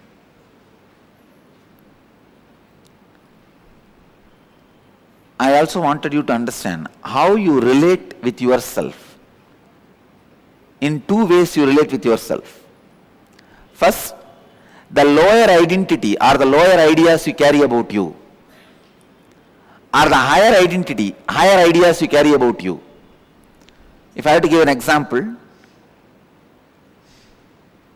very small things sometimes you feel, no, I cannot walk 3 floors and go to my office. So I don't want that job. Sometimes very small things, you complicate it so much and you really believe it is a big problem. I am giving you one example, but look inside, you will see hundreds of examples where such a small thing, because of the lower ideas you carry about you, and same way sometimes you carry very high ideas about you, and very difficult things, very difficult for others, you finish it so easily. Because the ideas you carry about you. Now first I want you to work. I'll give you a small exercise to work on the ideas you carry about you. You felt very low and unhappy. Describe the incident and write down the experience you had about yourself. Contemplate and write down the lowest ideas you carry about you. I am not capable, I am not good enough, I am a failure, whatever you are carrying. Second, recollect the first incident in your life when you had the first idea about money. What were your first thoughts and engrams about money? Third, scan your whole life and identify if you had incidents in your life where you are left incomplete in aspect of money. Means feeling unfulfilled because of money. Write down the wounds that God created in you and in your relationships because of money. Answer these 3 questions. I will make you understand conflicting, contradicting, complicating desires, and how the higher identity, lower identity you carry. It is almost like a bypass surgery. Please, I'll give you the example. When I say write down any wounds that God created in you in your relationship because of money, somebody asked you money, you did not give and the relationship is broken. Or you gave money to somebody and they did not return it, the relationship is broken. Or you asked money, they did not give and the relationship is broken. Mention all those, record all that. Then I'll give you the deeper insights. I request all of you to come to the space of listening, because the program is experiential. It is experiential, not just intellectual. I'm not going to give you some words. I'm going to transmit the experience.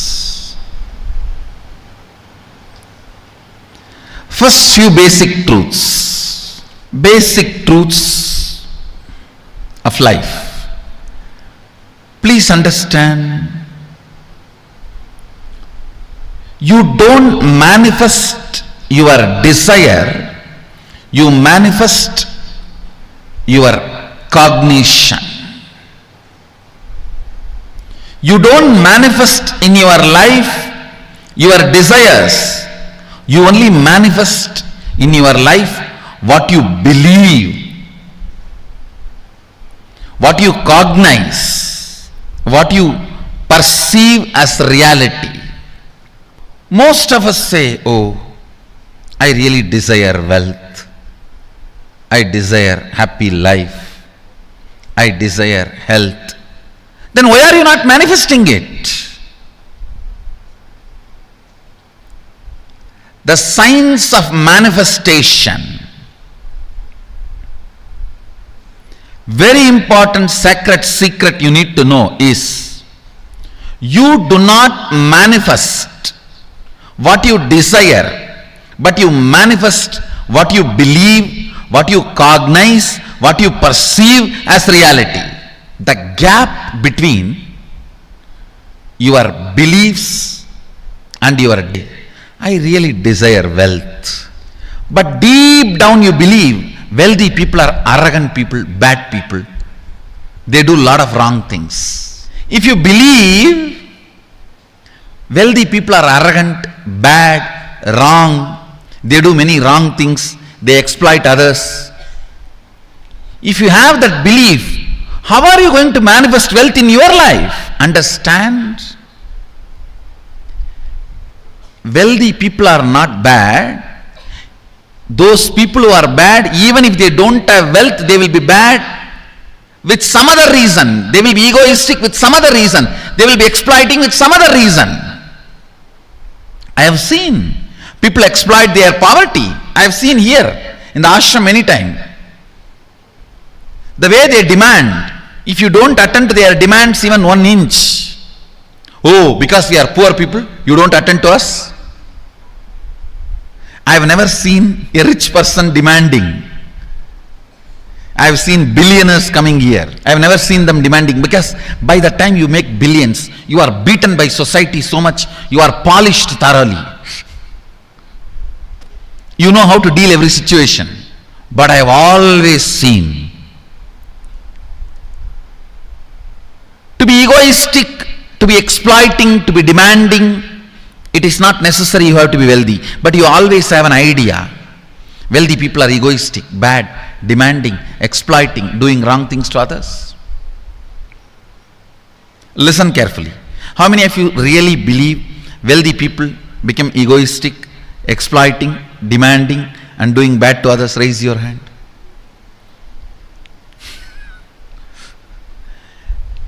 When you believe something, you will manifest only that. You don't manifest your desire. Your desire is very superficial. Your reality is made out of the stuff called your perception and cognition, belief system. Your reality is not made out of your desire. Your desire is not the material out of which your reality is made. Your perception is the material out of which your reality is made. If you desire wealth, but you believe, perceive, cognize wealthy people are bad, or wealth is too much responsibility, naturally you will not manifest wealth in your life.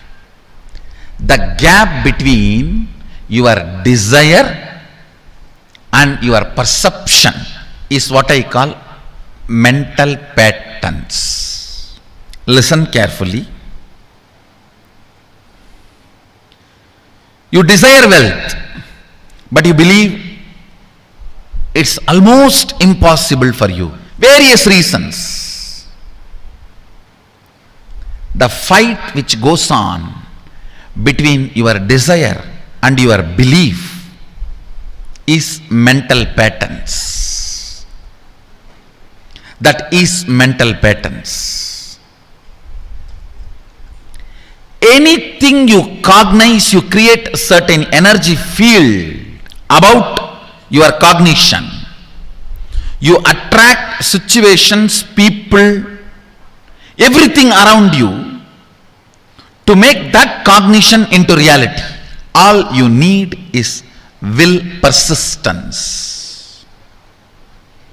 Will persistence means not next 12 years sitting and doing meditation. No, I don't call that as a will persistence.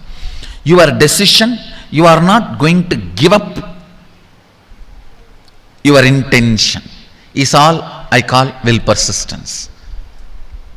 You can continue to be eating, sleeping, driving, doing your routine. You are not expected to sit under a tree and close your eyes and do something till your jata grows and penetrates the ground. No, I don't call that as a will persistence. Deciding not to give up on your intention is will persistence. Wealth is not even just money or currency. Money is one wealth, currency is one wealth, the assets are one wealth, and being alive, active is one wealth. All this put together is wealth. It's not just currency, it's not just money, it's not just assets, it is being active also. All the four put together is wealth. Money, currency, assets, being active. Listen,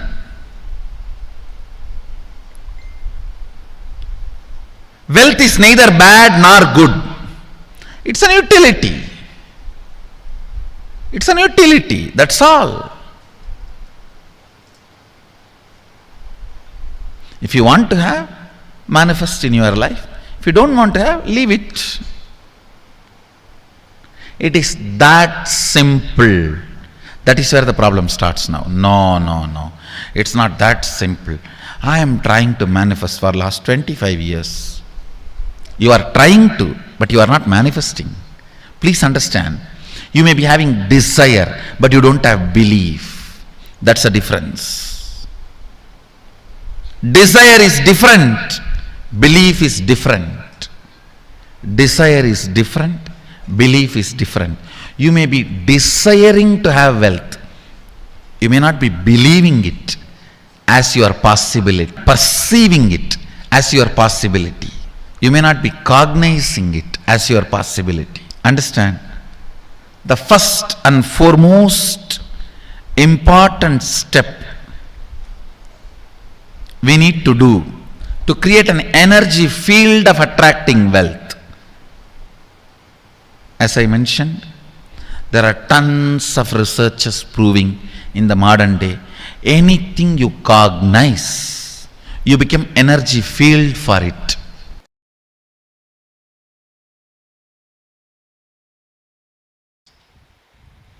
First thing, you do not manifest what you desire, but you manifest what you believe.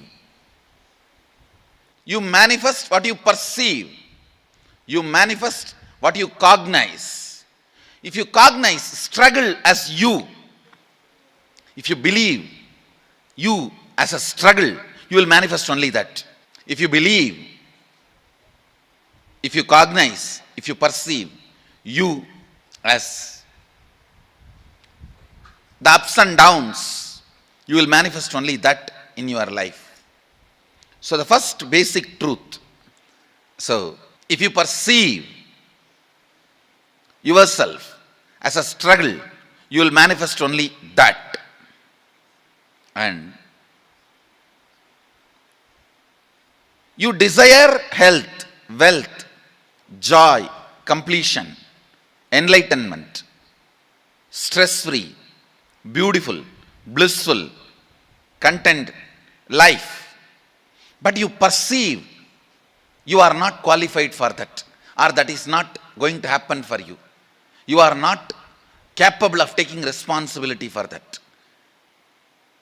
Unfortunately, you manifest what you perceive, not what you desire. Unfortunately, you manifest what you believe, not what you desire. Now,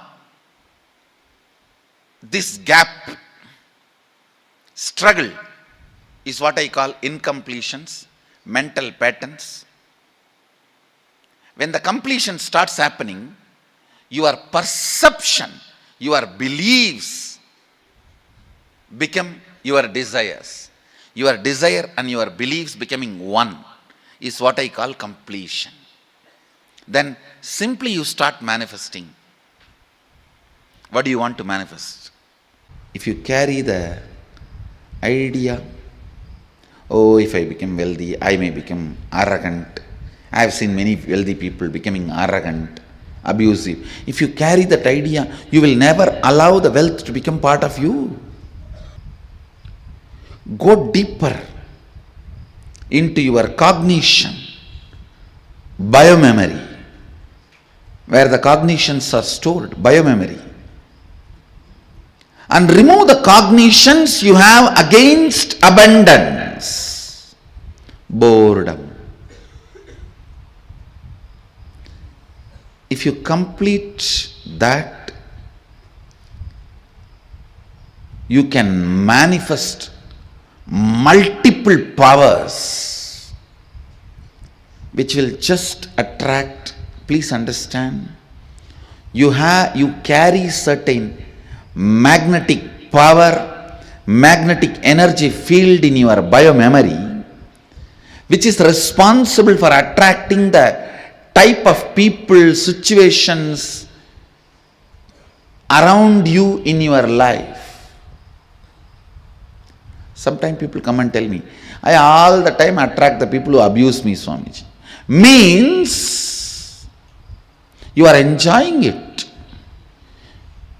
You are very happy about that victim feeling. You think that is the best safe identity with which you can survive. No.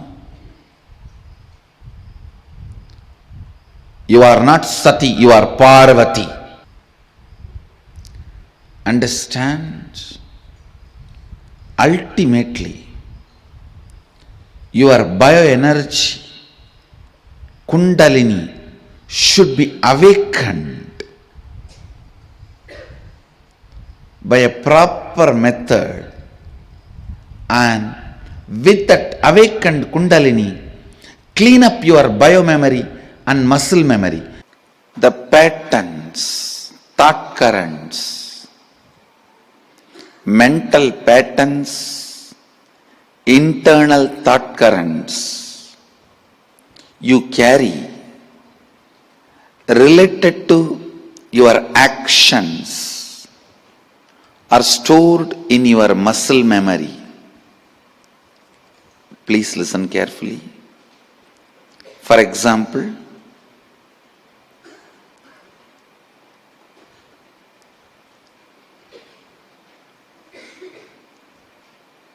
if you work for 6 hours, you will become tired. If you carry that internal thought current, by 6th hour you will be tired. Sometime, if you are driving to see your friend, after that 6 hour also you will not be tired, because that doesn't look like work. Listen, friend's house is never too far away, because the memory you are going to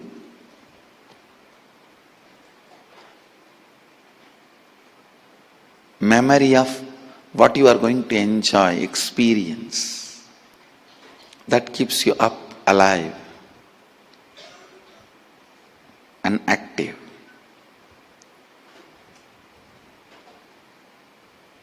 Whatever actions you do, thought currents, mental patterns you carry about the actions,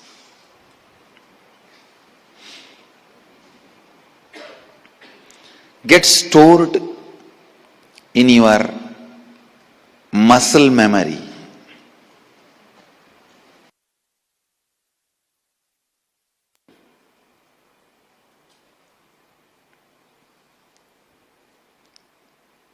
Muscle memory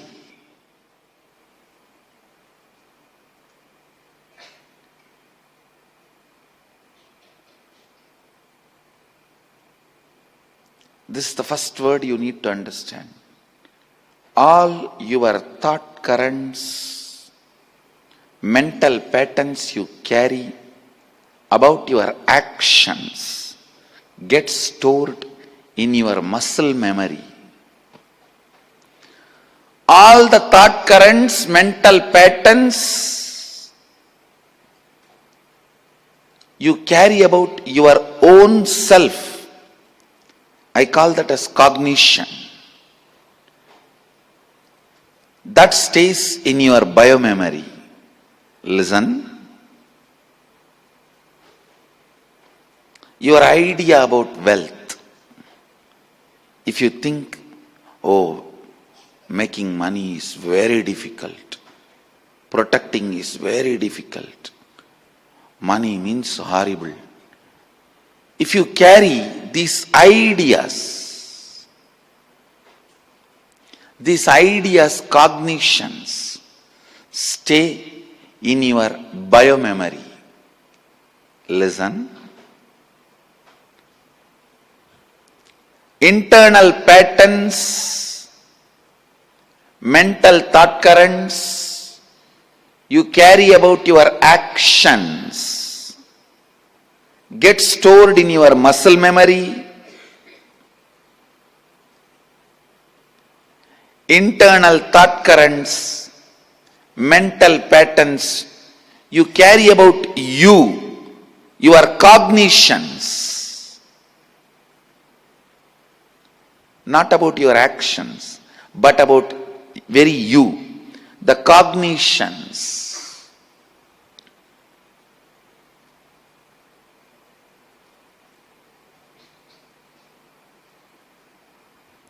Those very cognitions are recorded in your biomemory. For example, if you carry the cognition, rich people are always rude, violent. That very cognition is enough. It will never make you rich. It will never allow you to become rich, because you feel, if I become rich, I may become like rowdy. I may become arrogant. Understand? The cognition you carry is very important, whether for money or for wealth or for abundance.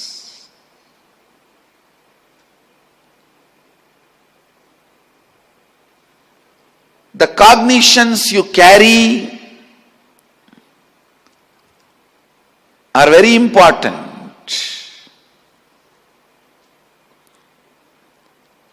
If you are attracting poverty, if you have attracted ill health, if you have attracted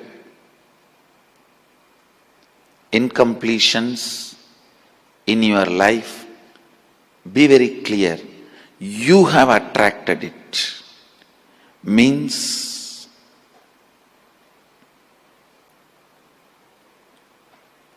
be informed.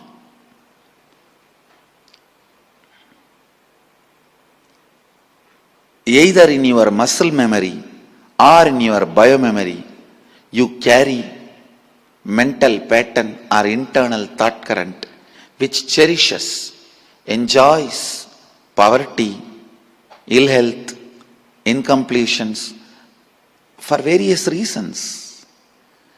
You always associate that piousness with poverty. You always visualize being pious with poverty.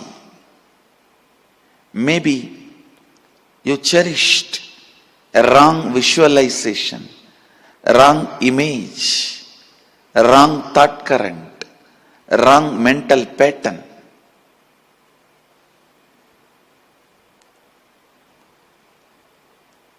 In your muscle memory or biomemory.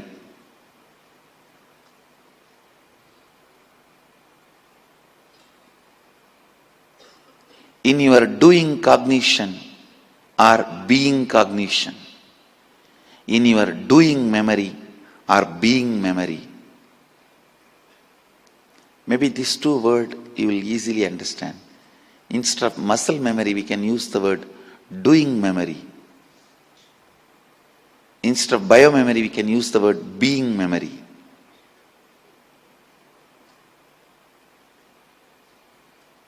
Doing memory, being memories.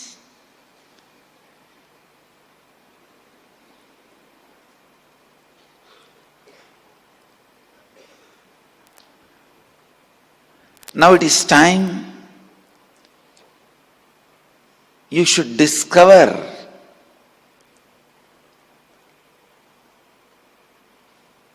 the wrong mental patterns, internal thought currents you cherished, enjoyed, entertained in your doing memory and being memory.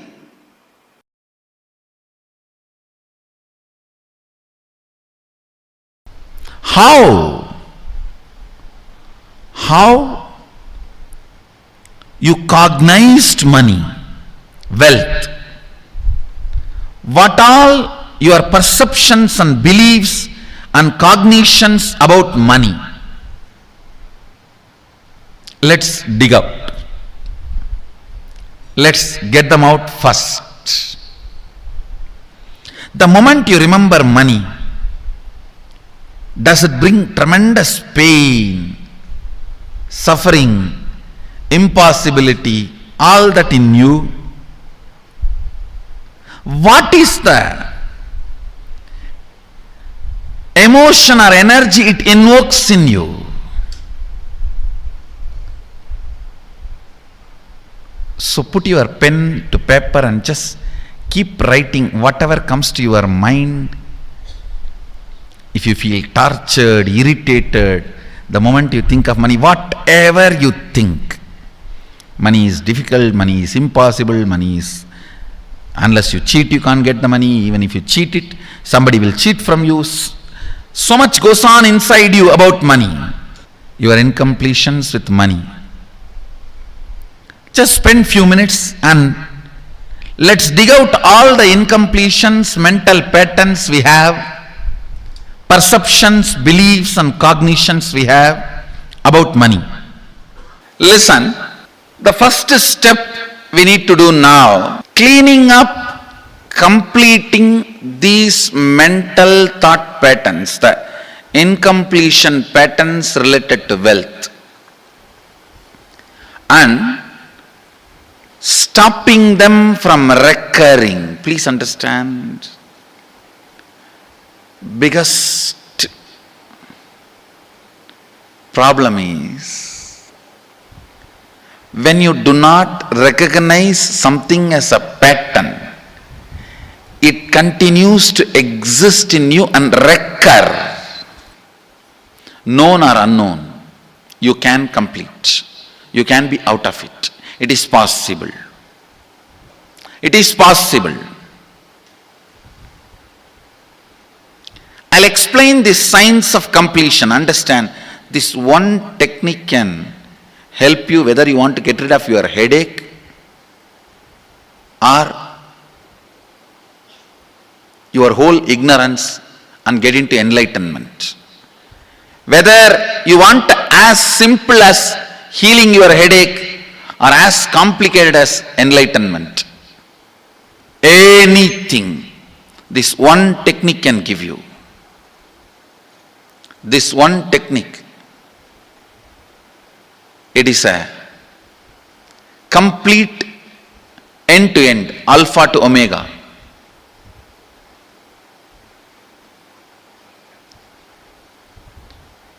It's from Sadashiva directly. In the Agama, 94th verse, 22nd technique. The chapter is called Shivajnanopanishad and also called as Vijnana Bhairava. Chittat yanta kritir nasti mamantar bhavayet iti vigalpanam abhavena vigalpair uchito bhavet. You don't have to remember. I am uttering every time so that I will remember. That's all. No, it is just to keep the purity of the teaching. I want all of you to know, whatever I am sharing with you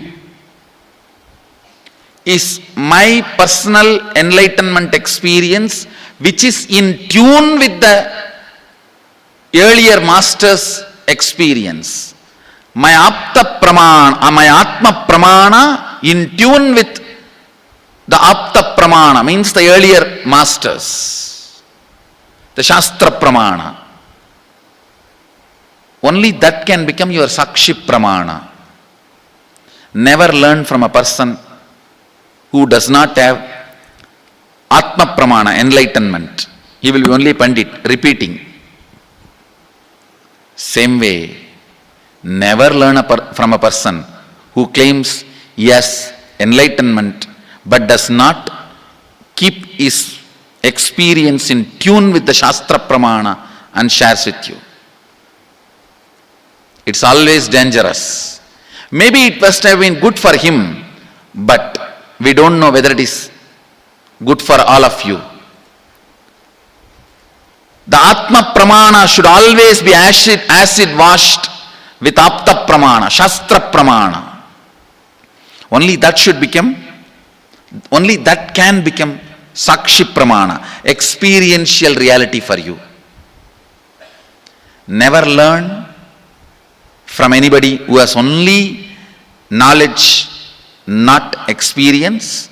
Same way, never learn from somebody who claims having only experience and does not connect, purify, make it in tune with the Shastra and presents it to you.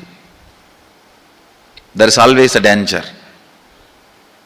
If you don't bother about the Shastra Pramana, you may be having kakka biryani.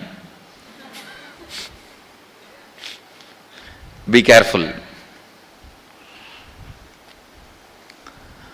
Listen. To keep the purity of the teachings, I keep the original Sanskrit verses. I'll give you the translation now. Consciously feel within the mind stuff of past memories of incompletion with its activities as mind, intellect and ego not existing in me. By contemplating this way in your inner space, disidentify from the past impressions and memories of completion. Put your active attention at the space of past happening. Relive these imagined impressions and memories of incompletion. Then the mind stop having fully ceased from its present characteristics of forming thought patterns and cognitions is complete.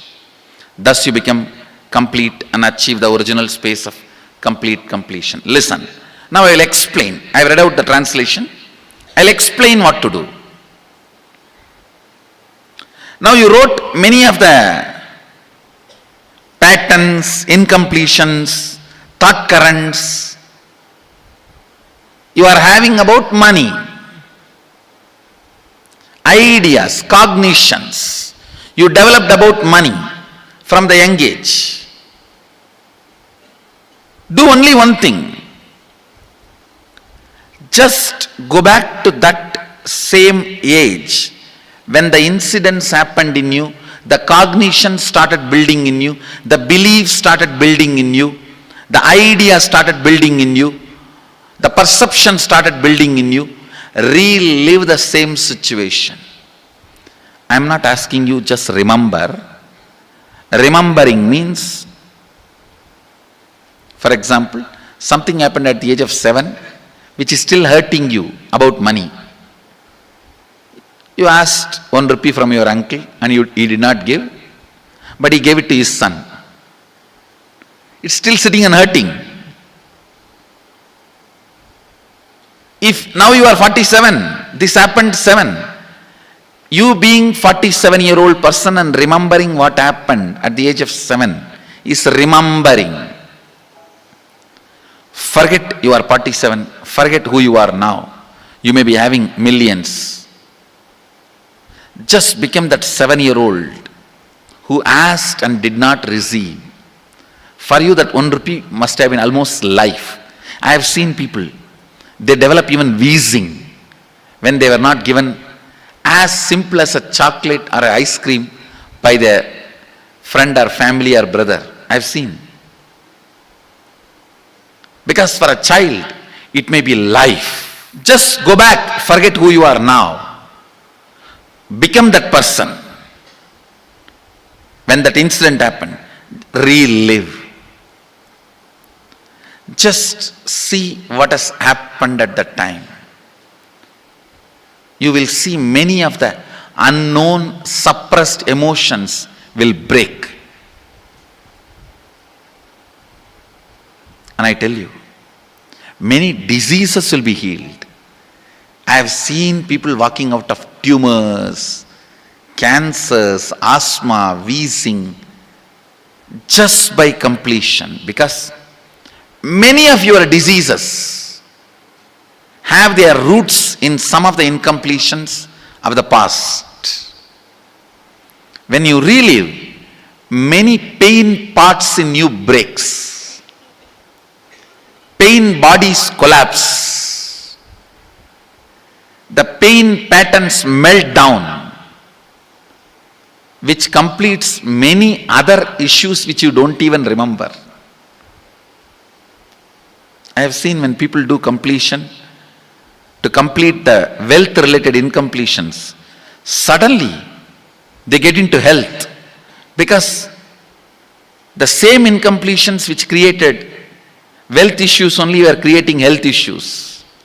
When they melt down, people become free even from both. Listen carefully. I'll repeat once more.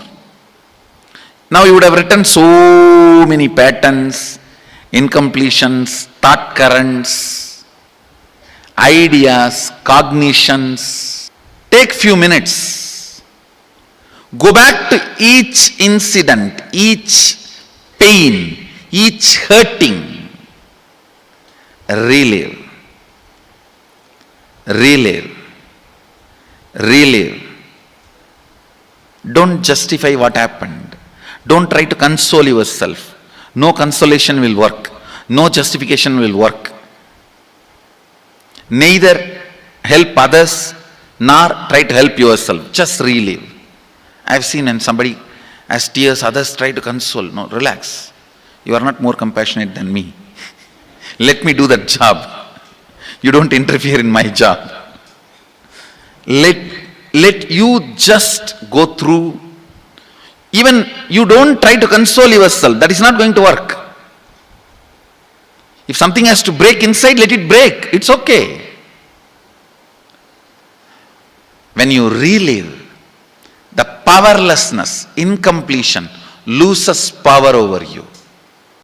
The end of the day, when you sit and calculate the result of your existence of last one day. See, every night when you sit and think, what is the essence, result of my existence of this whole day? Whatever I did, what is the essence? What have I achieved?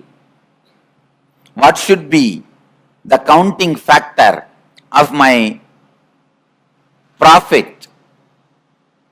End of the day, if you think, wow, consciously I have expanded. Now I am free from these patterns. I can be beyond these restrictive patterns.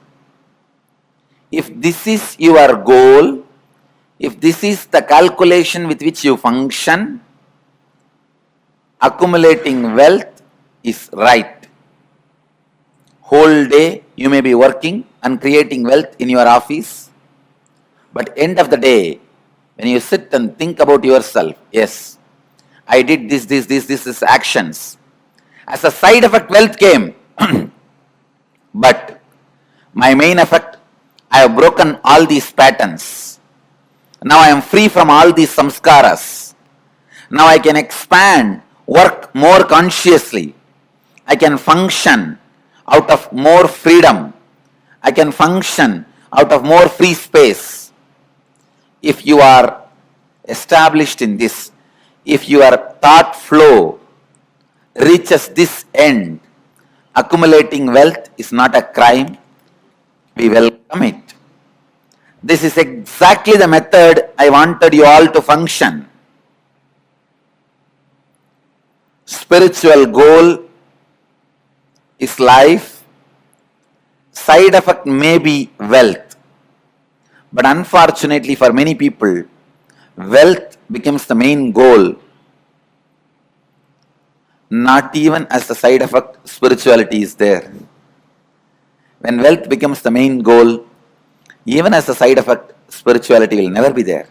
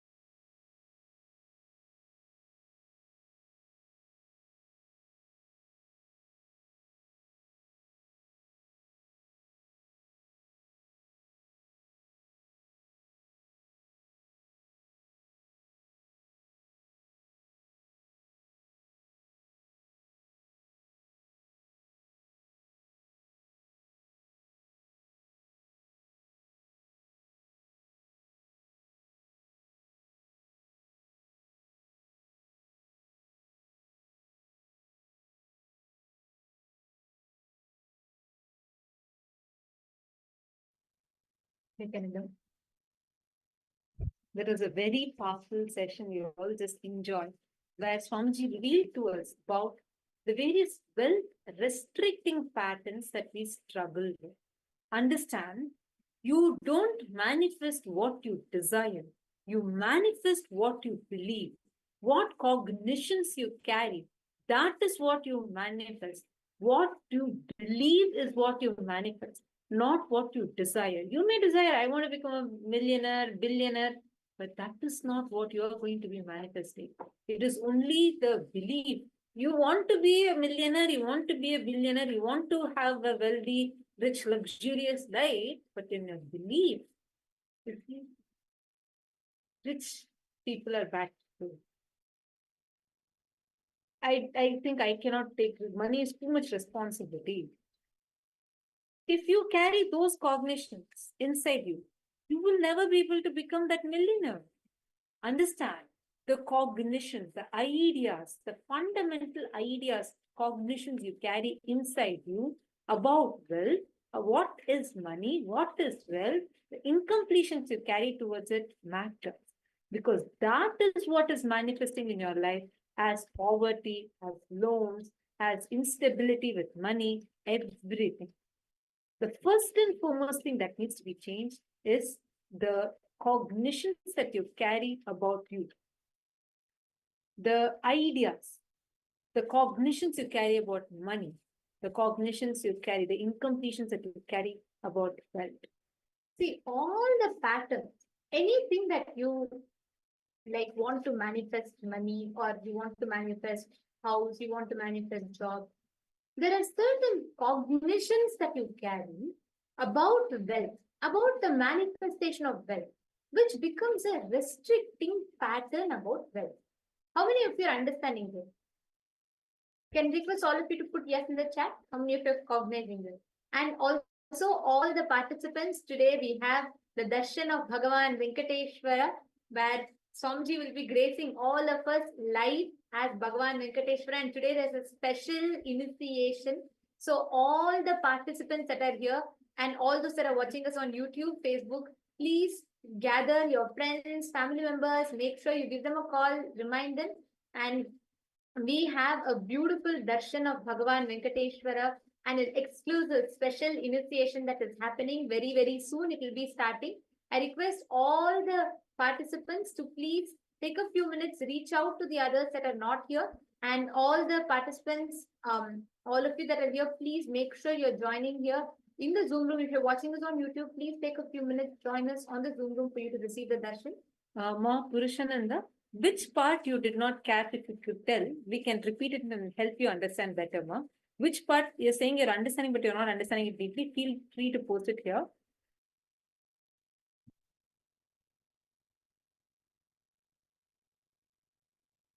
Ma Dahanananda, thank you so much for sharing that. I just read your message. Ma Nithyananda, sit now. Go back to that 5-year-old kid that you were. All the emotions you went through, sit and relive that. Now, actually, we're going to do that exercise. I request all of you to listen intensely. There's one exercise. I know many of you here that wanted to manifest becoming SJP Yajaman, serving a bit of Karta. This exercise now is going to tremendously help you in that. And I also request all of you to take a few minutes to invite others that are not yet here. The live Venkateshwara Bhava Samadhi Darshan is going to start very, very, very shortly. We barely have about half an hour left. Quickly get others, tell everyone to gather now. The preparation is important and mandatory to attend for the darshan. I request all of you to please kindly invite everyone else and make sure you're sitting in front of your cameras.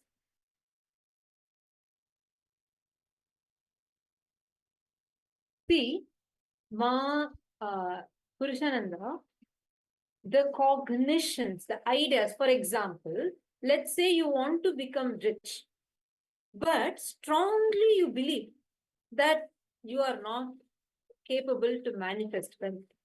Then you will never actually be able to manifest wealth. See, Swamiji tells, you do not manifest your desire. Every one of us, I'm 100% sure that every one of you here want to become wealthy. You want to manifest breakthrough in wealth. Is it not? Is there anyone who thinks I don't want to manifest wealth in life? No. Every one of us want to have that breakthrough in wealth. But how many of you actually believe that you can manifest? You do not manifest your desires. If desires become reality, then all of us desire to be millionaires, billionaires. By now, there have been so many millionaires on planet Earth. It is not your desires. It is your belief that you manifest as reality. So, though you may desire, you may have a desire, I want to manifest $1 million. But inside you, if you strongly believe wealth manifestation is difficult, manifesting money is a struggle, then only that will be a reality. Don't think just because you desire, you want to be a millionaire, suddenly $1 million will appear in your bank account. No. Many times people have this. Many times people say, I want to become a millionaire. I work day in and day out. I have been working. You can work, but the result will not come if your belief is opposite of it. Because your belief is what is going to manifest as a reality.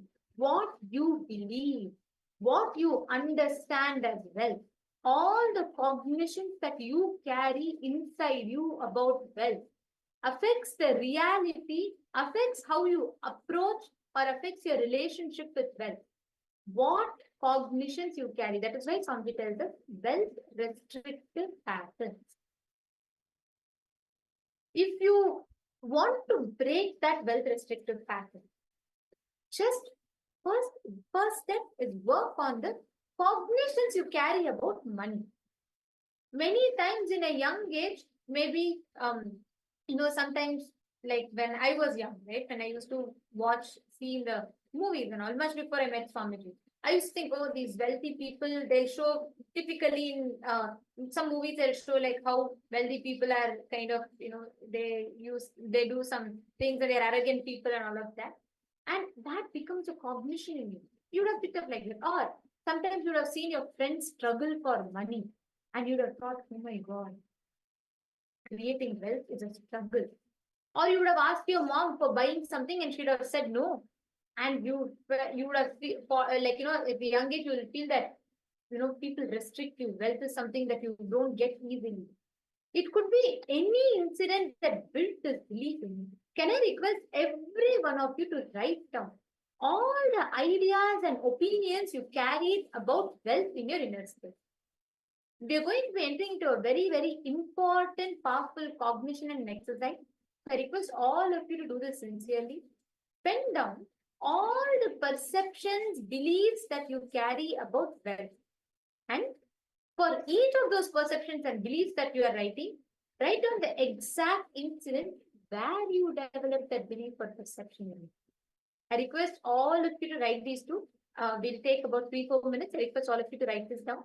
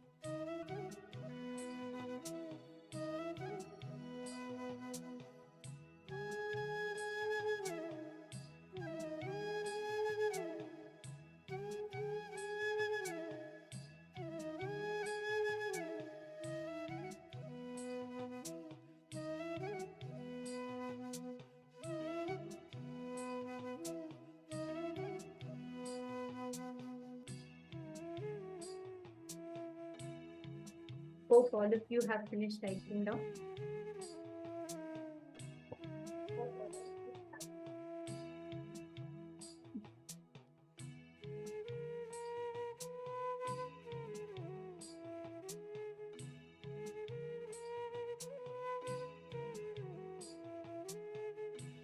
Now, we are all going to be, please understand, each of these beliefs, the incident that you have written down.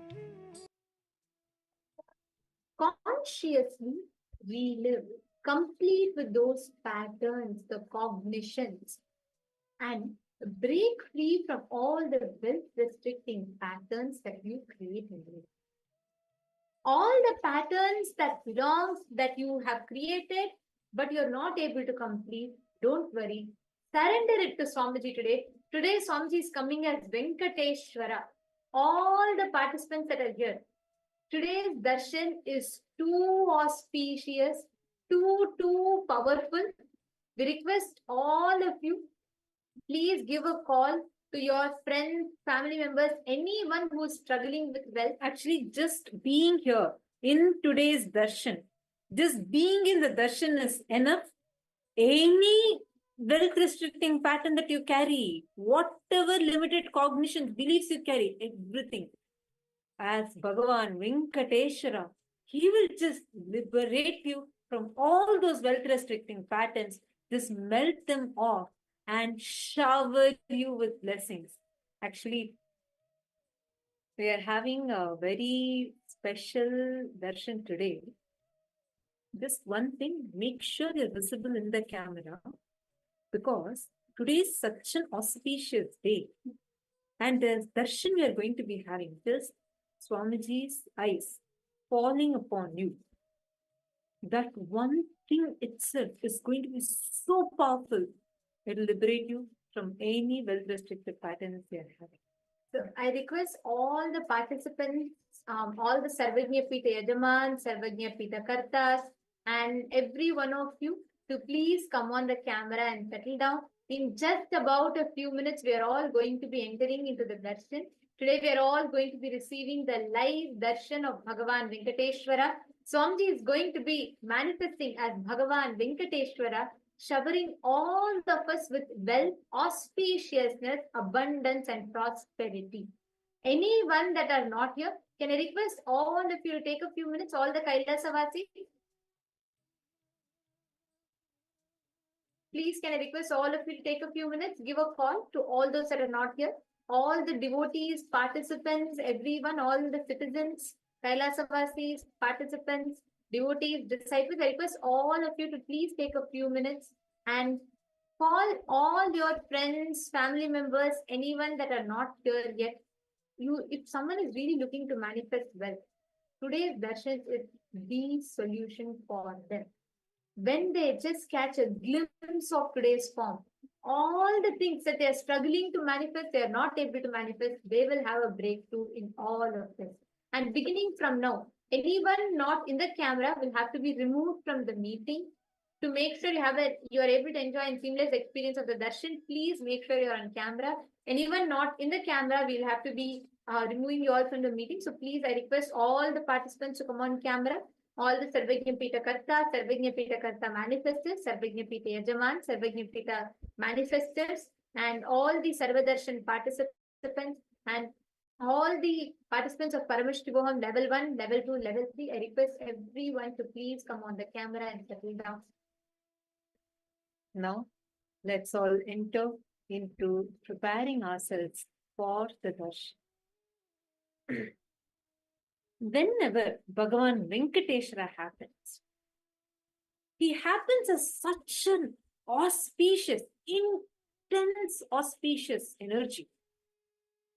There's a beautiful tradition where Bhagavan Venkateshwara in Tirumala, Tirupati, which is the main temple for Bhagavan Venkateshwara, even now, in that it is his physical body that just became a stone and is existing in Tirumala, Tirupati. And he happened and is still alive. He's there, in the form of the deity. He's still continuing to manifest blessing millions and millions of devotees. And Venkateshwara is an incarnation of Parandhama. There's a very beautiful mantra that says, Krite tunarasimho bhu tretayam raghunandana dvapare vasudevaccha kalau venkatanayaka. In Krita Yuga, he happened as Narasimha. In the Treta Yuga, he happened as Sri Ramachandra Prabhu. In Dwapara, he happened as Bhagavan Krishna, the Purnavatara. In the Kali Yuga, he manifested as Venkateshwara. That is why Venkateshwara in Tirumala, Tirupati, he is called as Pratyaksha Devam. Means he manifested literally that he was standing. Actually, Venkateshwara, Sridevi and Bhudevi, all Padmavati and all of them stand together. Lakshmi, Padmavati and Venkateshwara stand and they're gracing, and Akasha Raja requests a boon to them. He says, Prabhu, please eternally reside. The eyes that saw you here, we want to behold you here forever. Please bless us. He just says, all right, and becomes a stone. Then and then he becomes a stone. Inside the deity, it's actually Venkateshwara. His body has become a stone. That exact life-size deity that you see is directly Bhagavan Venkateshwara who became a stone there. And to this day, when you go there to connect, you will literally experience that feeling. Actually, that same experience is what you'll experience even in our Kailasa Los Angeles temple when you go to the Venkateshwara. It is Swamiji himself has done the Prana Pratishtha, and you'll have the same experience. This has a direct connection to the parallel universe of Vaikuntha. That Bhagavan Venkateshwara is coming today, not just in his Archavatara. Archavatara means the temple deity. Nijavatara. He is coming as the Nijavatara. He is manifesting in the physical form as our beloved Swamiji today.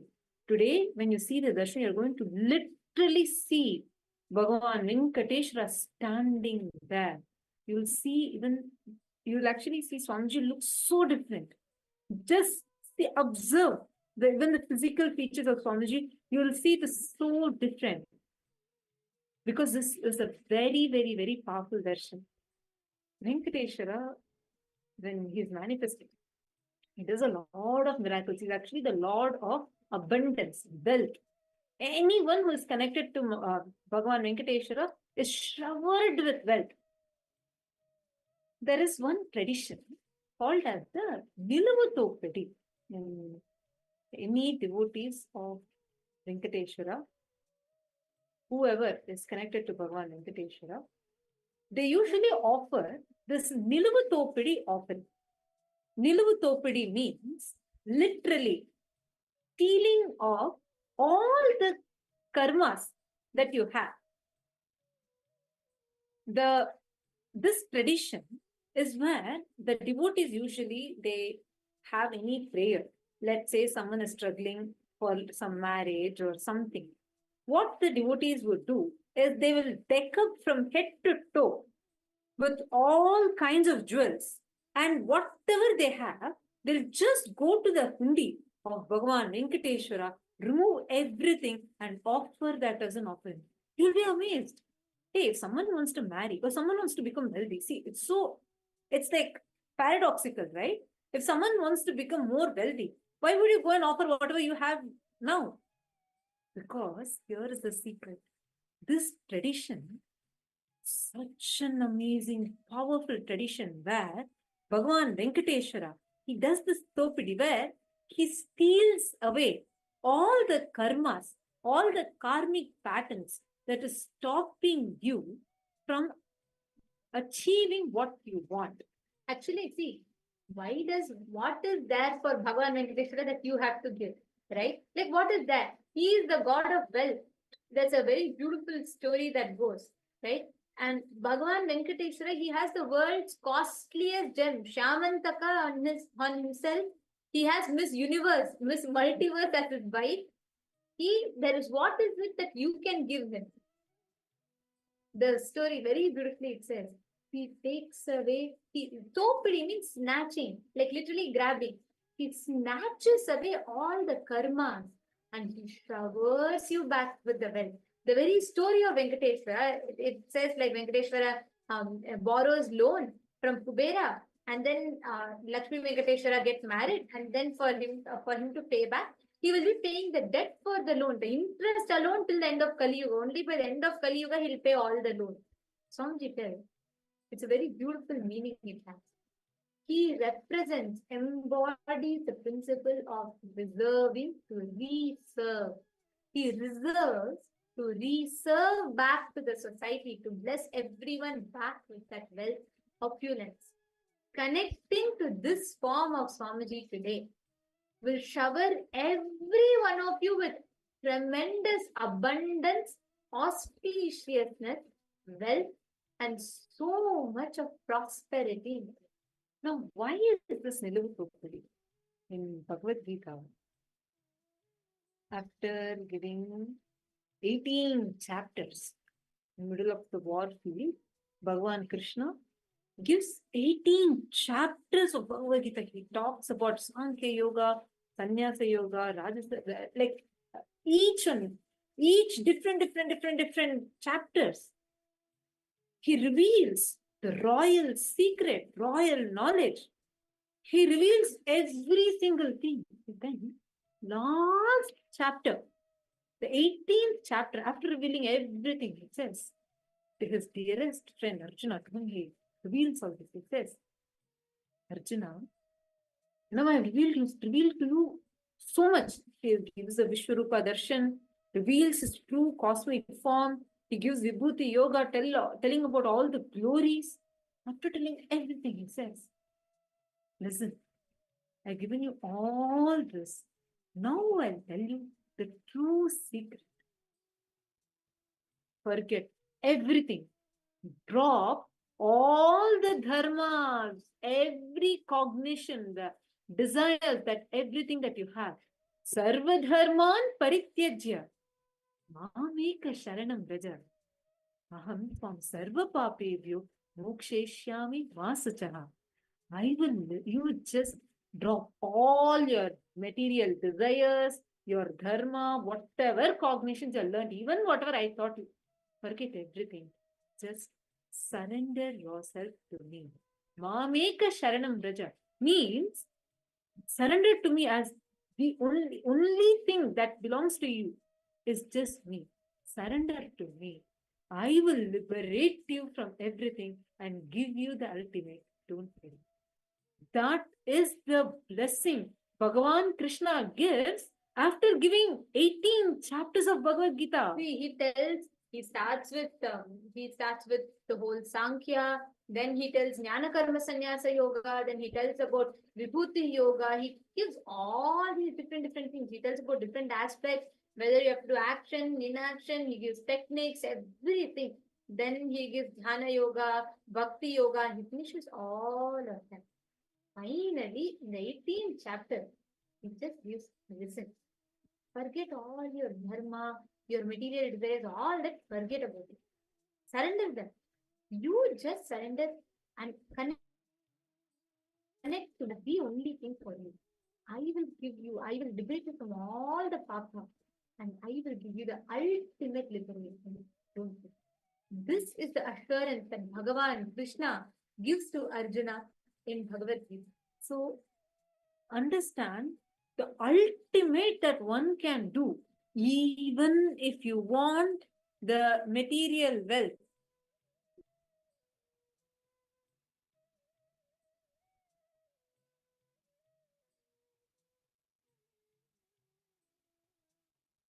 Are all of you able to see us and hear us clearly? All right, great. See, even if you want the material wealth, even if you want to achieve whatever your goals are, your financial goals are, understand, surrender everything today to Bhagavan Venkateshwara. He himself is coming today in this physical form as Swamiji. Surrender. You're going to experience the best. There's a beautiful story where Bhagavan Krishna He studies in Sandipani Gurukul. And Bhagwan Krishna was he was part of the royal lineage. And in Sandipani Gurukul, as a child, when he is studying, there's another kid who comes from a very poor Brahmin family. His name is Sudama.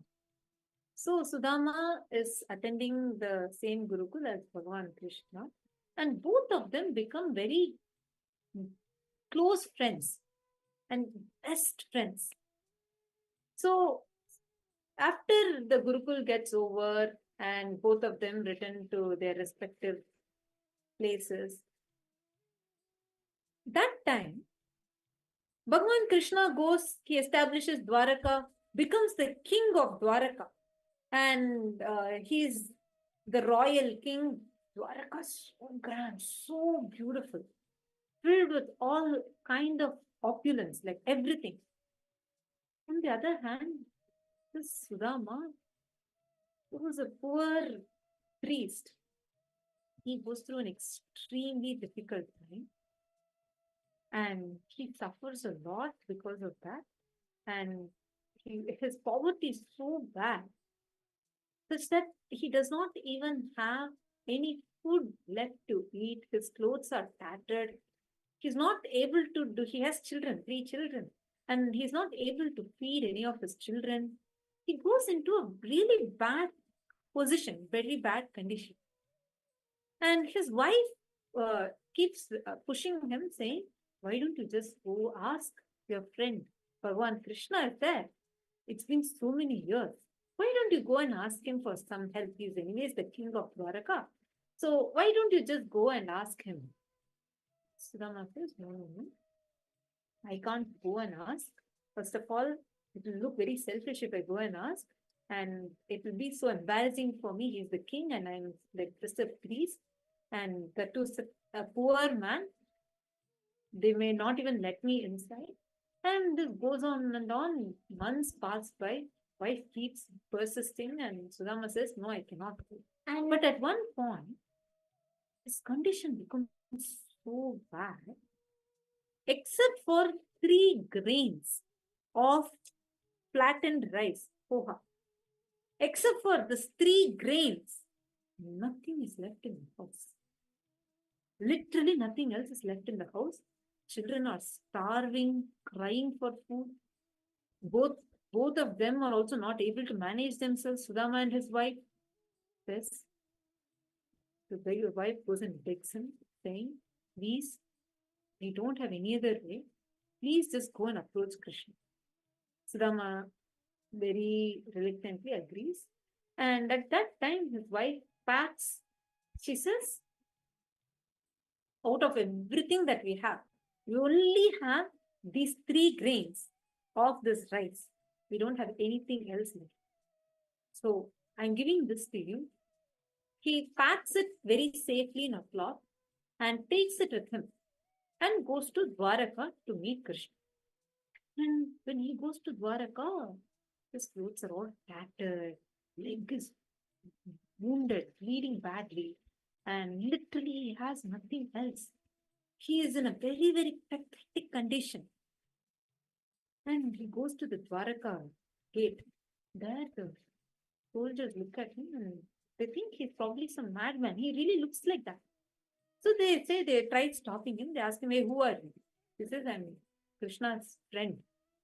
They laugh at him, they mock him, and they say, are you sure? Are you mad or something? Don't you see Bhagavan Krishna is the king? And you're coming here and saying you're his friend. Impossible. Get out of here. And then he says, no, I'm Krishna's friend only. And they ask him, what is his name? Suddenly, Bhagavan Krishna runs and comes. And it is told. Actually, it is very beautifully told that, Krishna, the moment Sudama starts coming, inside the palace, Krishna becomes like very restless. He starts preparing. He tells everyone, get ready. Someone very important to me is coming. And people are all thinking some big king is going to come or someone very important is going to come. And, Krishna is like telling people in Dwaraka to be ready and all that. And Krishna will be getting ready. Suddenly, his hair will be open. He will not even have the crown. He will suddenly get up and he will start running towards the gate. Behind him, Rukmini will run because Krishna is running. Rukmini will run because Rukmini is running. All the other queens, the Ashtabharyas, everyone are running behind, and they all come and Krishna starts running. He puts both his hands out and he says, Sudama, and he starts running. Then the guards are all shocked.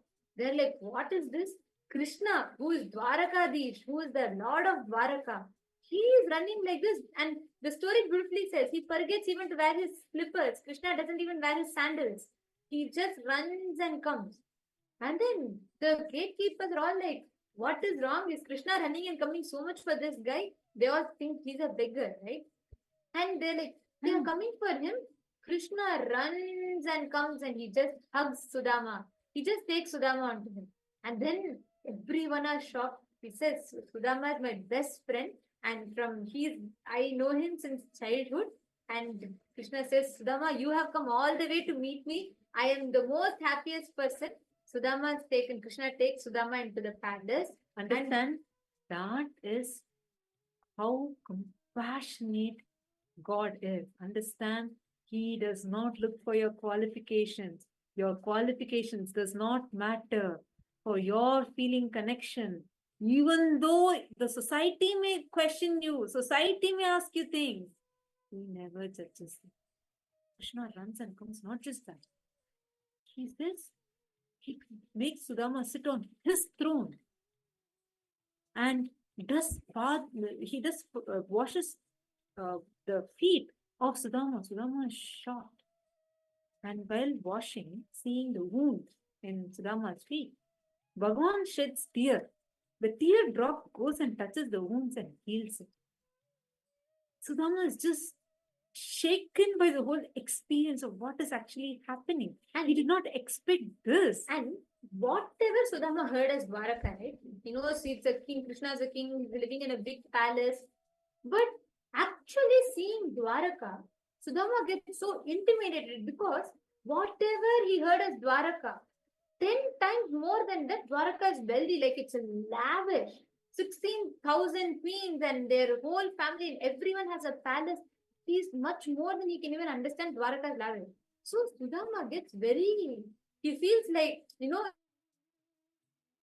feels very intimidated and he feels very shy and reluctant. So there, he's first shaken. He's also crying, see what is happening. Bhagavan is washing his feet. And he says, oh, God, Krishna, what are you doing? And after this, Krishna says, okay, you have come for so much distance, you have traveled and come to me. Tell me what it is. And before that, for sure, you would have gotten a gift for me. After so many years, you're meeting me, you would have gotten some gift for me. And at that time, Sudama takes his bag. He carries a small, like a bundle, like a cloth bundle. He takes that and he says, no, I have not got anything. Because seeing the wealth and opulence of Dwaraka, he feels so bad, so ashamed. And he feels like, how can I give Krishna 3 grains of rice? What am I going to do? Only that much he had. He had just this 3 grains of flattened rice. You call it as poha, right? That's all he had. So he says, he actually gets so embarrassed. He tries to hide it. Krishna says, no. I know you would have gotten something. Even if you didn't get, surely your wife would have packed something and given me. Show me what it is. Says, no, Krishna, I don't have anything. And he actually tries to hide that away. Then Krishna does something. Actually, this word topidi literally means snatching away. Krishna, you see, that is what Krishna does. He sees him hiding that and he tries to snatch away that. Then after so much of a struggle and everything, he almost snatches that bag away. And he opens and sees there is 3 grains of poha. Then Krishna takes that bag and he says, Sudama, you tried to hide this poha from me. This is the best gift I have gotten. And Krishna takes the first grain of poha. He puts it into his mouth. He takes the second grain of that rice. He puts it into his mouth. All this while, Rukmini, Krishna's chief consort, she is watching all this happening. Krishna takes the 3rd grain of poha and he's about to keep it in his mouth. Correctly, Rukmini comes and holds his hand. And she says, Bhagavan, enough. You have eaten the grain, 2 grains, that is more than enough, please. And everyone are confused. Everyone are like, why is Rukmini Devi stopping him? Why is Rukmini Devi stopping Bhagavan Krishna from eating the poha? So Sudama also does not understand. Just 3 poha. And that is all I had with him. He thought probably he'll be made fun of or something. But something opposite is happening now. And over and above, with 2 grains itself, Rukmini stops. What's actually happening? Anyways, Bhagavan Krishna, he asks what for he came. Sudama does not tell anything. And he just receives Krishna's blessing. And he comes back. He's so blissed out just with what experience he had. He even forgets that he has actually come to get some help for his financial situation.